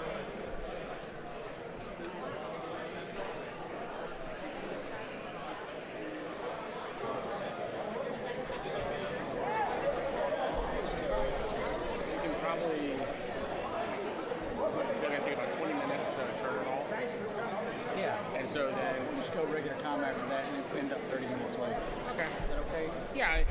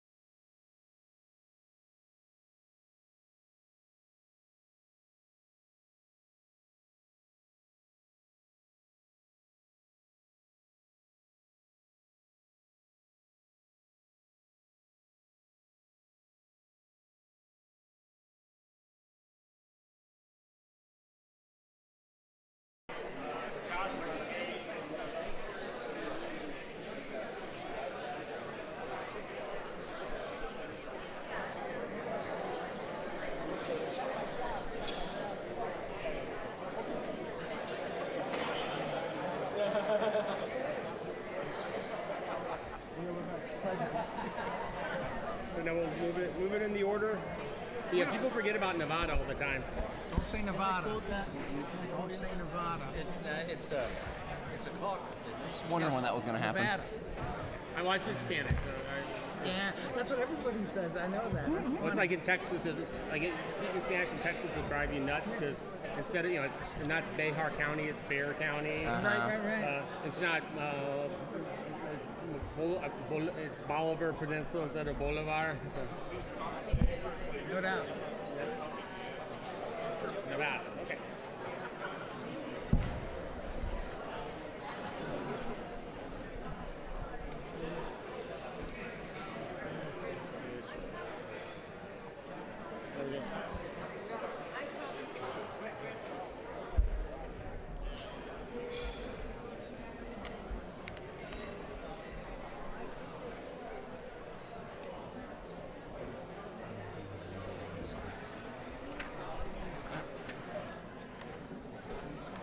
You're the coolest. What's your name on Patrick.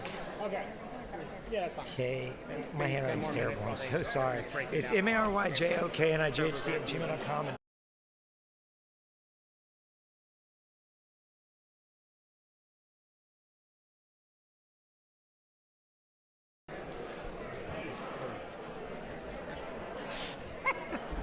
By the way, this is a big part of my talk today because I believe it's the critical state and no one's talking about it. Don't worry, I'll talk about it.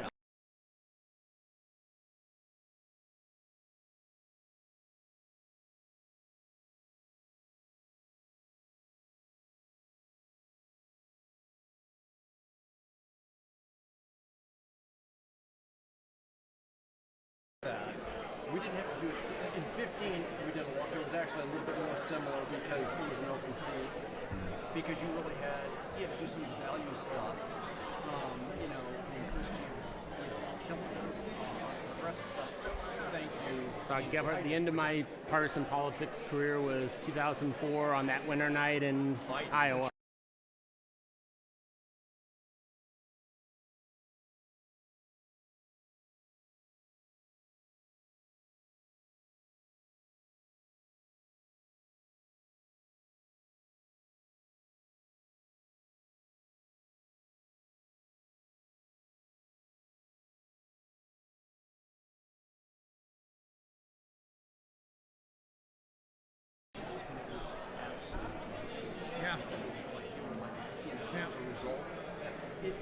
It's a sticky result. Like people remember it and they regurgitate it in open ends and things like that.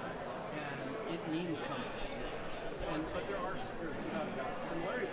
And I would actually proffer that one of our other governors, Gretchen Whitmer, same thing. Who just was transactional, fixed the damn roads. It was just all about getting something done. The problem is Sisolak and Edwards has gotten something done. Whitmer hasn't been able to get that done because Right. big problem. Right. Moving my ass up there, not moving, but I got to go up there on the 19th and 20th in the street. Election's about 3 years away. Right.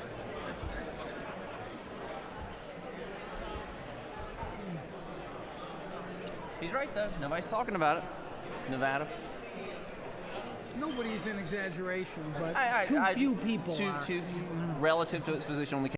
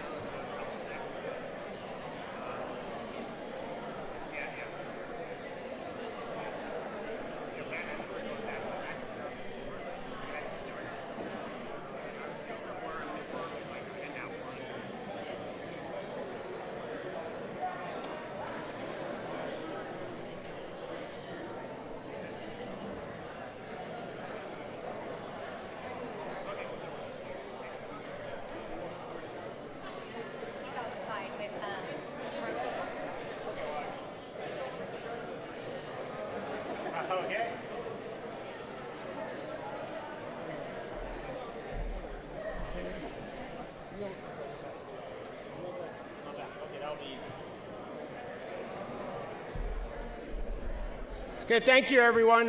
Could you please take your seats? We're going to start the next panel.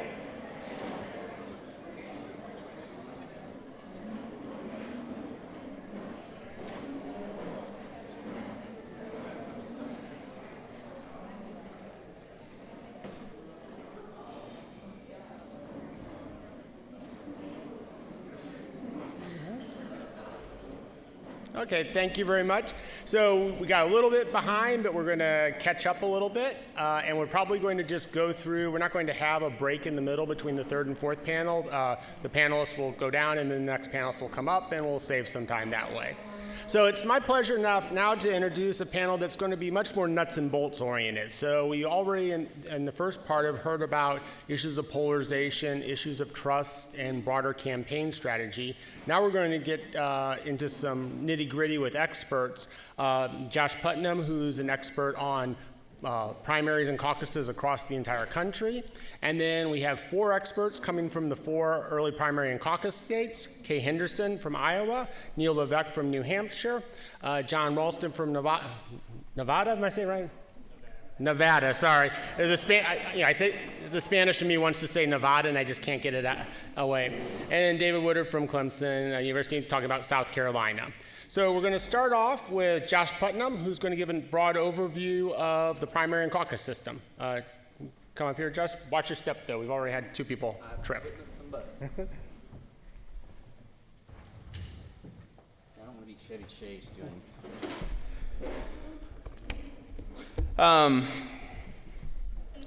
I've witnessed everybody else do that, and I was afraid I was going to do it. I did. Now I'm throwing this around.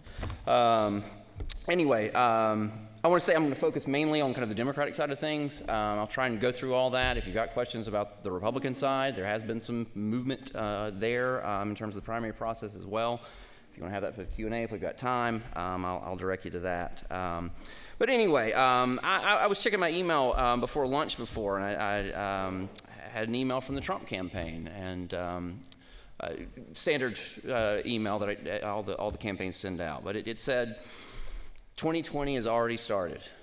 And I thought, it started a long time ago. If you're in my business, you do what I do. I remember 2012, I went to both the party's conventions, and I sent a blast out to the media folks that I wanted to connect with that week and said, 2016 starts now.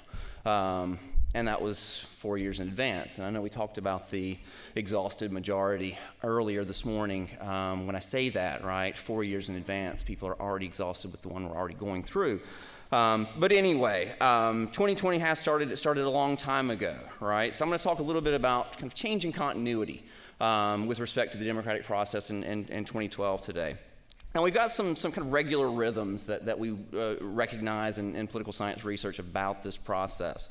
And one of them is that the N party, after having won the White House, tends not to make any changes to the rules of their nomination process. Look, they've been successful at getting someone to the ultimate goal of being at 1600 Pennsylvania Avenue. The out party, on the other hand, often is set about to wander in the wilderness for a bit, right? And one of the first things they often look at is, and whether this is right or wrong, they do it anyway, but the parties will often look at, well, okay, we really need to re-examine these nomination rules. The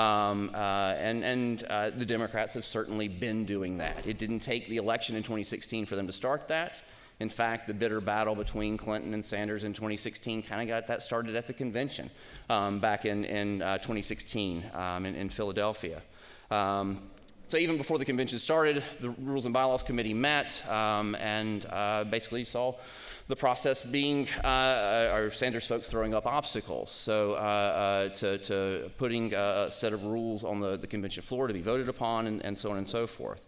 So they came to a compromise, what was referred to as the Unity Reform Amendment, that it led the way to the formation of the Unity Reform Commission, which was charged with doing this exact thing that I've been talking about, looking at the rules for the 2020 process.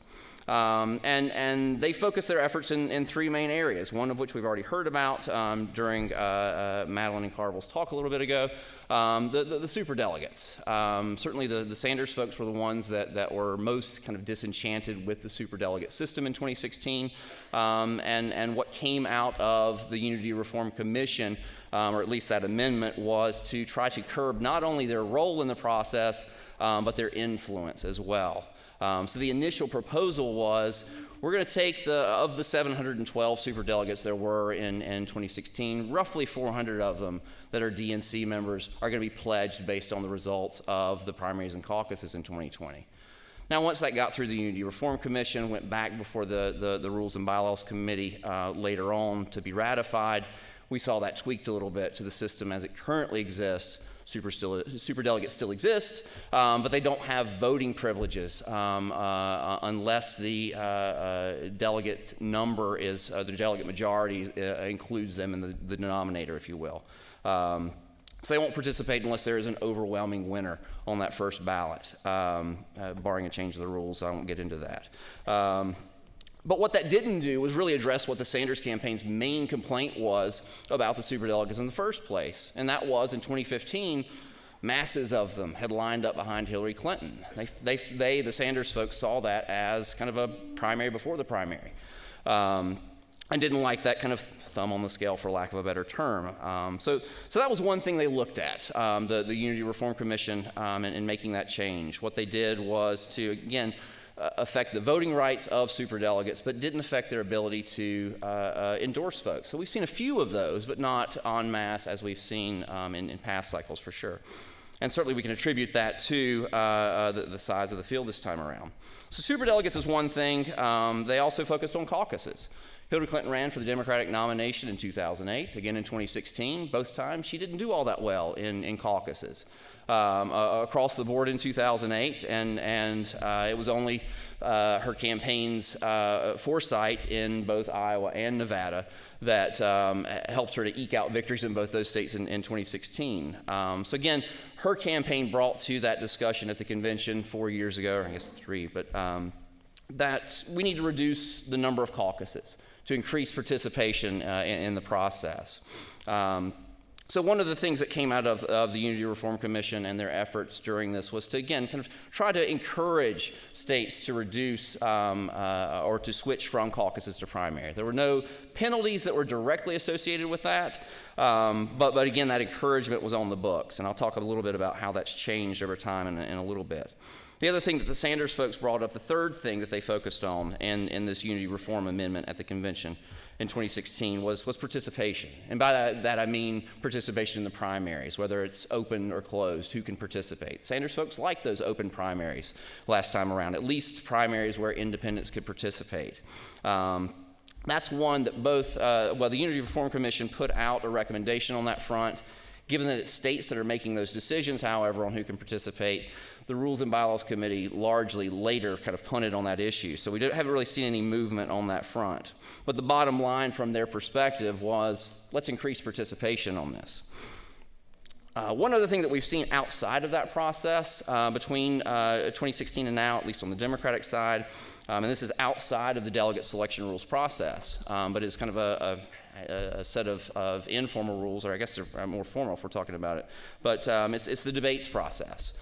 And what we see there is that unlike the Republican National Committee in 2016 or in the lead up to it, the Democratic National Committee didn't codify their debate rules within the formal delegate rules for 2020.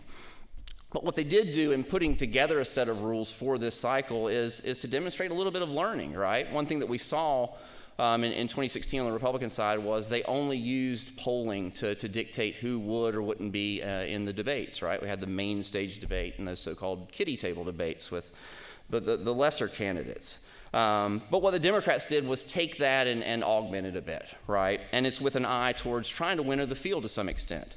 So they added fundraising threshold as well on top of that to kind of demonstrate grassroots support for each of the candidates. But what they've done, and this is the point to winning, is that they've increased it over time, made it more difficult, more stringent for states to get, for candidates to get into those debates, right? And again, that's with an eye towards attempting to winnow the field. And we can debate amongst ourselves on how successful that's been. Obviously, there's still a lot of candidates who are in the race. And I guess some that are still jumping in. We should say that in addition to this national party maneuvering, we've seen actions at the state level. And oftentimes that operates parallel to, but not necessarily in reaction to, national party changes to their delegate selection rules. So for instance, Utah moved its primary forward for this next cycle, 2020. It's controlled by Republicans, and I dare say none of the Republicans there voting on that decision to move the primary up cared one whit about the Democrats running for president this time around. So that's something that's kind of independent of the rules making the Democratic National Committee was doing. But what we should say is, or one thing that I'll note, going through the superdelegates, caucuses, participation, and so on and so forth that came out of the Unity Reform Commission, there were no changes to the calendar. Right? There were no changes to delegate allocation, right? So that meant you had the same 4 early states, right? You had the same rules put in place for everybody else. Look, you can go when you want, as long as it's between early March and early June. Delegate allocation remained the same as well, right? One thing that differentiates the Democratic Party from the Republican Party is that they mandate a proportional allocation of all states, and that all states must also have a 15% threshold to qualify for delegates. And that's both statewide and at the congressional district level. I'll circle back to that in a little bit. But what we've seen from the states in the lead up to this 2020 election is, number one, with respect to the calendar, 16 states have moved since 2016. Only 10 of them, of those 16, have moved forward on the calendar. Chief among them is California, bringing its cache of 400 plus delegates from early June to Super Tuesday on March 3rd this go around. But that means 6 states move back, right? So it's not that all states that are moving up. We should say that this is kind of a slow year, only 16 states moving forward. I'm still trying to get over the fatigue I had in both 2008 and 2012 when 10 states moved forward and back, and it was mostly forward in 2008 and back in 2012, but it was a mess. But there were only 22 states that moved 4 years ago for the 2016 cycle. That's what I call a slow year in the research that I do. So that's one thing, is the calendar, right? The movement that we've seen over the course of the last 3 years. The other one directly addresses something that came out of the Unity Reform Commission itself, which is caucuses. We've seen a reduction in the number of caucuses. There were 18 caucus states on the Democratic side in 2016. That's now 7. And 4 of those states are territories, I should say. 4 of those caucuses are in the territories. So given the national party maneuvering on their rules, given the state level reaction to that or movement in parallel with that, what's the byproduct, right? 1, for 2020, we've gotten a more front-loaded calendar, right, and made up of more primaries early in March. 2, it's a calendar that allocates delegates much more quickly, right? Roughly 40% of the delegates will have been allocated by Super Tuesday on March 3rd. 2/3 will have been allocated by the end of March, right? So we're talking about over a majority by the end of the month of March, 2 months into the process. And then around 85% by the end of April when we get a series of mid-Atlantic and northeastern states that hold their primaries. So that's given rise to a bit of a narrative, at least in the news that I read or the filter bubble that I live in, right? Which is you've got this large field of candidates on the Democratic side. You throw in this front-loaded calendar, right, with all these delegates being allocated early, and then you top that off with a proportional allocation. And Mary Madeline talked to this a bit ago and kind of trying to promote this idea of a brokered convention. It's not a brokered convention, it's a contested convention, but I'll let that go for right now.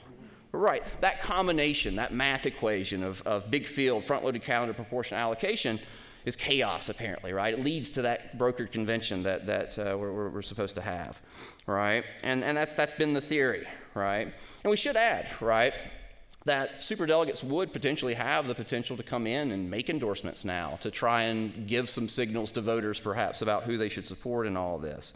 in kind of a party decides mold, if you will, right? Instead of waiting to not vote potentially at the convention, right? So what we've seen over the course of this race so far is a general lack of winnowing relative to previous contests, right? That, in addition to this scenario that I've woven, right, has maybe motivated Michael Bloomberg to some extent to get into the race, right? And certainly, at least in the news that I read, a lot of ink's been spilled on this idea of we're moving in the direction of a contested convention. But I think, as someone who looks at this stuff, that might be a little overblown, right? I'm not saying it's impossible, right? I'm not necessarily in the prediction game. But the reason I suggest that it's overblown comes back to something I said a little while ago that I'd circle back to, and that's that 15% threshold, right? That candidates have to achieve, both statewide and in each of the congressional districts in most states, to qualify for any delegates, right? This system of proportional allocation and the 15% threshold has been in place since the 1992 cycle on the Democratic side. Since 1992, no contest has seen more than 4 candidates break the 15% threshold. And what we've seen over time since 1992 is a decreasing number of contests with 3 candidates breaking the 15% threshold. Now that might operate a little differently with a crowded field. I should say that it's decreased despite the fact that we've had a number of candidates or field sizes that have varied over time as well. I'll wrap it up, I'm almost there. But if we apply this to the Republican field from 2016, right, also a big field, we only saw 25 out of the 57 contests, and that counts the territories in DC and all that, why we've got 57. But there were only 25, less than half, that saw more than 3 candidates get over 15% of the vote in contests statewide, and it was decreasing over time throughout primary season. So that 15% threshold is a big thing to kind of keep your eye on. I wrote a piece on this in 538 about a month back. You can go and read that if you want to.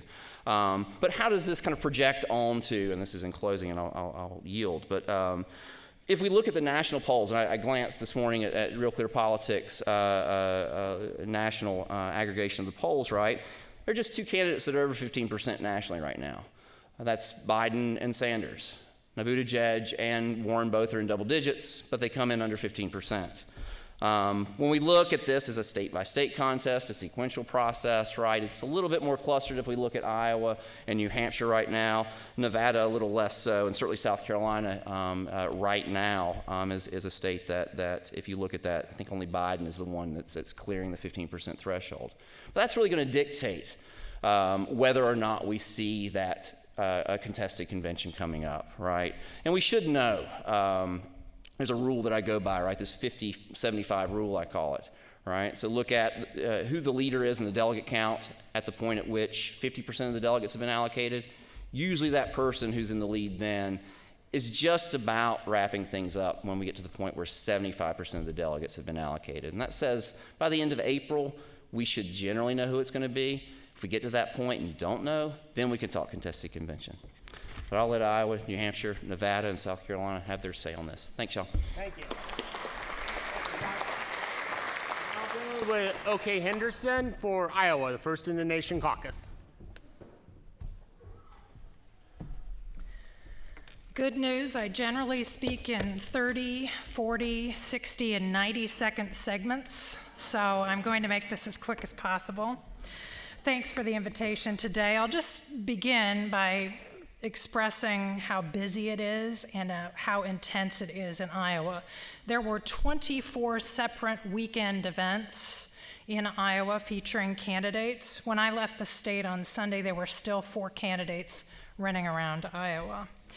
I want to begin by giving you 5 things to remember about Iowa. If you forget everything else I say, please remember these 5 things. Intensity is sky high and was reinforced by the speakers preceding us. There is a keen desire to pick a winner and to pick someone who looks presidential. Number 2, every Democratic nominee in this century has won the Iowa caucuses. Iowans decide late.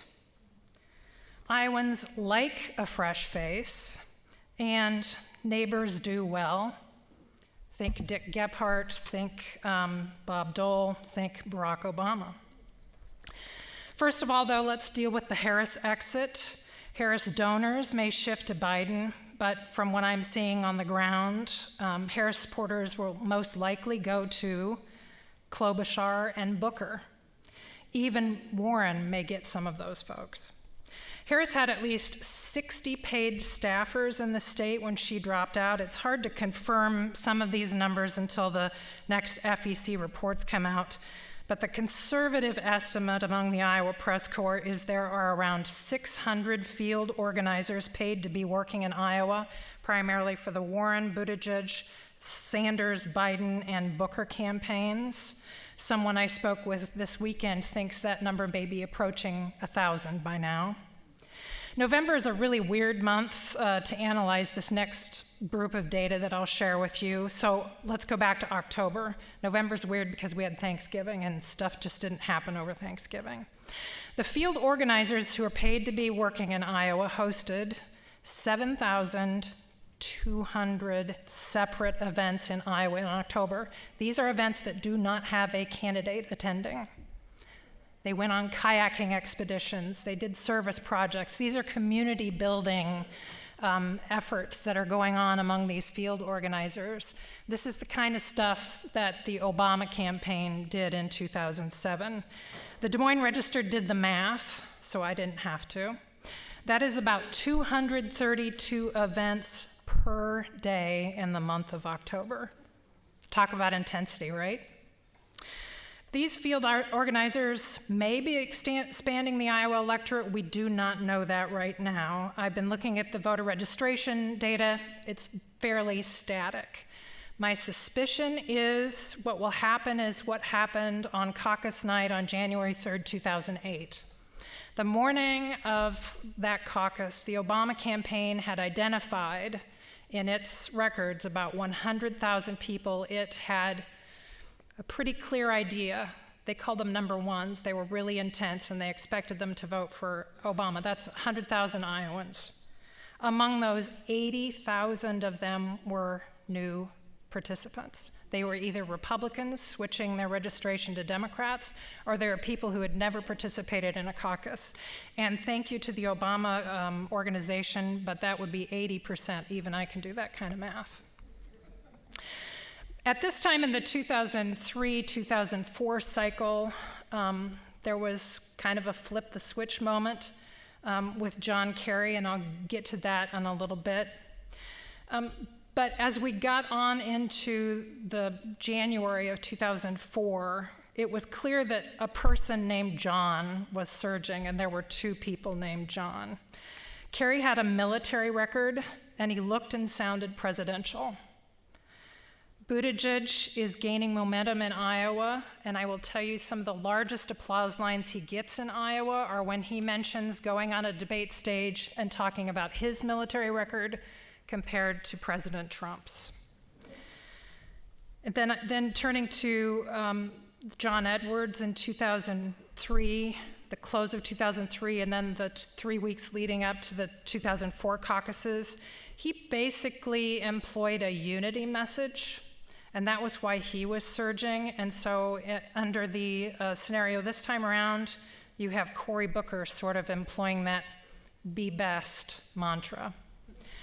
Howard Dean's demise in 2004, as you may recall, was largely the work of Dick Gephardt, who attacked Dean's Vermont record, which was fairly progressive, but a little bit more moderate than Gephardt was portraying it. And what you're seeing this weekend in Iowa is that Buttigieg is getting that kind of incoming from other campaigns. You've seen what Warren has been saying about Buttigieg, and Sanders supporters have been showing up in Iowa and in South Carolina at Buttigieg events. At a Buttigieg event in Grinnell, Iowa, the chant was Wall Street Pete. However, Buttigieg's momentum is still very clear this weekend. He drew a crowd of 2,000 on Saturday. Polling data shows he is most popular with older voters. According to AARP, 60% of caucus goers will be above the age of 50. So being popular with that segment is a pretty good place to be.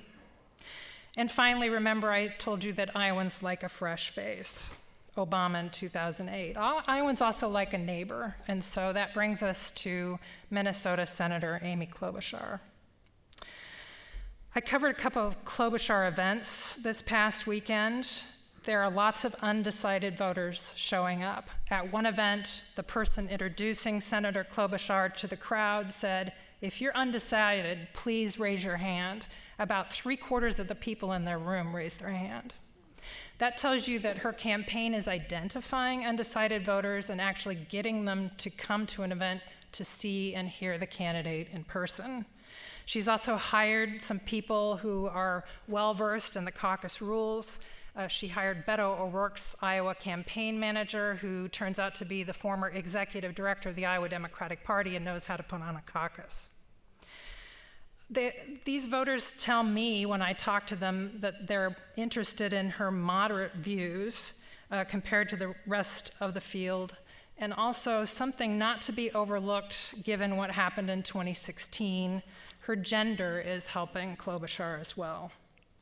Warren, of all the candidates who spent time in Iowa, has the best ground game in my state. For a segment of Warren's voters, I'm glad you're sitting down. The appeal is primarily her she persisted style.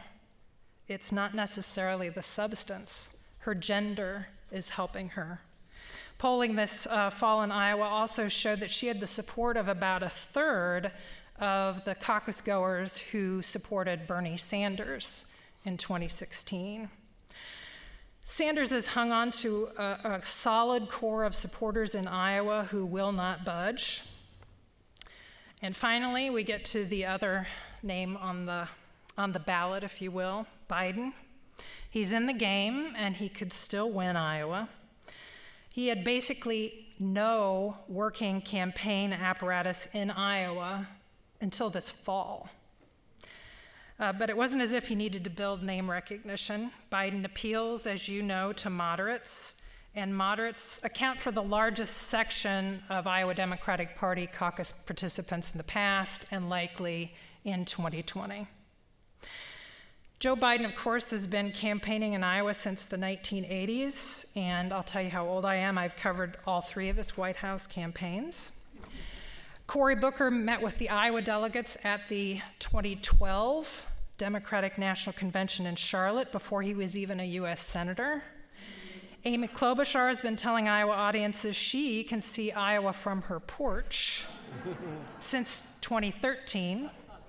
And Elizabeth Warren made her first splash in Iowa 5 years ago to campaign with the U.S. Senate candidate. And many people in the crowds back in 2014 said they wanted her to run for president in, as you guessed it, 2016. Pete Buttigieg didn't actually spring onto the Iowa political radar last February after his CNN town hall. He delivered his first big speech in Iowa 27 months ago, telling the crowd that he was just 35 back then and he had a boyfriend. As we reach this point in December, I'm reminded of Decembers of past caucus cycles, and I like to talk about it as the candidate, certainly in hindsight, flipped a switch. Obama, the next weekend will be the anniversary, the 12-month anniversary of having Oprah Winfrey come out on the Iowa campaign trail and say, he's the one. There were 10,000 people there that day to hear her say that.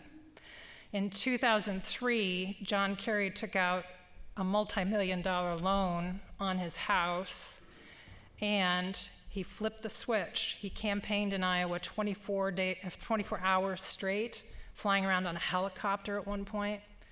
So in retrospect, you can see that this is the time when we may see one of those sort of flip the switch events when you can sort of see which candidate wants it badly. And Iowans can tell that, and they respond.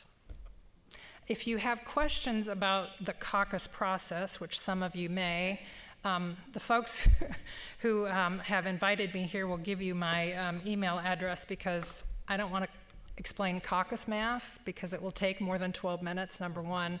And the process by which they are establishing satellite caucus locations so that people may participate in the caucuses without going to a neighborhood precinct meeting on February 3rd, 2020, that's still being sorted out. We don't know where those will be yet, so I don't have a definitive answer for those questions, but I'll be happy to field those via email, and I will turn it over to the next state in the nation here.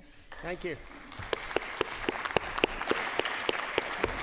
So now we'll go from first caucus in the nation to first primary in the nation. I'm queued up here. Yep. Excellent. Well, thank you all. I'm pleased to be here. I'm pleased to be a guest of the Baker Institute. This is a special thing, especially since it's 5 degrees in the state of New Hampshire right now, and I'm not getting windburn. I was outside earlier just going like this, enjoying my time. I know that many of you have experiences in the state of New Hampshire. We are quite far away from Texas, but as I tell people from New York, even though they're much closer, that culturally, I actually think that we are much closer to Texas. As I was walking through the Houston airport, you see people with Texas shirts on, Texas flags, a whole bunch of American flags, of course. And that's the kind of thing what I'll see tonight in Manchester, New Hampshire. It's a very sort of patriotic place, and people love their state. But it's very different than here. Just to give you a little example of what New Hampshire is like, and the Institute of Politics that I run, which is really at the heart and center of it all, I would guess that where we sit right now, within 5 miles, there are 1.3 million people, or actually a lot more. Well, in the entire state of New Hampshire, there are 1.3 million people. We are hyper-political. People joke that politics is our state sport. It's really not a joke. There are people running around the state and very civically engaged at all times, not just during the presidential cycle, and we really have a lot of fun with it. At the Institute of Politics, we have a full television studio, so the candidates are coming in for that. We have polling going on. Later this afternoon, you might hear something about a big ABC debate. That may be why Jonathan Karl isn't here today. But we are hosts for many of those debates and many of those activities right there in the center of it all. And so it's not strange that we would have a candidate in the building every single day. Now, I know that sounds ridiculous. I told a reporter that, who rolled her eyes, and Ron Paul came around the corner and bumped right into her. It was one of my great professional moments. But I actually, at 3 o'clock, have to catch a car so I can get back, because we have Warren tomorrow. So it's nonstop, and it's a lot of fun. The thing about New Hampshire is always, people say, well, New Hampshire's telling people what to do and all that. That's not what New Hampshire's all about. New Hampshire's all about bringing candidates in and really trying to test them. And the citizens there really try to put this through the test. The way I would think of it is, it's a leading economic indicator, if you like economics. New Hampshire primary is like a leading economic indicator. And so there's some things that are going on there right now that we don't, may or may not be being picked up nationally. Just to give you a little bit of an overview, I want to show you that these are the breakdown on our party registrations. And yes, look at the third one right there. John McCain figured that out because they can vote in party primaries, and that's very, very important. Now, a lot of people, political scientists, believe that the majority of independent voters or undeclared voters lean Republican in New Hampshire. We don't know what will happen this time around. As the previous guests have said, the intensity right now is very, very high. So yes, they can vote. New Hampshire is very highly educated. It's one of the healthiest states in the nation. Very, very low unemployment. A lot of small businesses, high technology economy, highest voter turnouts in the nation, and we have 4 electoral votes. Karl Rove would look about 5 years younger if Al Gore had not won, or if Bush had not won those 4 electoral votes. So those 4 electoral votes were in a purple state, very, very important, and we are sort of a battleground. Lately, it's been a little bit of an edge to the Democrats, but those 4 electoral votes count, and that's why you'll see people like Donald Trump coming into New Hampshire during a general election. We have a Republican governor, famous last name, Senator Shaheen. The entire delegation are Democrats. These are previous primaries. I thought I'd show that to you just to sort of show some things. I know that there's some people that you'll see pundits, you know, these really young people on the major news networks that you say to yourself they've never worked on a campaign and their only qualification is they voted once, like Mary said earlier. I see that a lot, and they always say, well, so-and-so is going to win the New Hampshire primary because they're from the neighboring state of Massachusetts or Vermont or whatever. That is something that is a fallacy. Think of it yourself. Think about the fact that you're highly energized, you're a Democrat, you really, really want to make a difference in this election, and you say, you know what, I'm just going to vote for that person because they live 50 miles away. Now, there's certainly, Deval Patrick is going to have a little bit of a leg up getting in so late because of the fact that people in New Hampshire know who he is. But besides that small factor, if you hear that, change the station. I'm a visual person. I just want to show you something. So you can see the Iowa timetable and a possible big debate right there in the middle, and then the primary. This was, of course, in 88, this was really important to Secretary Baker because, you know, this is when you have this many days from when Iowa starts, that earned media machine comes out of Iowa, and then the planes land in Manchester, New Hampshire at midnight, and all of a sudden you got to be figuring out how you're going to turn this thing around or win the primary. We have a survey center. St. Anselm College is very well known in New Hampshire. The way I would liken it is if you were polling people in College Station, Texas, and a student, an Aggie student called you, would you answer the survey? Yes, you would. So when a St. Anselm College student calls you and say, would you answer a few questions?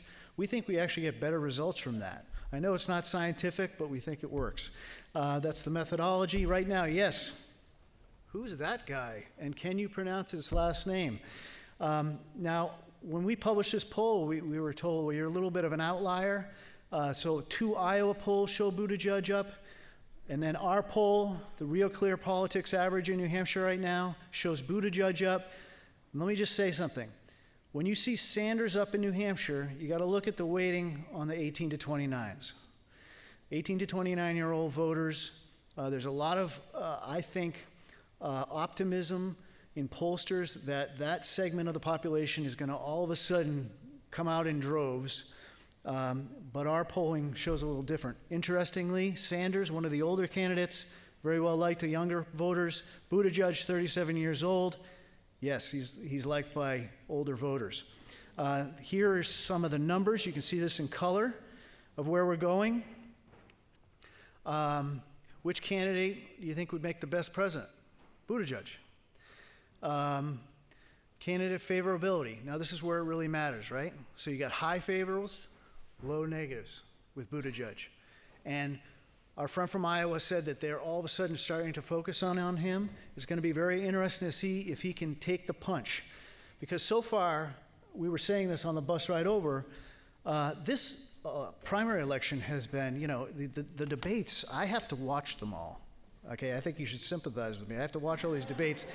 And I'm trying to stay awake, and they're like, well, I don't want to criticize my friend from this state, but he's a little bit wrong, but I don't want to criticize him. They're so nice to each other, and so we'll see if that starts to change as we get a little closer to February 11th. Which candidate do you think would be the strongest nominee against Donald Trump? That's a very important number for Joe Biden. So I brought up the former Vice President of the United States. I'm a little bit of a vocal critic of the way he's been campaigning. I think you might have been a little bit too, my friend from Iowa. I've heard the words, it's like the movie Weekend from Bernie's. I've heard David Axelrod say, he's in the, missing candidate program and things like that. I'll just say this. He flew into New Hampshire about a month ago. He had a town hall meeting like John McCain would do town hall meetings. And he had 2 teleprompters that he read off. He didn't take any questions from the audience. He didn't take any questions from the press. Went through a sort of a pipe and drape thing and went to the airport. So that's the campaign. So the way I liken it, if you like football, I know you're all from Texas, so you don't like football, but it's the first quarter. He's up by a field goal, and we're going to run the clock out. And that's the way the campaign is really going. And I don't, yesterday he brought Kerry into New Hampshire, so it was the two Kerry people. And I think Carville, actually I think Secretary Baker mentioned something, a quote by Carville saying that, if we had an old calendar, George Bush would be on the cover of it. Well, if we had an old calendar, it would be Biden and John Kerry on the cover of it. And, you're looking for this sort of, this brand of a experienced person, but they're going to bring us into the next era. And it might be a little bit hard to do that. But the thing he does have going for him is this number right here. Head-to-head versus Trump, you can see that. And I'll have these, if you want them, you'll see some of these results. Who do you think would win? So let's get back to Buttigieg. I was shoveling my driveway. That's a thing that we do in New Hampshire that you do not do here. I was shoveling my driveway, and my neighbors came walking by, and they said two things, and after that I'm going to use them for a focus group. They said, we really, really like Pete Buttigieg. We like the way he answers questions. It's just there's more to it. His ad says, people are always going down to Washington to fight for us. They remember the fight, but they forgot about us. That's a great line. And if you were here for the panels this morning and you look at some of those things where Democrats and Republicans get together, there's something in the secret sauce. That's my point today. So the two neighbors said we really like him, and then it's always followed by the second thing I hear. Sorry, John, this is not scientific, but the second thing I hear is, but we know he's not going to win. And I used to hear that about another guy. His name is Donald Trump. He's not going to win, but I really like the way he says stuff, and he kind of filters my anger a little bit. That's what I heard in New Hampshire 4 years ago. The second thing I hear is that we really like Elizabeth Warren.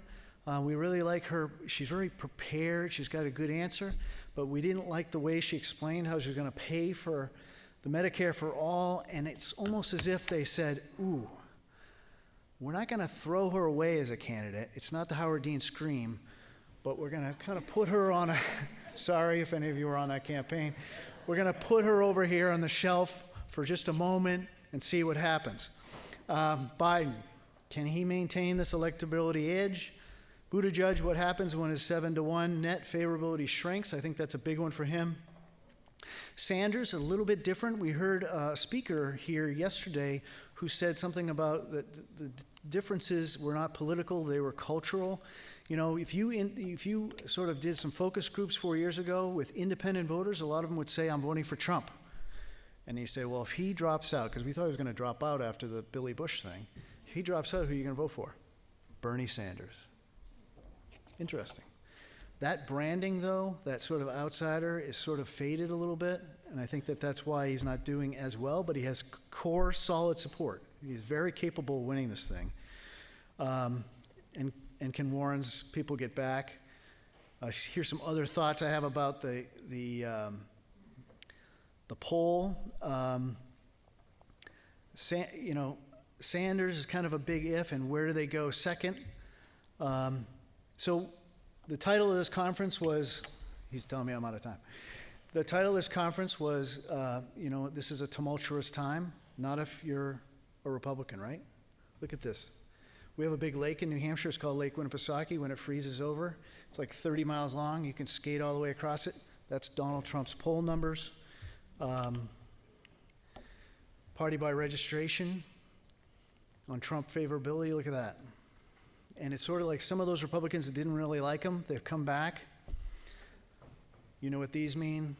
I'm sorry I'm not going to be here for questions.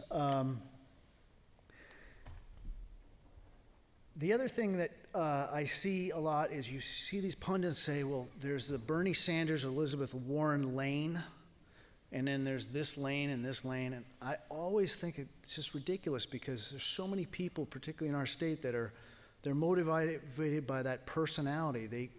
It's much more than just a lane and an ideological sort of, these are the things issues that line up with me, and it's something that we sort of get annoyed with.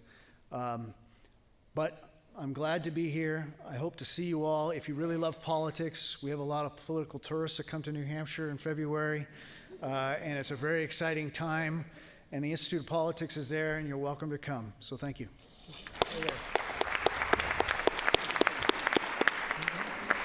So now we'll move on to John Ralston talking about Nevada. I got it right? Nevada? Oh, sorry, it's the Spanish. Nevada? Nevada. And San Felipe. Yeah. Hi there, everybody. Now you can see why I am here representing the Rodney Dangerfield of early states.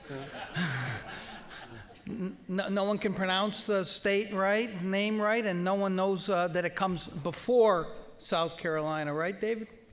That's right. Okay. Even Mary Madeline got that wrong. For those of you who were here earlier, I want to say that it is a real honor to be part of this panel, be invited to the Baker Institute. I'm a little nervous, not just because of the sophistication of this crowd, and I'm sure my colleagues here are too, is that I feel like at the end of this, Josh, who knows everything about every state, is going to correct us all on something we said about our own states. So I'm hoping there's no segment for that, and we're out of time.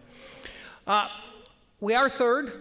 And we are, unlike Iowa, no offense, or New Hampshire, maybe offense intended there, the first really diverse state to vote. And of course, as the first really diverse state with a burgeoning Latino population, very large African American and Asian populations, they sent the older white man to give the presentation. Nevada's really three states. It's, for those of you who don't know, there's 17 counties, only 17 counties in Nevada. There's Las Vegas, which has about 3/4 of the population, and Clark County. There's Reno, Sparks, and then there are 15 counties in between. Clark County is very, very heavily Democratic. It has about 3/4 of the population, and it has about 3/4 of the 600,000 Democrats in the state. So a Democrat who does well in Clark County, where all the population is in our state, is going to do well statewide. Very difficult to do well in Clark County and lose the state. And that's where, of course, most of the candidates are spending a lot of their time. Nevada, there's a lot of talk about how Nevada is becoming almost blue because of what's happened the last 3 elections there. Obama won twice, and Clinton won the state last time. But when I started covering politics in 1986, there was a big difference. Nevada had been a red state for about 40 years since LBJ. Up until, with the exception of Bill Clinton, who only won Nevada because of a certain other third-party candidate on the ballot, who he certainly would have lost as well. But gradually it's been changing. And the influx of Californians, a variety of different other demographic changes, and so we are seen now as a purple or blue state. I actually wrote a column saying that Nevada is pretty much a blue state, and the Republicans didn't get mad at me. The Democrats did, because they said, "What are you doing? You're going to kill our turnout." Yeah, we're not a blue state yet. In fact, that just came up at a recent press conference. Nobody paid attention to Nevada until 2008 in the presidential race. It was never even something I covered as a political reporter that much, because by the time Nevada cast its ballots, the race was already over. But then, in late 2007, a guy you may remember by the name of Harry Reid, who was by then the most powerful guy in Nevada and maybe the most powerful Democrat in the country, went to the Democratic National Committee and said, "We got to change this. Nevada needs to become an early state. We're the gateway to the West, where we are a more diverse state." And when Harry Reid spoke generally in Democratic politics back then, things happened. So Nevada was moved up. He also used the argument, and this is going to be significant as you'll see, that Nevada was a very labor-strong state, and it is, mostly because of a group called the Culinary Union, which has 50 to 60,000 members and represents a lot of casino workers. What's ironic about that is Nevada is also a right-to-work state, but the culinary has immense political power, maybe the most powerful political group. And so Nevada was moved into the rotation, and we had our first go in 2008. We had been a primary state very briefly about a half century ago, and there have been moves to change that, but Harry Reid didn't want that. And I love this story. The Republicans wanted to change it to a primary for a variety of reasons, and they had convinced this one Democrat to come to their side, which is all they needed. And then the vote came up, and he voted the other way. And we later found out it was because, and this was a long-time African-American legislator, and he said, oh, Harry called me last night and said we can't change it for Barack Obama's sake. He really still wants the caucus. And so we have stayed a caucus. One of the reasons the Democrats in Nevada love having a caucus is they don't even think about so much who is going to win the state as much as it's an organizing exercise for them. And they register tremendous number of voters. They registered 30,000 voters in one day and when they first did it in 2008. And let me talk a little bit about what happened in the very competitive Democratic caucuses in 2008 and 2016. So everybody, including Josh, knows to pay closer attention to Nevada from now on, because we played a significant role and people don't even realize that. And I wish Neil was here to talk about a little bit about what happened in New Hampshire. Hillary had won New Hampshire, if you recall, after Obama had won Iowa. Nevada was seen as a potential tiebreaker at that time. In fact, no one knew what the turnout was going to be. It was the first time we were going to do this. And Harry Reid went out and said there's going to be 100,000 turnout. And myself, being the political pundit genius of Nevada, ridiculed Reid and said, there's no way. We've had the record is 12,000 for a Nevada caucus. Well, it turned out that the turnout ended up being well over 100,000. And of course, Harry Reid has said incessantly ever since, including as recently, by the way, as about 10 days ago, I was right and Ralston was wrong, as usual. So here's what's interesting about what happened in that caucus. Is I mentioned the Culinary Union, which is the 800-pound gorilla of Democratic politics. 10 days before the caucus in 2008, the Culinary came out and endorsed Obama. It was very surprising. Nobody expected it, including myself. And what happened after that was one of the greatest spectacles in the history of Nevada politics. 2 days later, after that happened, a lawsuit was filed against the Democratic Party. The teachers union and a few other unknown names were on it. What they were alleging was that the casino locations, the casinos, you've heard that there are casinos in Nevada, they were caucus sites. There was half a dozen of them. And they alleged that was unfair to the other candidates because the Culinary Union had endorsed Obama. Well, suddenly it turned out, this is shocking, that lawyers working for the Clinton campaign were involved in this lawsuit. And soon it became clear that the teachers union and others were fronting for the Clinton campaign. Let me tell you how all out this went. Bill Clinton called Kirk Kerkorian, who at the time was the legendary owner of MGM Grand and MGM Resorts, which owned several properties, and screamed that he couldn't let his casino employees in the Culinary Union be on property to caucus because it was unfair to his wife. I gather that Kirk Kerkorian, who was not used to being screamed at by anybody, even a former president, listened, hung up, and the caucuses went on. What's really interesting about what happened in 2008 and why caucuses are the bane of some candidates' existence is despite what the Culinary did in coming out and essentially saying we're going to win this for Obama, Hillary won by 5 points. But because Obama had been smart enough, his campaign, to figure out the delegate math and that you had to actually win in congressional districts, including those far away from Las Vegas, he won more delegates. He won 13 to 12, and then by the time it got to the state convention, where things changed a little bit, he had 14 out of the 25. So who really won? 2012, of course, there was nothing really going on the Democratic side, and I could talk about the Republican caucus then, and you'd be interested in it because Neil mentioned Ron Paul. Ron Paul was supposedly going to dominate that, and Romney won, but that's a story for another day. I do want to talk about 2016 and 2020 before my friend here gives me the hook. In 2016, again, I can make an argument that Nevada was even more important in this sense. You may remember that Bernie won New Hampshire, and he won New Hampshire by a strong margin.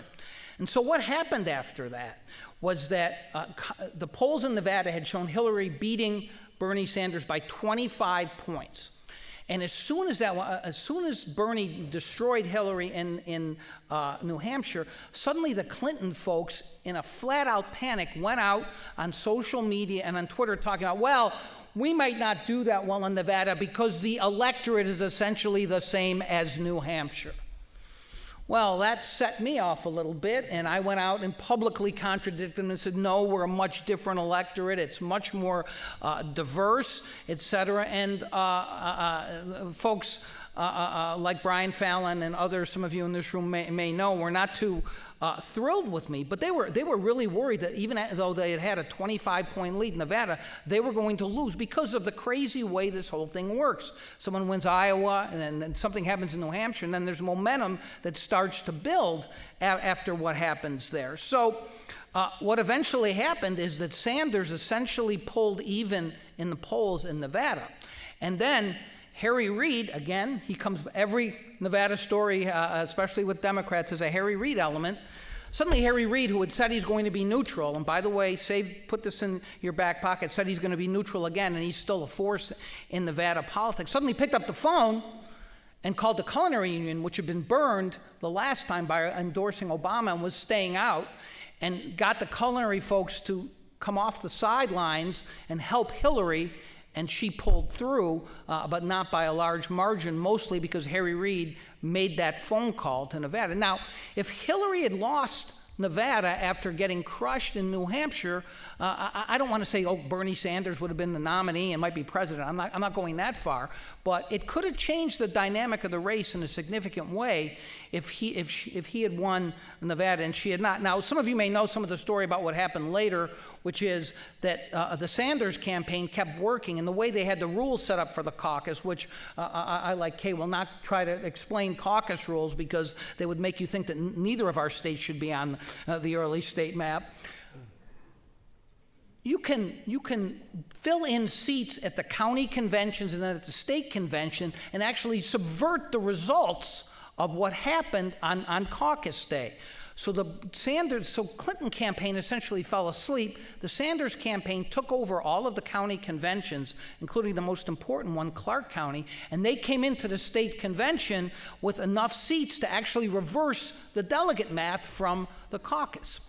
Now, they didn't get enough people to show up, and there was a raucous fight there. I don't know how many of you know anything about it. I got caught in the middle of it because of some things that I reported that still haunt me to this day, because there was essentially a riot at the Paris Hotel, and they had to shut down the convention, and I reported that chairs were thrown, and that little item still consumes some of the Sanders people who, whenever I tweet something about Sanders, yes, I do bait them once in a while, they decide to go off. I call them the chair truthers. But that is the kind of emotions that are generated. So, of course, they changed the rules.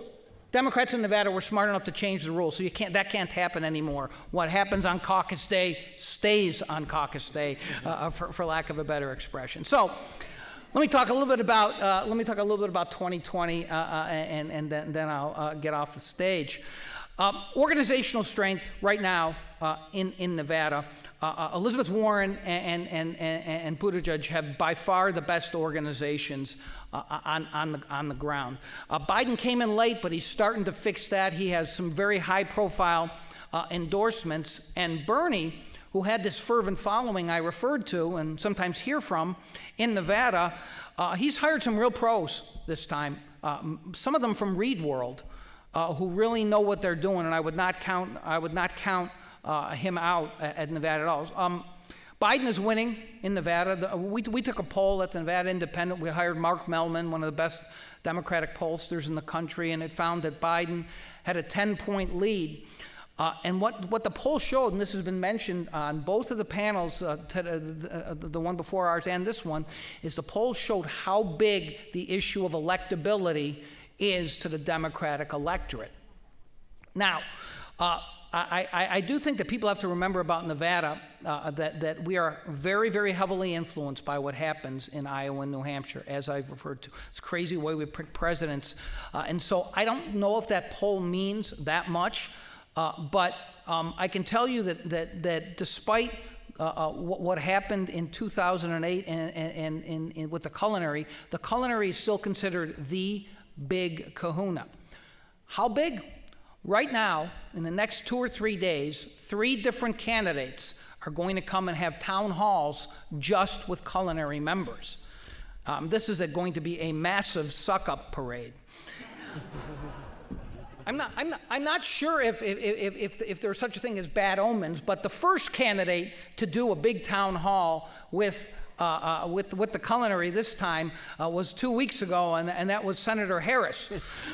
So you can see how much that helped her. They changed the rules for the caucus too, not just in what I referred to earlier about having the caucus results cemented on that day. They're going to have early voting for the caucus as well, which is going to increase turnout. There's going to be 4 days of early voting, and so they're going to have to do all kinds of stuff to match up those voters in the right precincts, so you can determine on caucus night if the 15% viability threshold was made. They seem to have taken all the requisite precautions to make sure this works, but they're also going to have same-day registration, as they have done in the past. And so I'm not going to say this is a recipe for things to go wrong, but it's a recipe for things to go wrong.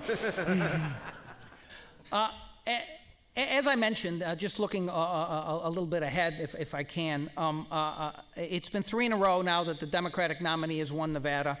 The Democratic machine in Nevada is as formidable as any in the country. It was built by Harry Reid. It is to some extent from afar still run by Harry Reid. And they had a tremendous turnout in 2016. And then, and James Carville mentioned the off-year turnout. The turnout in 2018 was much higher than usual. So now the Democrats absolutely dominate Nevada politics. They have 5 of the 6 constitutional officers, both U.S. senators, and near supermajorities in both legislative houses and 3 of the 4 House seats. So you can see why I say Nevada might not be purple anymore and might be getting bluish. The Democrats are out registering the Republicans every month by substantial margins. Indeed, in Clark County, that I mentioned, is going to determine most elections.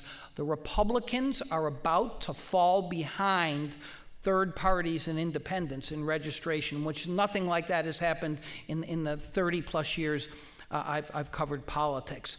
Nevada's not a lock for the Democrats. Trump won by 2.5 points. Yeah, I see the zeros.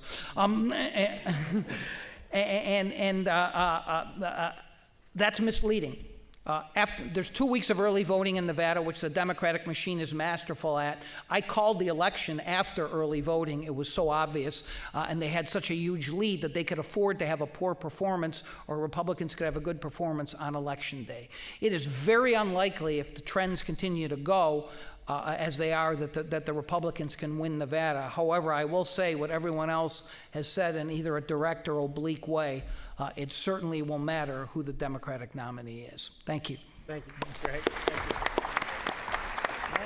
Don't fall, John. Now, bringing up the anchor leg, South Carolina, the 4th and final early primary and caucus state. I'll get it for you. Off to a bad start. We early states cooperate with each other. Promise to go fast. I'm the professor with the drawl, not from a foreign state like California or Austin. The first thing to talk about in South, there are 2 things to remember as we get started. It's first in the South, and it's first in the South for a reason, because it brings sanity to the process. After you go to the corn in Iowa, the godless city in Las Vegas and these other places, you finally come to normality in South Carolina. In the Democratic primary, 55 to 60% of the voters will be African American, key base for the Democrats. But the second thing to know about it is they say we pick presidents. Now, they don't pick presidents. They pick presidential nominees, but that turns into presidents. Ronald Reagan, George H.W. Bush beat Bob Dole. Bob Dole turned back Pat Buchanan. And George W. Bush famously lost in New Hampshire and called down to South Carolina and said, "It's up to you guys." I was consulting that during that time. And he beat McCain. It was a significant thing that set him up for the nomination. But you don't realize it also has played a role for Democrats. Jesse Jackson won the caucus vote and beat Al Gore in 1988. Hillary Clinton led Barack Obama throughout 2008. Bill and Hillary Clinton were in South Carolina constantly, and every poll showed them ahead. My colleague, who was African American, two of us run these polls together, and a Democrat, he went to a rally, the Democratic rally. He said there wasn't an Obama sign there at that rally. I gave him one to take. Obama won by 55%. 2016, we said Hillary was going to win by 50%, and the media just ate us up. She got 72% of the vote. She did win that big. But every once in a while in South Carolina, you don't do things by the rules. My favorite writer in Red Hills and Cotton says, "It is defeat that lies at the heart and makes the years to smother." So in 2012, Mitt Romney had filled up every mailbox in the state for weeks, was well ahead. There's a debate down at Myrtle Beach, and Juan Williams asks a bad question. Newt Gingrich stands up, dresses him down. In 5 days, Gingrich won, and it wasn't small, 40% to 28%. So it can turn around a lot at the end. I was in the room running a candidate against Nikki Haley. We lost 14 points in 8 days when she beat us in the primary. It can turn around rapidly. So the second issue is that South Carolina is an open primary state. And Democrats have been voting in Republican primaries as long as we've been having them presidential primaries there, especially in 2000 when John McCain had all those independents out there. And will Republican voters in a sunburned red state without a GOP primary to participate in vote in the Democratic primary? I know what the political science literature says about just a certain amount of mischief making, but if you've been watching news and you hate Schiff and Nancy Pelosi, why not go vote in the Democratic primary? You can. I think it could happen. I don't think it will happen. But if you think Sleepy Joe won't carry well, or you don't want to run against Sleepy Joe and you're a Republican in a hot Republican state, this is your time to give them Elizabeth Warren. I'm not saying it's going to happen. I'm saying it could happen in an open primary state. You got to realize the whole population of South Carolina could be moved over to the Atlanta metropolitan area, and there still are 1 million more Georgians in Atlanta than there are in South Carolina. It's a small state. Things can turn around. So what do the polls show? Well, I want to tell Mike and everyone I certainly appreciate your endorsement for polling. I was the guy who went over on first Monday before we voted on Tuesday and told the whole Greenville Republican Club, which was much bigger than this, that Hillary Clinton was going to get 309 electoral votes. I was only off by 82. Which is good in political science, and I have great confidence in polling, just not mine. I've got 3 observations, though, from our recent polls. Those social media polls, I'm getting too old. I don't like social media polls. I like to pay people to vote. But here's what it said. Trump is not popular in South Carolina. Most popular politician in the state is Tim Scott, African-American senator, 64. This according to this poll, and Lindsey Graham's at 58, and yes, Lindsey Graham is safe. He has nothing to worry about. Trump's at 44, about where he is nationally. And he won the Palmetto State by 10 percentage points, 55-45. And South Carolina has not voted Democratic since 1976. So, I mean, I think he's very much safe. I don't think his margin's any trouble, depending on who the Democrats nominate. But every constitutional officer in South Carolina, and we have 12, that runs from governor down to adjutant general, is a Republican. Every congressman, with the exception of the majority-minority district, is a Republican. Both senators are Republicans. It's really a solid state. And the irony is that a small Democratic primary that can't have any effect in the state itself may choose the Democratic nominee, or certainly will play a large role in the nominee. And it's ironic that Democrats play such a small role statewide, but can play a big role nationally. Second, the state has attraction to establishment candidates, especially on the Republican side. You know, Bob Dole, George H.W. Bush, George W. Bush, going right in the middle of the bell curve. Our surveys have always found that Democrats and Republicans prefer familiar faces and like people that they feel like that they know. And we regularly find out that 70% of the voters on both parties say they go to church at least 2 times a month. So what you don't know is how close Biden was to Strom Thurmond. In 1988, when Biden was running for president, and we had the Bork hearings going on, the committee met in a room, and this is when the story broke about Biden and Neil Kinnock sharing information. And Biden says, I'm going to resign as chairman. And Thurmond walks over and grabs his hand and said, no, boys, he's our chairman. We're going to stay with him. And Biden never forgot it. He moved his office next to Thurmond's, and he came to South Carolina so often I could have screamed. He was always coming. But here's the October poll of the Charleston Post and Courier. Biden, 30%, Warren, 19%, Sanders, 13%. Our sister university, Winthrop University, Biden, 37%, Warren, 17%, Sanders, 8%. One person interviewed came out in the paper and said, I'm not excited about anybody, but I feel safe with Joe Biden. Biden gave the eulogy for Fritz Hollings, the longtime Democratic senator, and Biden gave the eulogy for Strom Thurmond and it was televised. So the third warning, beware of South Carolina's eccentric nature. Remember, they started a war. And there are a lot of them down in Charleston that would like another time, okay? I was born in Texas. I went to undergraduate school here. I have never seen this bumper sticker. I've written a book on Southern politics. On any place in the South, I saw it last month in Anderson, South Carolina. I am the great-grandson of a slain Confederate soldier. Now, you may think, good night, it's been 140 years. Why are they? Well, they don't quit doing that down there. Elections can turn around in a week, and a lot of things can change. Every Citadel cadet is required to remember the names of the 2 Citadel cadets who fired on Fort Sumter, still today, as a knob when they go.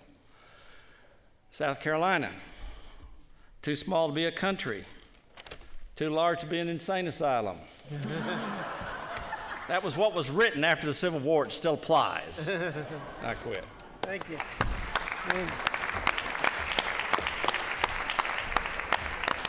I'd like to thank all of our 5 panelists. We'll take a short break here while we bring the other panel up, and we'll get set up, and we'll be starting in about 5 minutes with the next panel.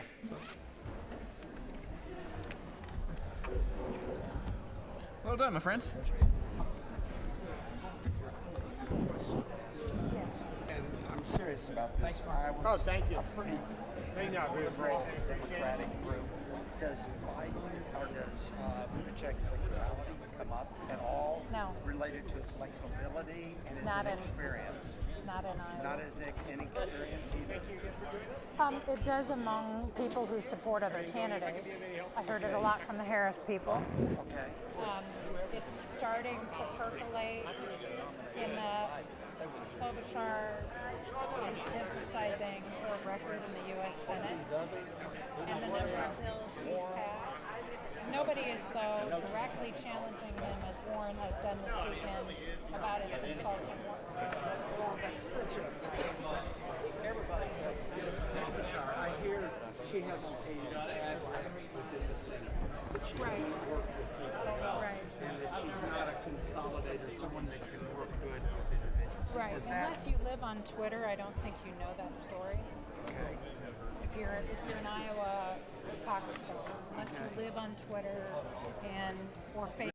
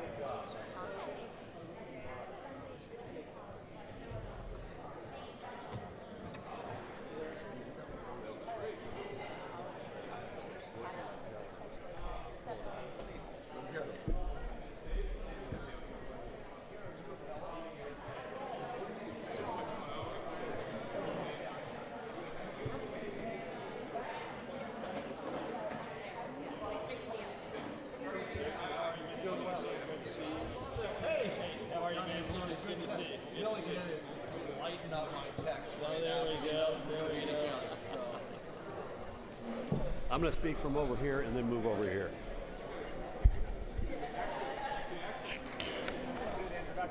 Yeah, just quick one here. Yeah, right, exactly. Thank you, sir.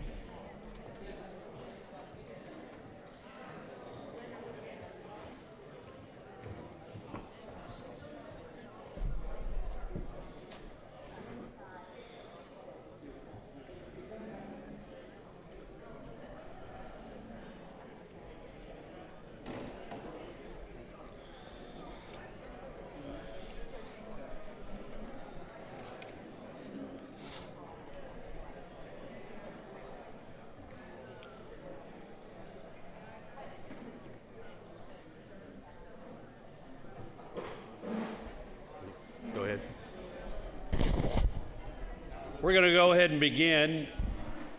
If you want a cookie or a cup of coffee, better get it now because we're going to dive into this. I am standing in for Jonathan Karl.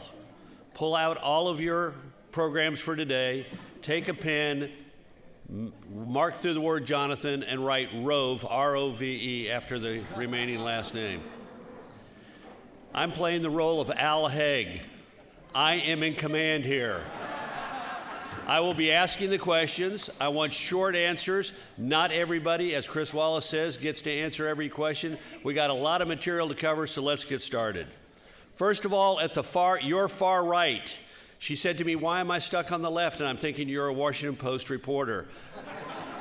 On your far right, but my far left, is my pal, Karen Tumulty, a graduate of the Crockett High School Cougars in Austin, Texas.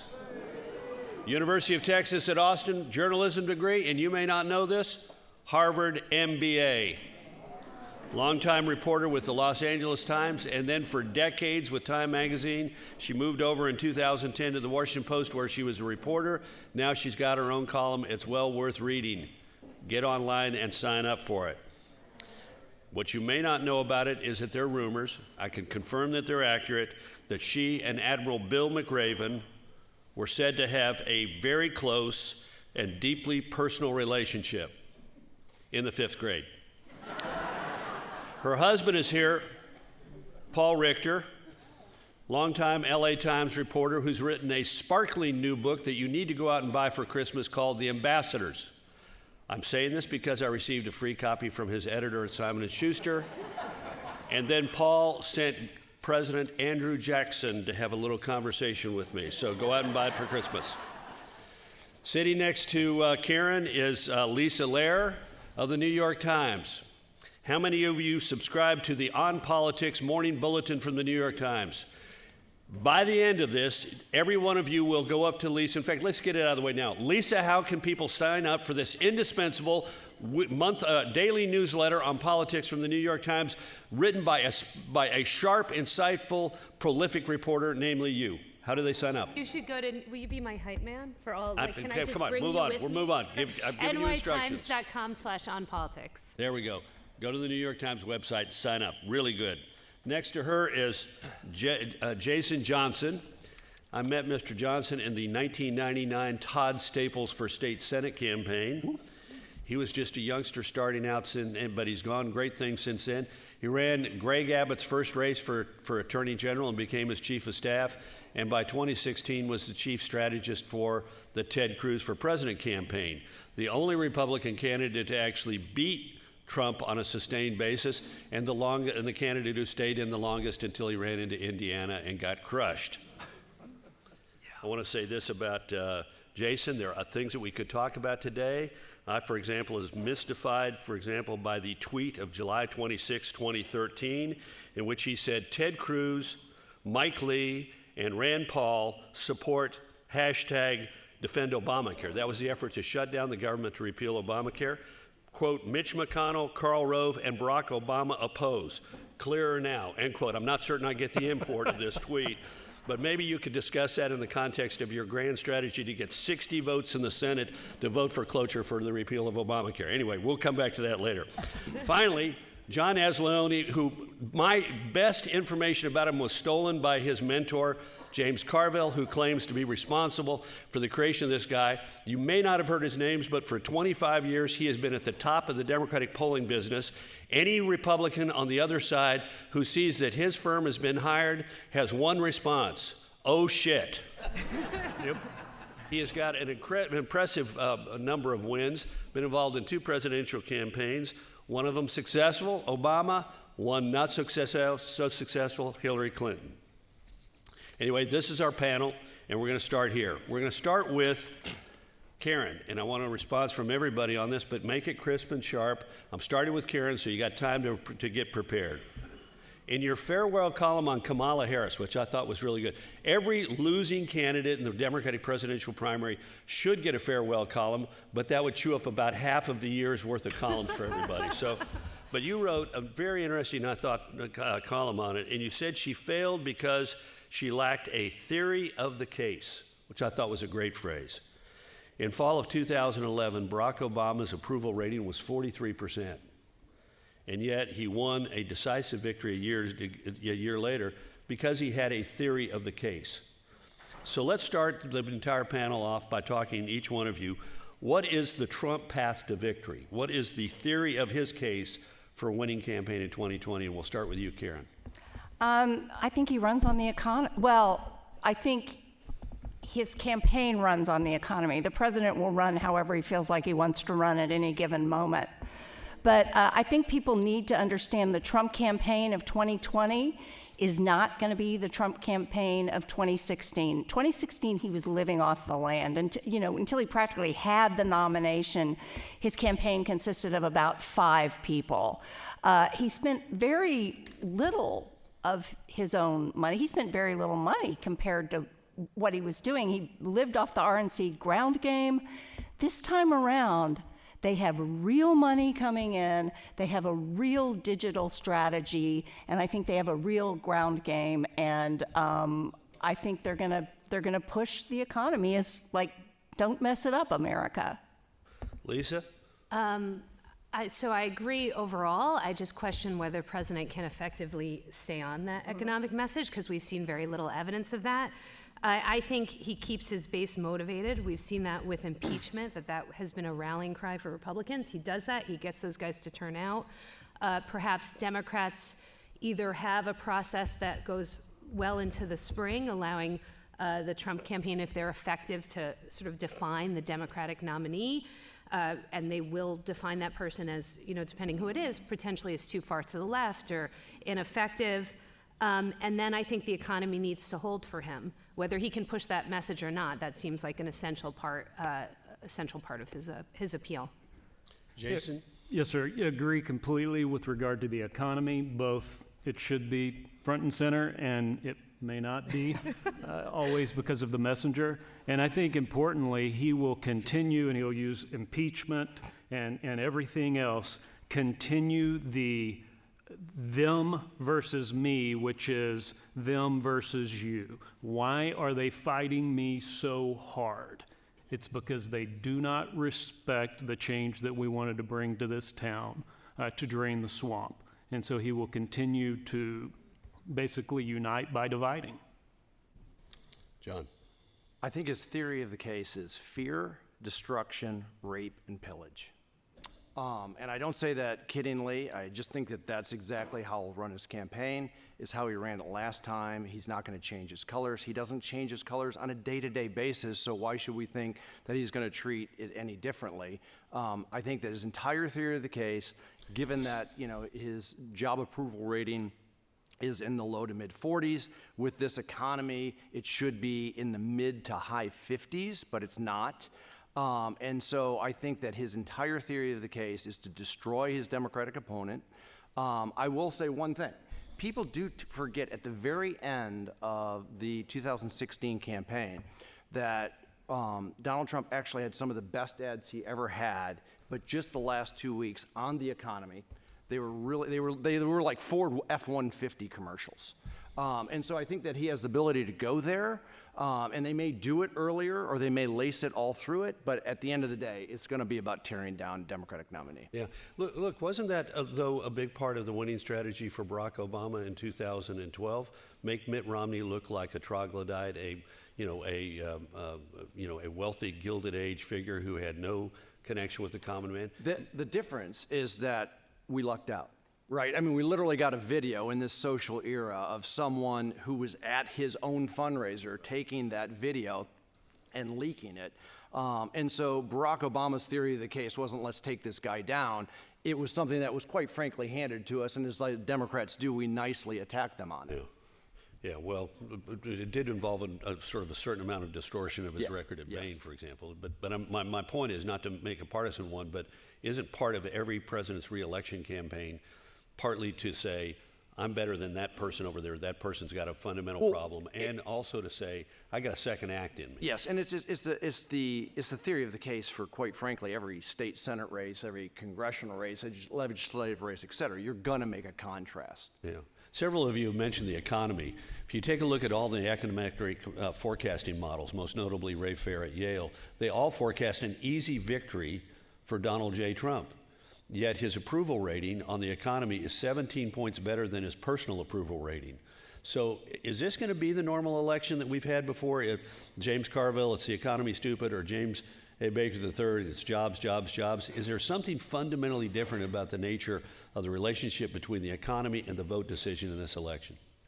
I mean, his approval rate, he is running with historically low average public approval ratings. Donald Trump's approval has not gone up and down like normal presidents do. It stays in this kind of narrow band, and it seems to be sort of more than most presidents kind of divorced from the performance of the economy. And I do think it's his character, it's the way he behaves, it's the way he steps on his own message. I mean, it's just who he is.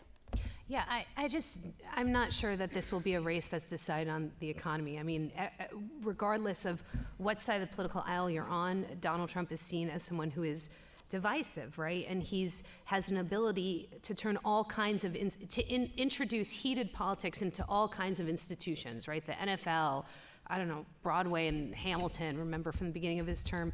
So my sense is that from talking to people out there, that they are voting on far more sort of cultural kinds of issues, which weren't, maybe sort of new cultural issues, but Donald Trump has ignited these flashpoints in American life, race, gender. He has an uncanny ability to do that. And so it's hard to see the election not being in large part on those flashpoints. And in that regard, it's not clear. There hasn't been, we were talking at my table at lunch, there hasn't been a ton of movement. For most people, where you are in 2017 is where you are now, although I suspect these guys may dispute that because movement at the margins, right, makes a big difference in presidential elections, of course. But I think what that speaks to is just how divisive he has always been and how that's factoring into people's votes. John or Jason, any different? Yeah, I do think a little different. I think that this will be fundamentally different for this reason. Most of these presidential campaigns are driven on an issue. It's the economy, stupid, we heard that before, or identity politics, which we thought was 2016. I think there's a different variable that we have not seen. Maybe we saw it after Nixon with Carter, which is there's a psychological element of normalcy. We're exhausted. I think the voting electorate is exhausted. They want their life back. There is just anxiety out there about this guy. And so I think there's going to be a universe of voter who like his agenda, who even likes that he really messes with Washington and the news media to shake things up, but just want to be able to refriend their high school buddy on Facebook, who they can't. And I really believe that there is a psychological variable that will fundamentally make this race different because we just want our lives back, and there's just so much exhaustion. Yeah, Michael Bennett has this wonderful line that I think every Democrat should be using, which is if you elect me president, you will be able to go 3 and 4 days at a time without even thinking about who the president is.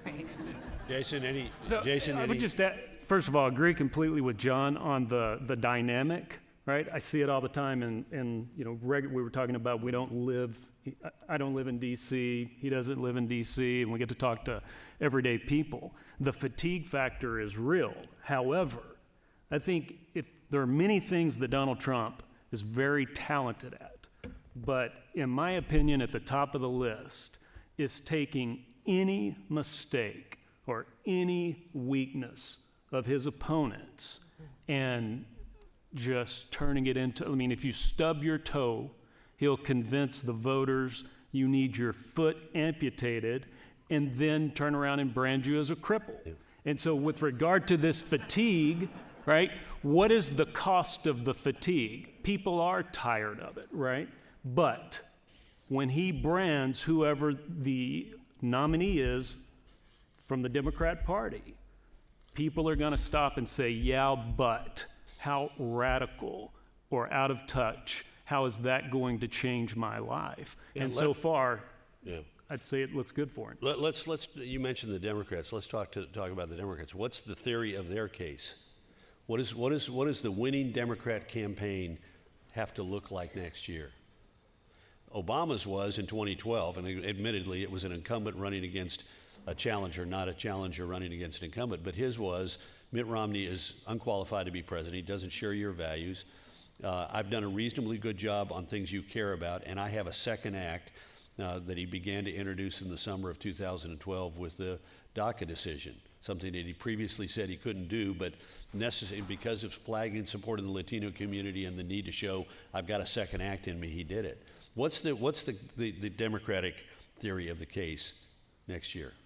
Well, the other phrase that Obama used a lot in 2012 was break the fever. It didn't turn out to be true, but the idea was that if he could get reelected, this kind of partisanship that has, so divided the country would finally, the country would get past it. And I do think that, the Democrats are going to have their arguments during the primary over health care and over the new Green Deal and all these other things. But ultimately, I think, John, you're right. I mean, I think the theory of the case should be, let's get back to normal. Anybody Except else? I think there's a debate within the party over whether that's what Democrats want. I mean, I know which side of that debate you're on, but there are certainly many Democratic primary voters when you're out there who say there is no going back to normal, and what's necessary is sort of the more Warren-Bernie path of, as Elizabeth Warren calls it, big structural change. So I think that debate and where the party goes is being sussed out in the primary right now, and we're going to see how it ends up. The other thing I'll say is that talking to these early state Democratic primary voters is like talking to, everyone is a pundit now, and they should all have cable news contracts. They're all arguing out, well, I really kind of like this person, but what about this guy in a diner in Pennsylvania? And you say, have you ever met a person in a diner in Pennsylvania? And they say no.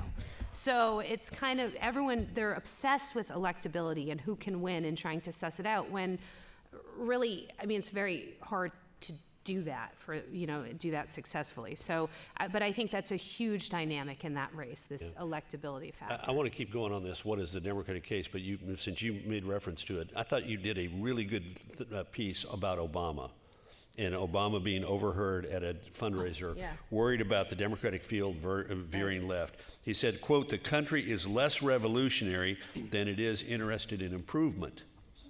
And so he was suggesting that the Democrats like Warren and Sanders, who have this robust, bold, transformational agenda, we're going to transform America into something new, versus incremental reform. Sort of the Warren-Sanders on the one side, Biden and Buttigieg on the other, is the dynamic that's driving the Democratic the Democratic primary process.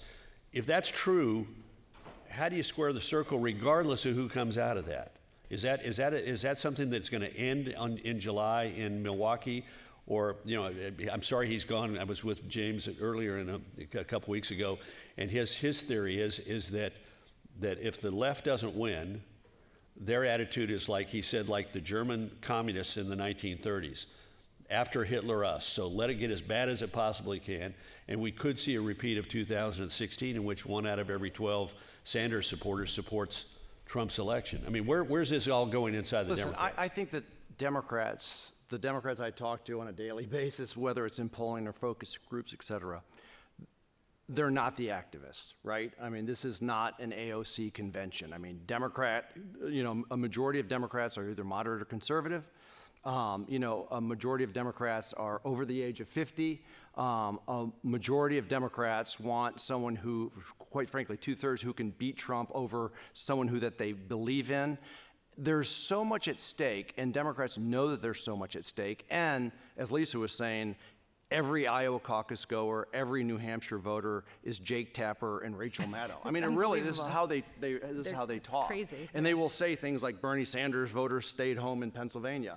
And so I really believe that there's so much at stake that they were going to come out and vote. But maybe more importantly, which is another fundamental change possibly, is the number of people who are going to come out, that the people who do sit on their hands will be just overwhelmed. And we won't have Jill Stein, hopefully, right? We won't have the third party sucking a universe off. And so I think that just the engagement level and the intensity level of what is at stake will override any major group of people sitting on their hands. And it was so striking, if I can say one thing about that Obama piece, is so I wrote this piece. The weekend was Twitter, people on the left in Twitter just trashing President Obama, and they're very worked up.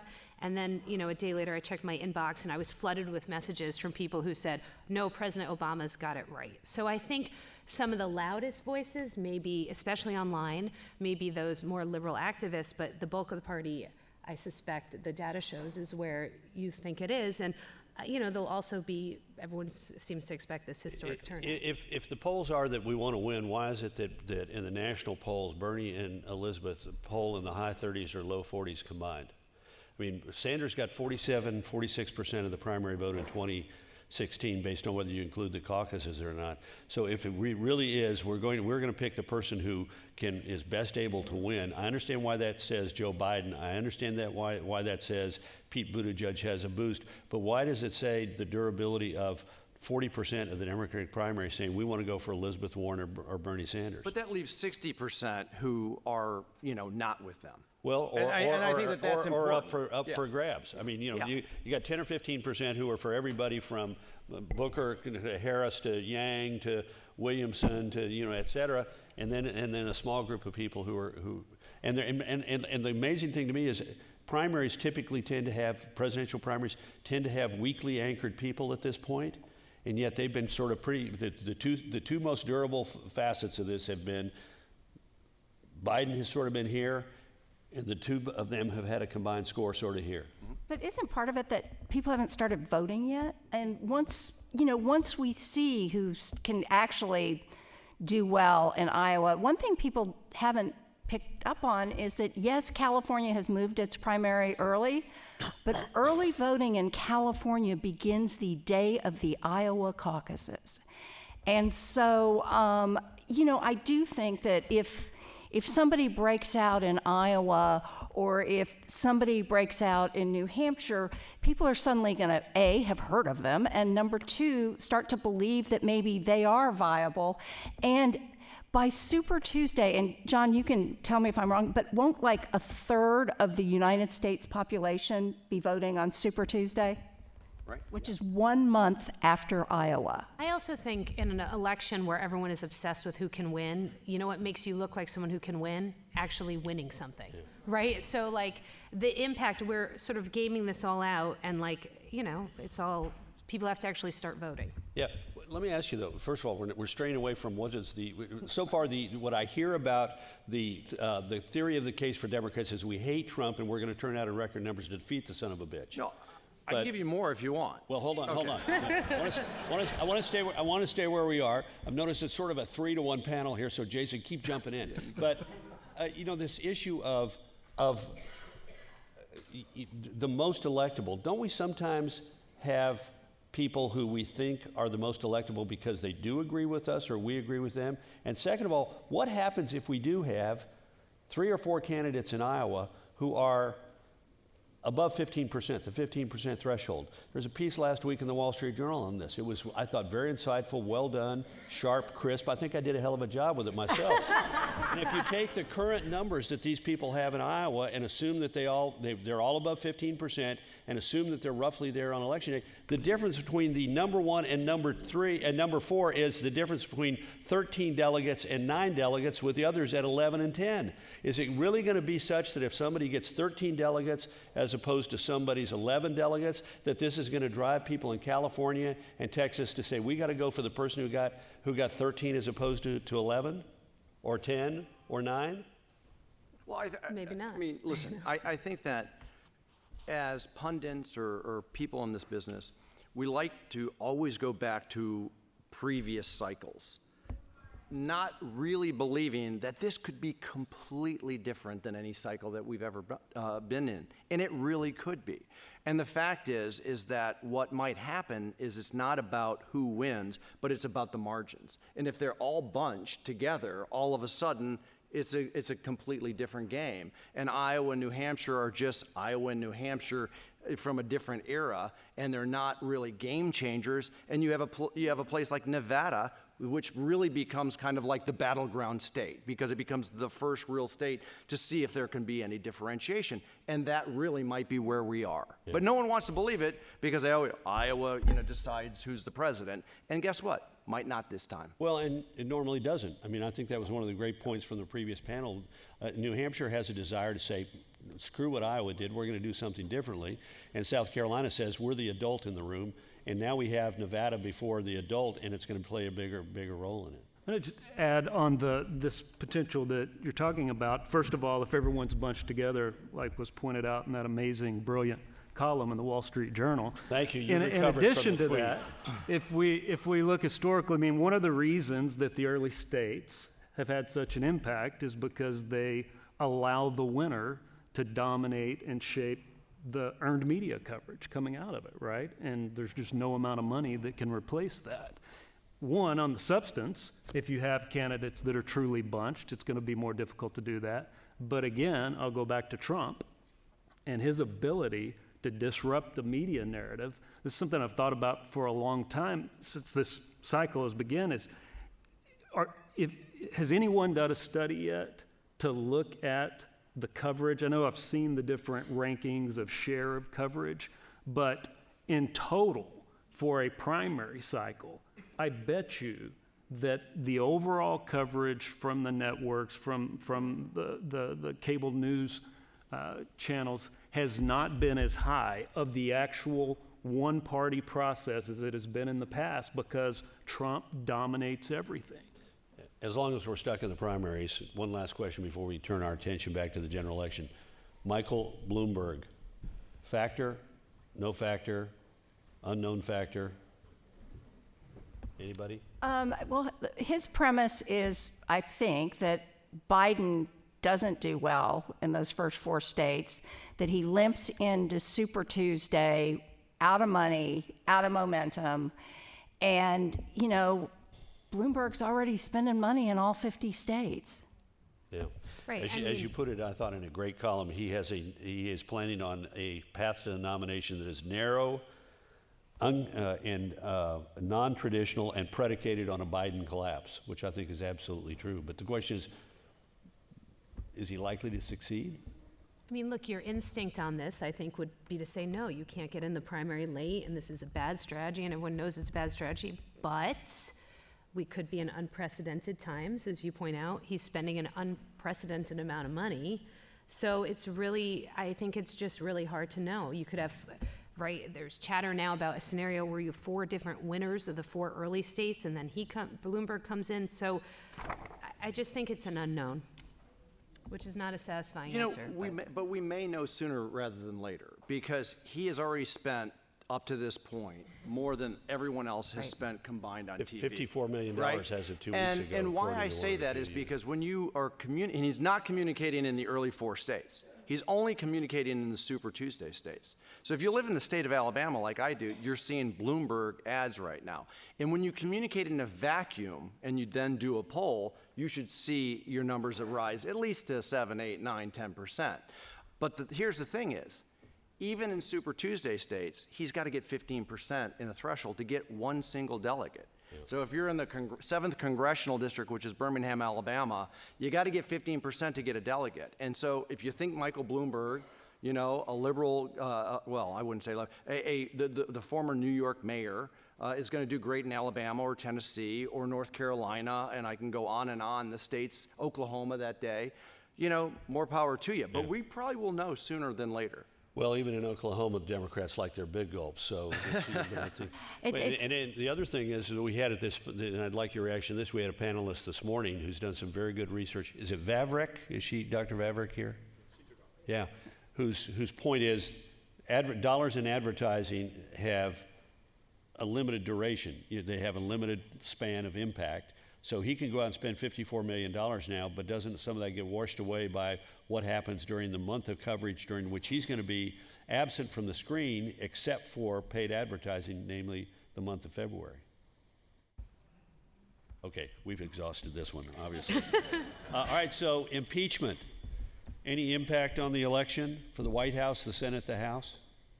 Tee it up, Jason. Say that again. I said, tee it up, Jason. Oh, come on. That's your way of suckering him into it, Ezzaloni. Come on. I'll bite.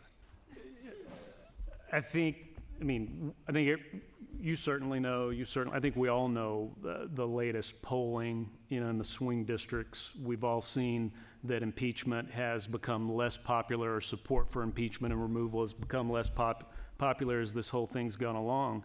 And I don't know how it necessarily impacts the House, though I suspect that several of those seats that Democrats took in 2018 will come back, and impeachment will be a big part of it. But overall, I think it's yet another thing that President Trump uses to play into that narrative to paint the Democrats into a corner of being extreme, not being rational, and just turns it into a strength. Now, whether or not it ultimately is one, I'll go with what Carville said earlier, and we don't know. Good dose of humility is a good thing. But I do think, all in all, he's using it, and he'll be able to use it to his advantage to say, they're just against me, they're against me because they're against you and the things I'm trying to do to drain the swamp. At the same time, it certainly can play into the whole fatigue factor that John brought up. I think I was in a roundtable of reporters with Nancy Pelosi about a month ago. She's very pragmatic and realistic about this because, the numbers are actually a lot higher than they were in July when it was just the Mueller report that we were talking about. And they've basically edged up to the point where the country is just evenly divided. But in this roundtable, Nancy Pelosi said, this isn't going to be like Watergate. There is not going to be suddenly this big surge of support because there's a lot of new information. We're a different kind of country now. People are in their tribes.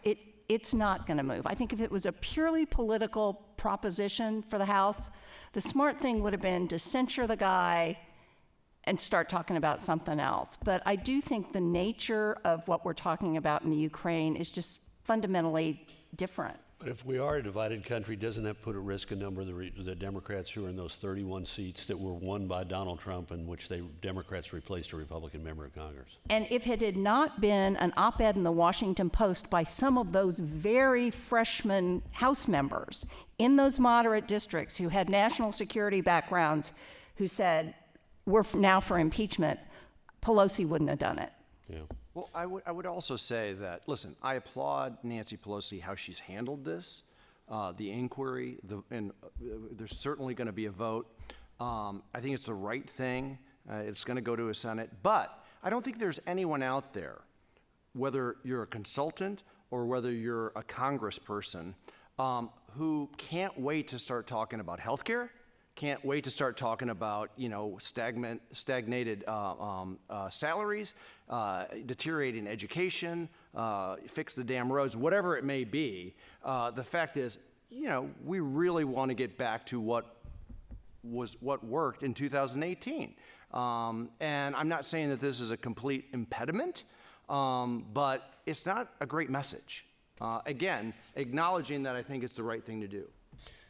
Lisa, you had a piece recently in which you talked about the Democratic Party facing the possibility of an all-white field of finalists for the presidential nomination. We've had Kamala Harris fall by the wayside. Julian Castro has not gotten liftoff. Cory Booker has sort of been erratic. Does this present a problem in the fall for the Democrats if they have a ticket that is all-white finalists, and particularly if it's all-white male finalists? I don't think Democrats will have a ticket that's two white men. So you could speak to that better. I just don't think that will happen. So they'll answer it. So if it's Biden, he's going to be picking Kamala or Stacey or somebody. Yeah, or Cory. I don't know. I think that this desire for Democrats to oust President Trump is so much greater than any internal divide within the party.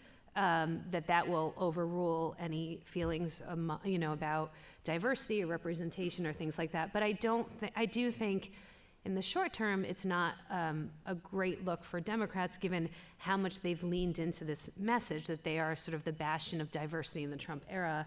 And then you're going to have this December debate where it's a all-white field, majority male. I think that sort of will fuel, and we see that it is already fueling the internal divides within the party. My instinct on this is that those divides, when it comes to the general election, will not be so problematic because the hatred of Trump just is so much greater than any of those sentiments. But in the short term, I just think it's not, I don't think it's quite where people in the Democratic Party would want them to be had they been able to sort of design the field. But it's because of their own debate criteria. Anybody else on the question? All right. What groups are up for grabs in the 2020 election? What does each side need to do? What groups in the electorate does each side need to be worried about? I think I would keep my I'd keep my eyes on white women.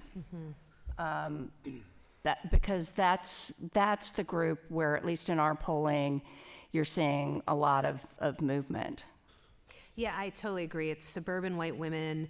They don't like the president's tone. They don't like the chaos, all the things that we've been talking about, but they may like some of what he accomplished in the economy. So they really fueled the Democrats' wins in the House in 2018. So where those white women go will be really crucial to watch. Okay, Jason and John, you're advising Trump. What do you do to worry? What if you're worried about college-educated suburban white women? What do the two of you tell the president to do? I took the last one first. Well, I'm going to answer your question, but I'm going to say watch three groups in the I'm going to come back election. to you. I'm going to come back to you. All right. Because you go ahead, though, to answer. Oh. Answer my question. Oh, goddammit. answer your question. He's then in we'll come charge. back and I don't know if then- anyone knew this, but he's Yeah. in charge. I did, and that's all But here's about, the friend. problem. I mean, you can't give him any advice, right? Well, and so no. Here's no, my that's advice. escaping the Here's my question. advice for him.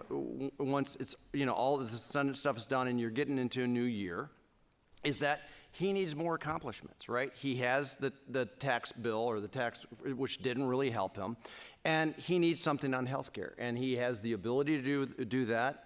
He has, voiced it. He can be very populist when he wants to, right? And he has been very populist on health care, and he needs to have something to show.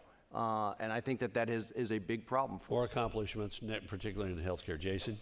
Security, national security, and if possible, to talk about border security in a way that doesn't exacerbate the problem, then I would lump that in as well. Yeah.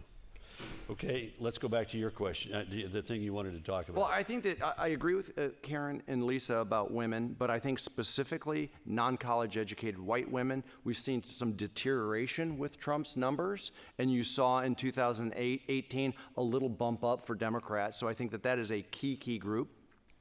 I think that a group that you have to watch is younger black men. It was a huge problem for Hillary Clinton in places like Philadelphia, in places like Milwaukee, and in places like Detroit. We have, that I don't want to call it a problem, but it is, we haven't figured that out. And the third is rural America. Okay, James talked about it being 18% of the universe. The fact is Democrats just have to win. We have to lose by a little less. We just can't continue doing the 75-25. We need, I know this sounds strange, but the 70-30, right? The 32-68. I mean, we just need to lose by just a little bit less, and it will pay great dividends in a close election. Yeah.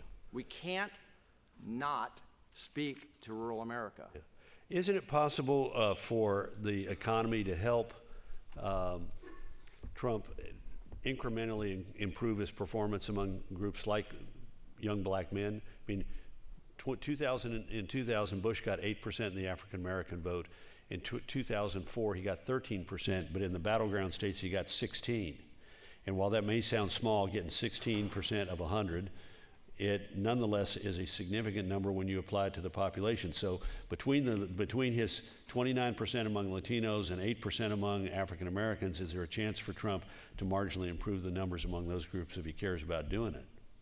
One of the interesting things to me, and I think it was interesting to them, was, as you know, they're now taking all the data of anybody who applies for a ticket and comes into those rallies and immediately laying it against the voter file. And when they had their El Paso rally, they found out that 30% of the attendees at the rally were low propensity Latino Democrats from New Mexico who are enjoying the prosperity of the Permian Basin in southwest southeast New Mexico, Little Texas as it's called, and were enthusiastically responding to Trump's message as a result. Isn't there a chance, an opening for him if he's smart enough to take it? Absolutely. And the one group I was going to mention were African Americans, and you mentioned specifically young African American men. And as you just pointed out, President Bush's numbers. I mean, 1, 2, 3% of the vote share and increase is huge. And on top of that, it's not just the share of the vote, but what is African American turnout, right? And how is that impacted by whoever the Democrats choose? But I think that's the biggest group to pay attention to. And the campaign, I'm not familiar with anything other than what I see on the news, but they certainly are making an effort for black voter outreach around the country. Let's talk a minute about one of the groups that John talked about, rural America. Is Trump in trouble with trade policy because it's keeping soybean farmers in North Dakota and cattlemen in Missouri and row crop agriculture and industrial Midwestern states from reaping the profits of foreign sales? Or are they willing to give them a little bit of a time to get it done? My sense of that is more anecdotal than in the data, but just in talking to people, cotton farmers in Arizona, I'm finding that they're still pretty much sticking with Trump. I mean, I don't know how long their patience lasts in this, but it's kind of, well, he knows what he's doing. But I don't know if that's durable. Yeah, I'm finding the same thing anecdotally, that they're still willing to stick with him. And, it is around this cultural identification issue as well, I think. We have any comments? I would just say I agree. I agree with you, and it's somewhat disappointing, right? I mean, they did get subsidies. It didn't fill the hole in their bank account. But again, what's a bigger issue in rural America? Make sure that their hospital didn't shut down, right? I mean, so we have ways to go in there and talk about economic development and talk about different things that we can do to bolster these small communities. For Democrats, it's just showing up. It's just showing that you give a damn about small town America. And I think that's important. We're just saying, again, just like you were talking about, all he has to, Trump trying to steal another 3 or 4 points away from African Americans or Latinos. We're just trying to steal away 3, 4, 5 points away from rural America, because it adds up. Well, let me give you an early indicator that said to me Democrats have got a continuing problem with this. First place I picked up opposition to Medicare for All was I spoke at 2 different state association of hospitals. And the rural hospital guys sought me out and said, do you understand what Medicare for All will do by lowering reimbursements? In our part of it, we will shut down. Here's how many hospitals we'll lose in Indiana. Here's how many we'll lose in another state. They were very pointed about it, and They loved Medicaid expansion. They loved Medicaid expansion, but Medicare for All and the abolition of private health insurance and making everybody get paid. They were like, we're going to be shut down, and rural America is going to be cut off. And this was months. This was at least weeks, if not months, before the general buzz got going about it. The problem for Democrats is all those rural health administrators, they go to the Rotary Club on Wednesday, and they're at the Garden Club, and they go to the First Baptist Church of Coweta, and everybody, they talk about this. What states? I love this thing. We have this theory that there's little change in battleground states, or at least we think that, but in reality, I mean, Texas was a battleground state in 1980, one of the 10 battleground states. In 2000, battleground states were included Arkansas, Tennessee, as Shaw can tell you, Kentucky, and West Virginia. So what are the battleground states likely to be this time? Obviously the president's going to be playing defense in the big blue states of Wisconsin, Michigan, and Pennsylvania, but where else are we going to be seeing a concentration of activity? Well, those 3 are going to be everybody's obsession, but I do think places like maybe Arizona might be worth watching. The other thing we haven't talked about is there's Senate races going on all over the country, and I think that's going to have an effect. Yeah, I'm also interested in Arizona, in part because how that state seems to be changing, but also because the voter composition here, and about a third of the electorate, of course, is independent. So it's beyond those big 3, which we're going to be all moving into, I think, for the next year. So Arizona is where I'll be keeping an eye. And it's hard to can you guys think of any state that Trump is actually likely to win in 2020 that he didn't win in 2016? Well, he's That was gonna- my question to you. I mean, I think he's going to listen. I think he believes Minnesota. Yeah, he does. Because it's lily white and it's like Wisconsin. The other state that I would throw on the pile there for Democrats is Georgia. Because Georgia, if you just look at how it naturally has fallen with no paid communication in 8, 12, and 16, has been one of the closer states just naturally to happen. And I think that what we have not had in Georgia has now been created by Stacey Abrams. We now have an infrastructure where she registered and got almost Obama-level African Americans out. And I think that will be potentially an important state as well. And the thing about Arizona and Georgia, they have one dominant media market. So you have Atlanta and you have Phoenix, and it's incredibly efficient. And Texas, unfortunately, isn't. So, New Hampshire? We heard that, we heard that a little bit from the previous panel, but I'm hearing a lot from the Trump people that having lost by 1,500 votes, they think they can get it this time around, as well as potentially Maine. They took Maine too last time around, and the registration numbers there have gotten much better for them, and they think they can take Maine.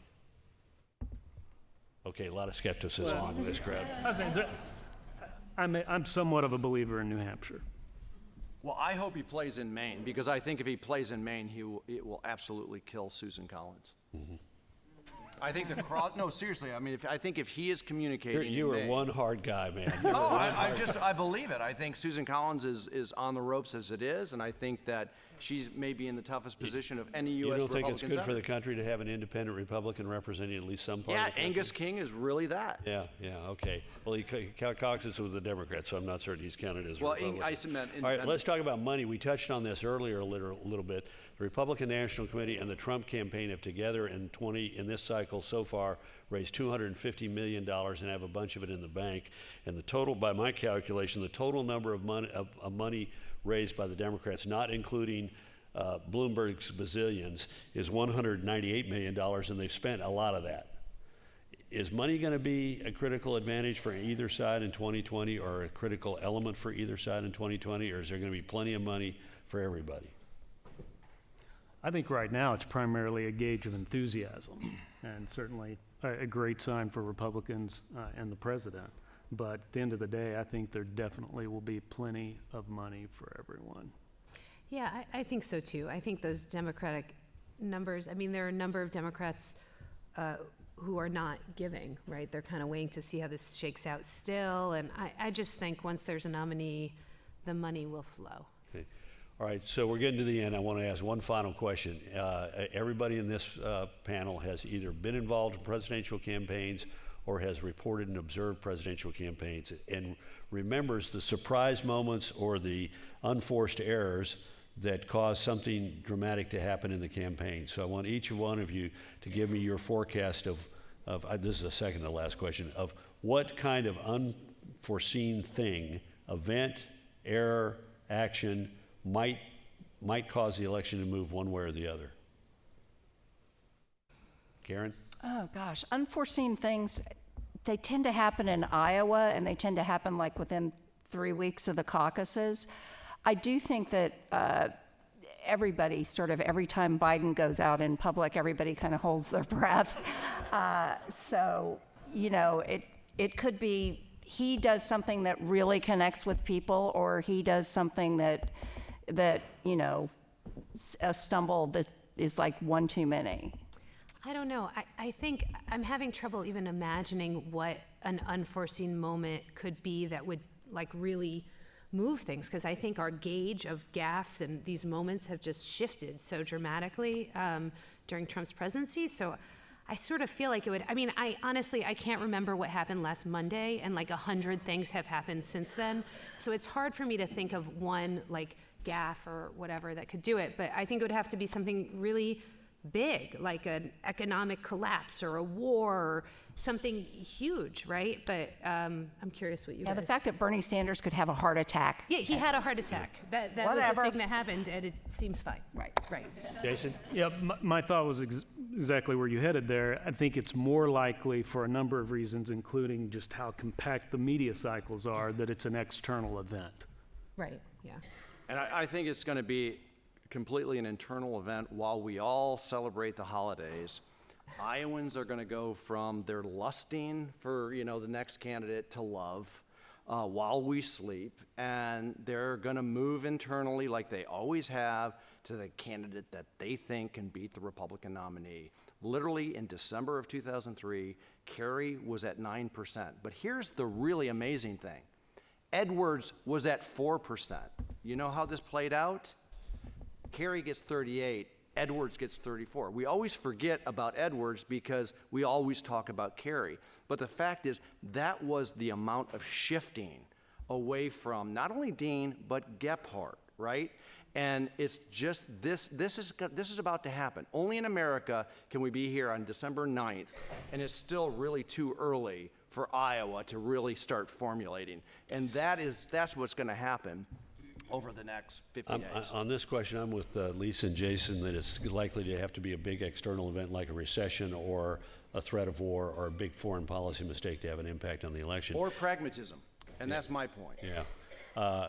With John's observation about Iowa, I have to remember my theory about Iowa is that once they do fall in love with you, they stay with you. In New Hampshire, they're fickle as all get out. We would go up there in 1999 and 2000. This guy would show up at all the events. He'd say, "George, I love your mother and father. I'm going to be for you." Next time we go there, he'd say, George, I went and heard John McCain do a town hall meeting, and he did a terrific job, and so I hate to tell you, but I'm for him. And then we come back and say, George, I've been thinking about it. You're a successful governor of a big state. You got the experience to be the chief executive. I'm for you. And the last time we showed up in the state, about the 8th time the guy would show up at an event, he said, George, I've decided firmly I'm going to be for you. I'm casting my ballot for you. And we lost by 19 points. I wish that son of a bitch had come up and said, I'm for McCain, and I know what the outcome would have been. So, outcomes. Lightning round. Who's going to be the Democratic nominee, and who's going to win the general election? John, we're going to you first. All right. Biden. Biden. Oh. Jason. Biden, Trump. Oh, Lisa. Man. I pass. I know. I I'm out of the prediction game. Okay. Look. You can bet against the field. So it's like, I'm picking this person, but I'm not saying they got a better than 50-50 chance of winning for the Democratic nominee. Come on. I just won't do that. I just won't. I was. Paul told me you were like this, so you weren't going to be any fun at all. Lisa? Oh, I'm out of that Be game. a good sport. After last time, I am out You of that. work for the goddamn New York Times. You opine all the time. Opine on this We're not one. predictive. We're covering the moments as they happen. Okay. How many say Biden, Democratic nominee? How many say Warren? How many say Sanders? How many say Mayor Pete? How many say the little mayor from New York? How many say somebody else? Okay, general election. How many say the Democrat? How many say Trump? We're a narrowly divided country and a narrowly divided audience. Thank you for coming.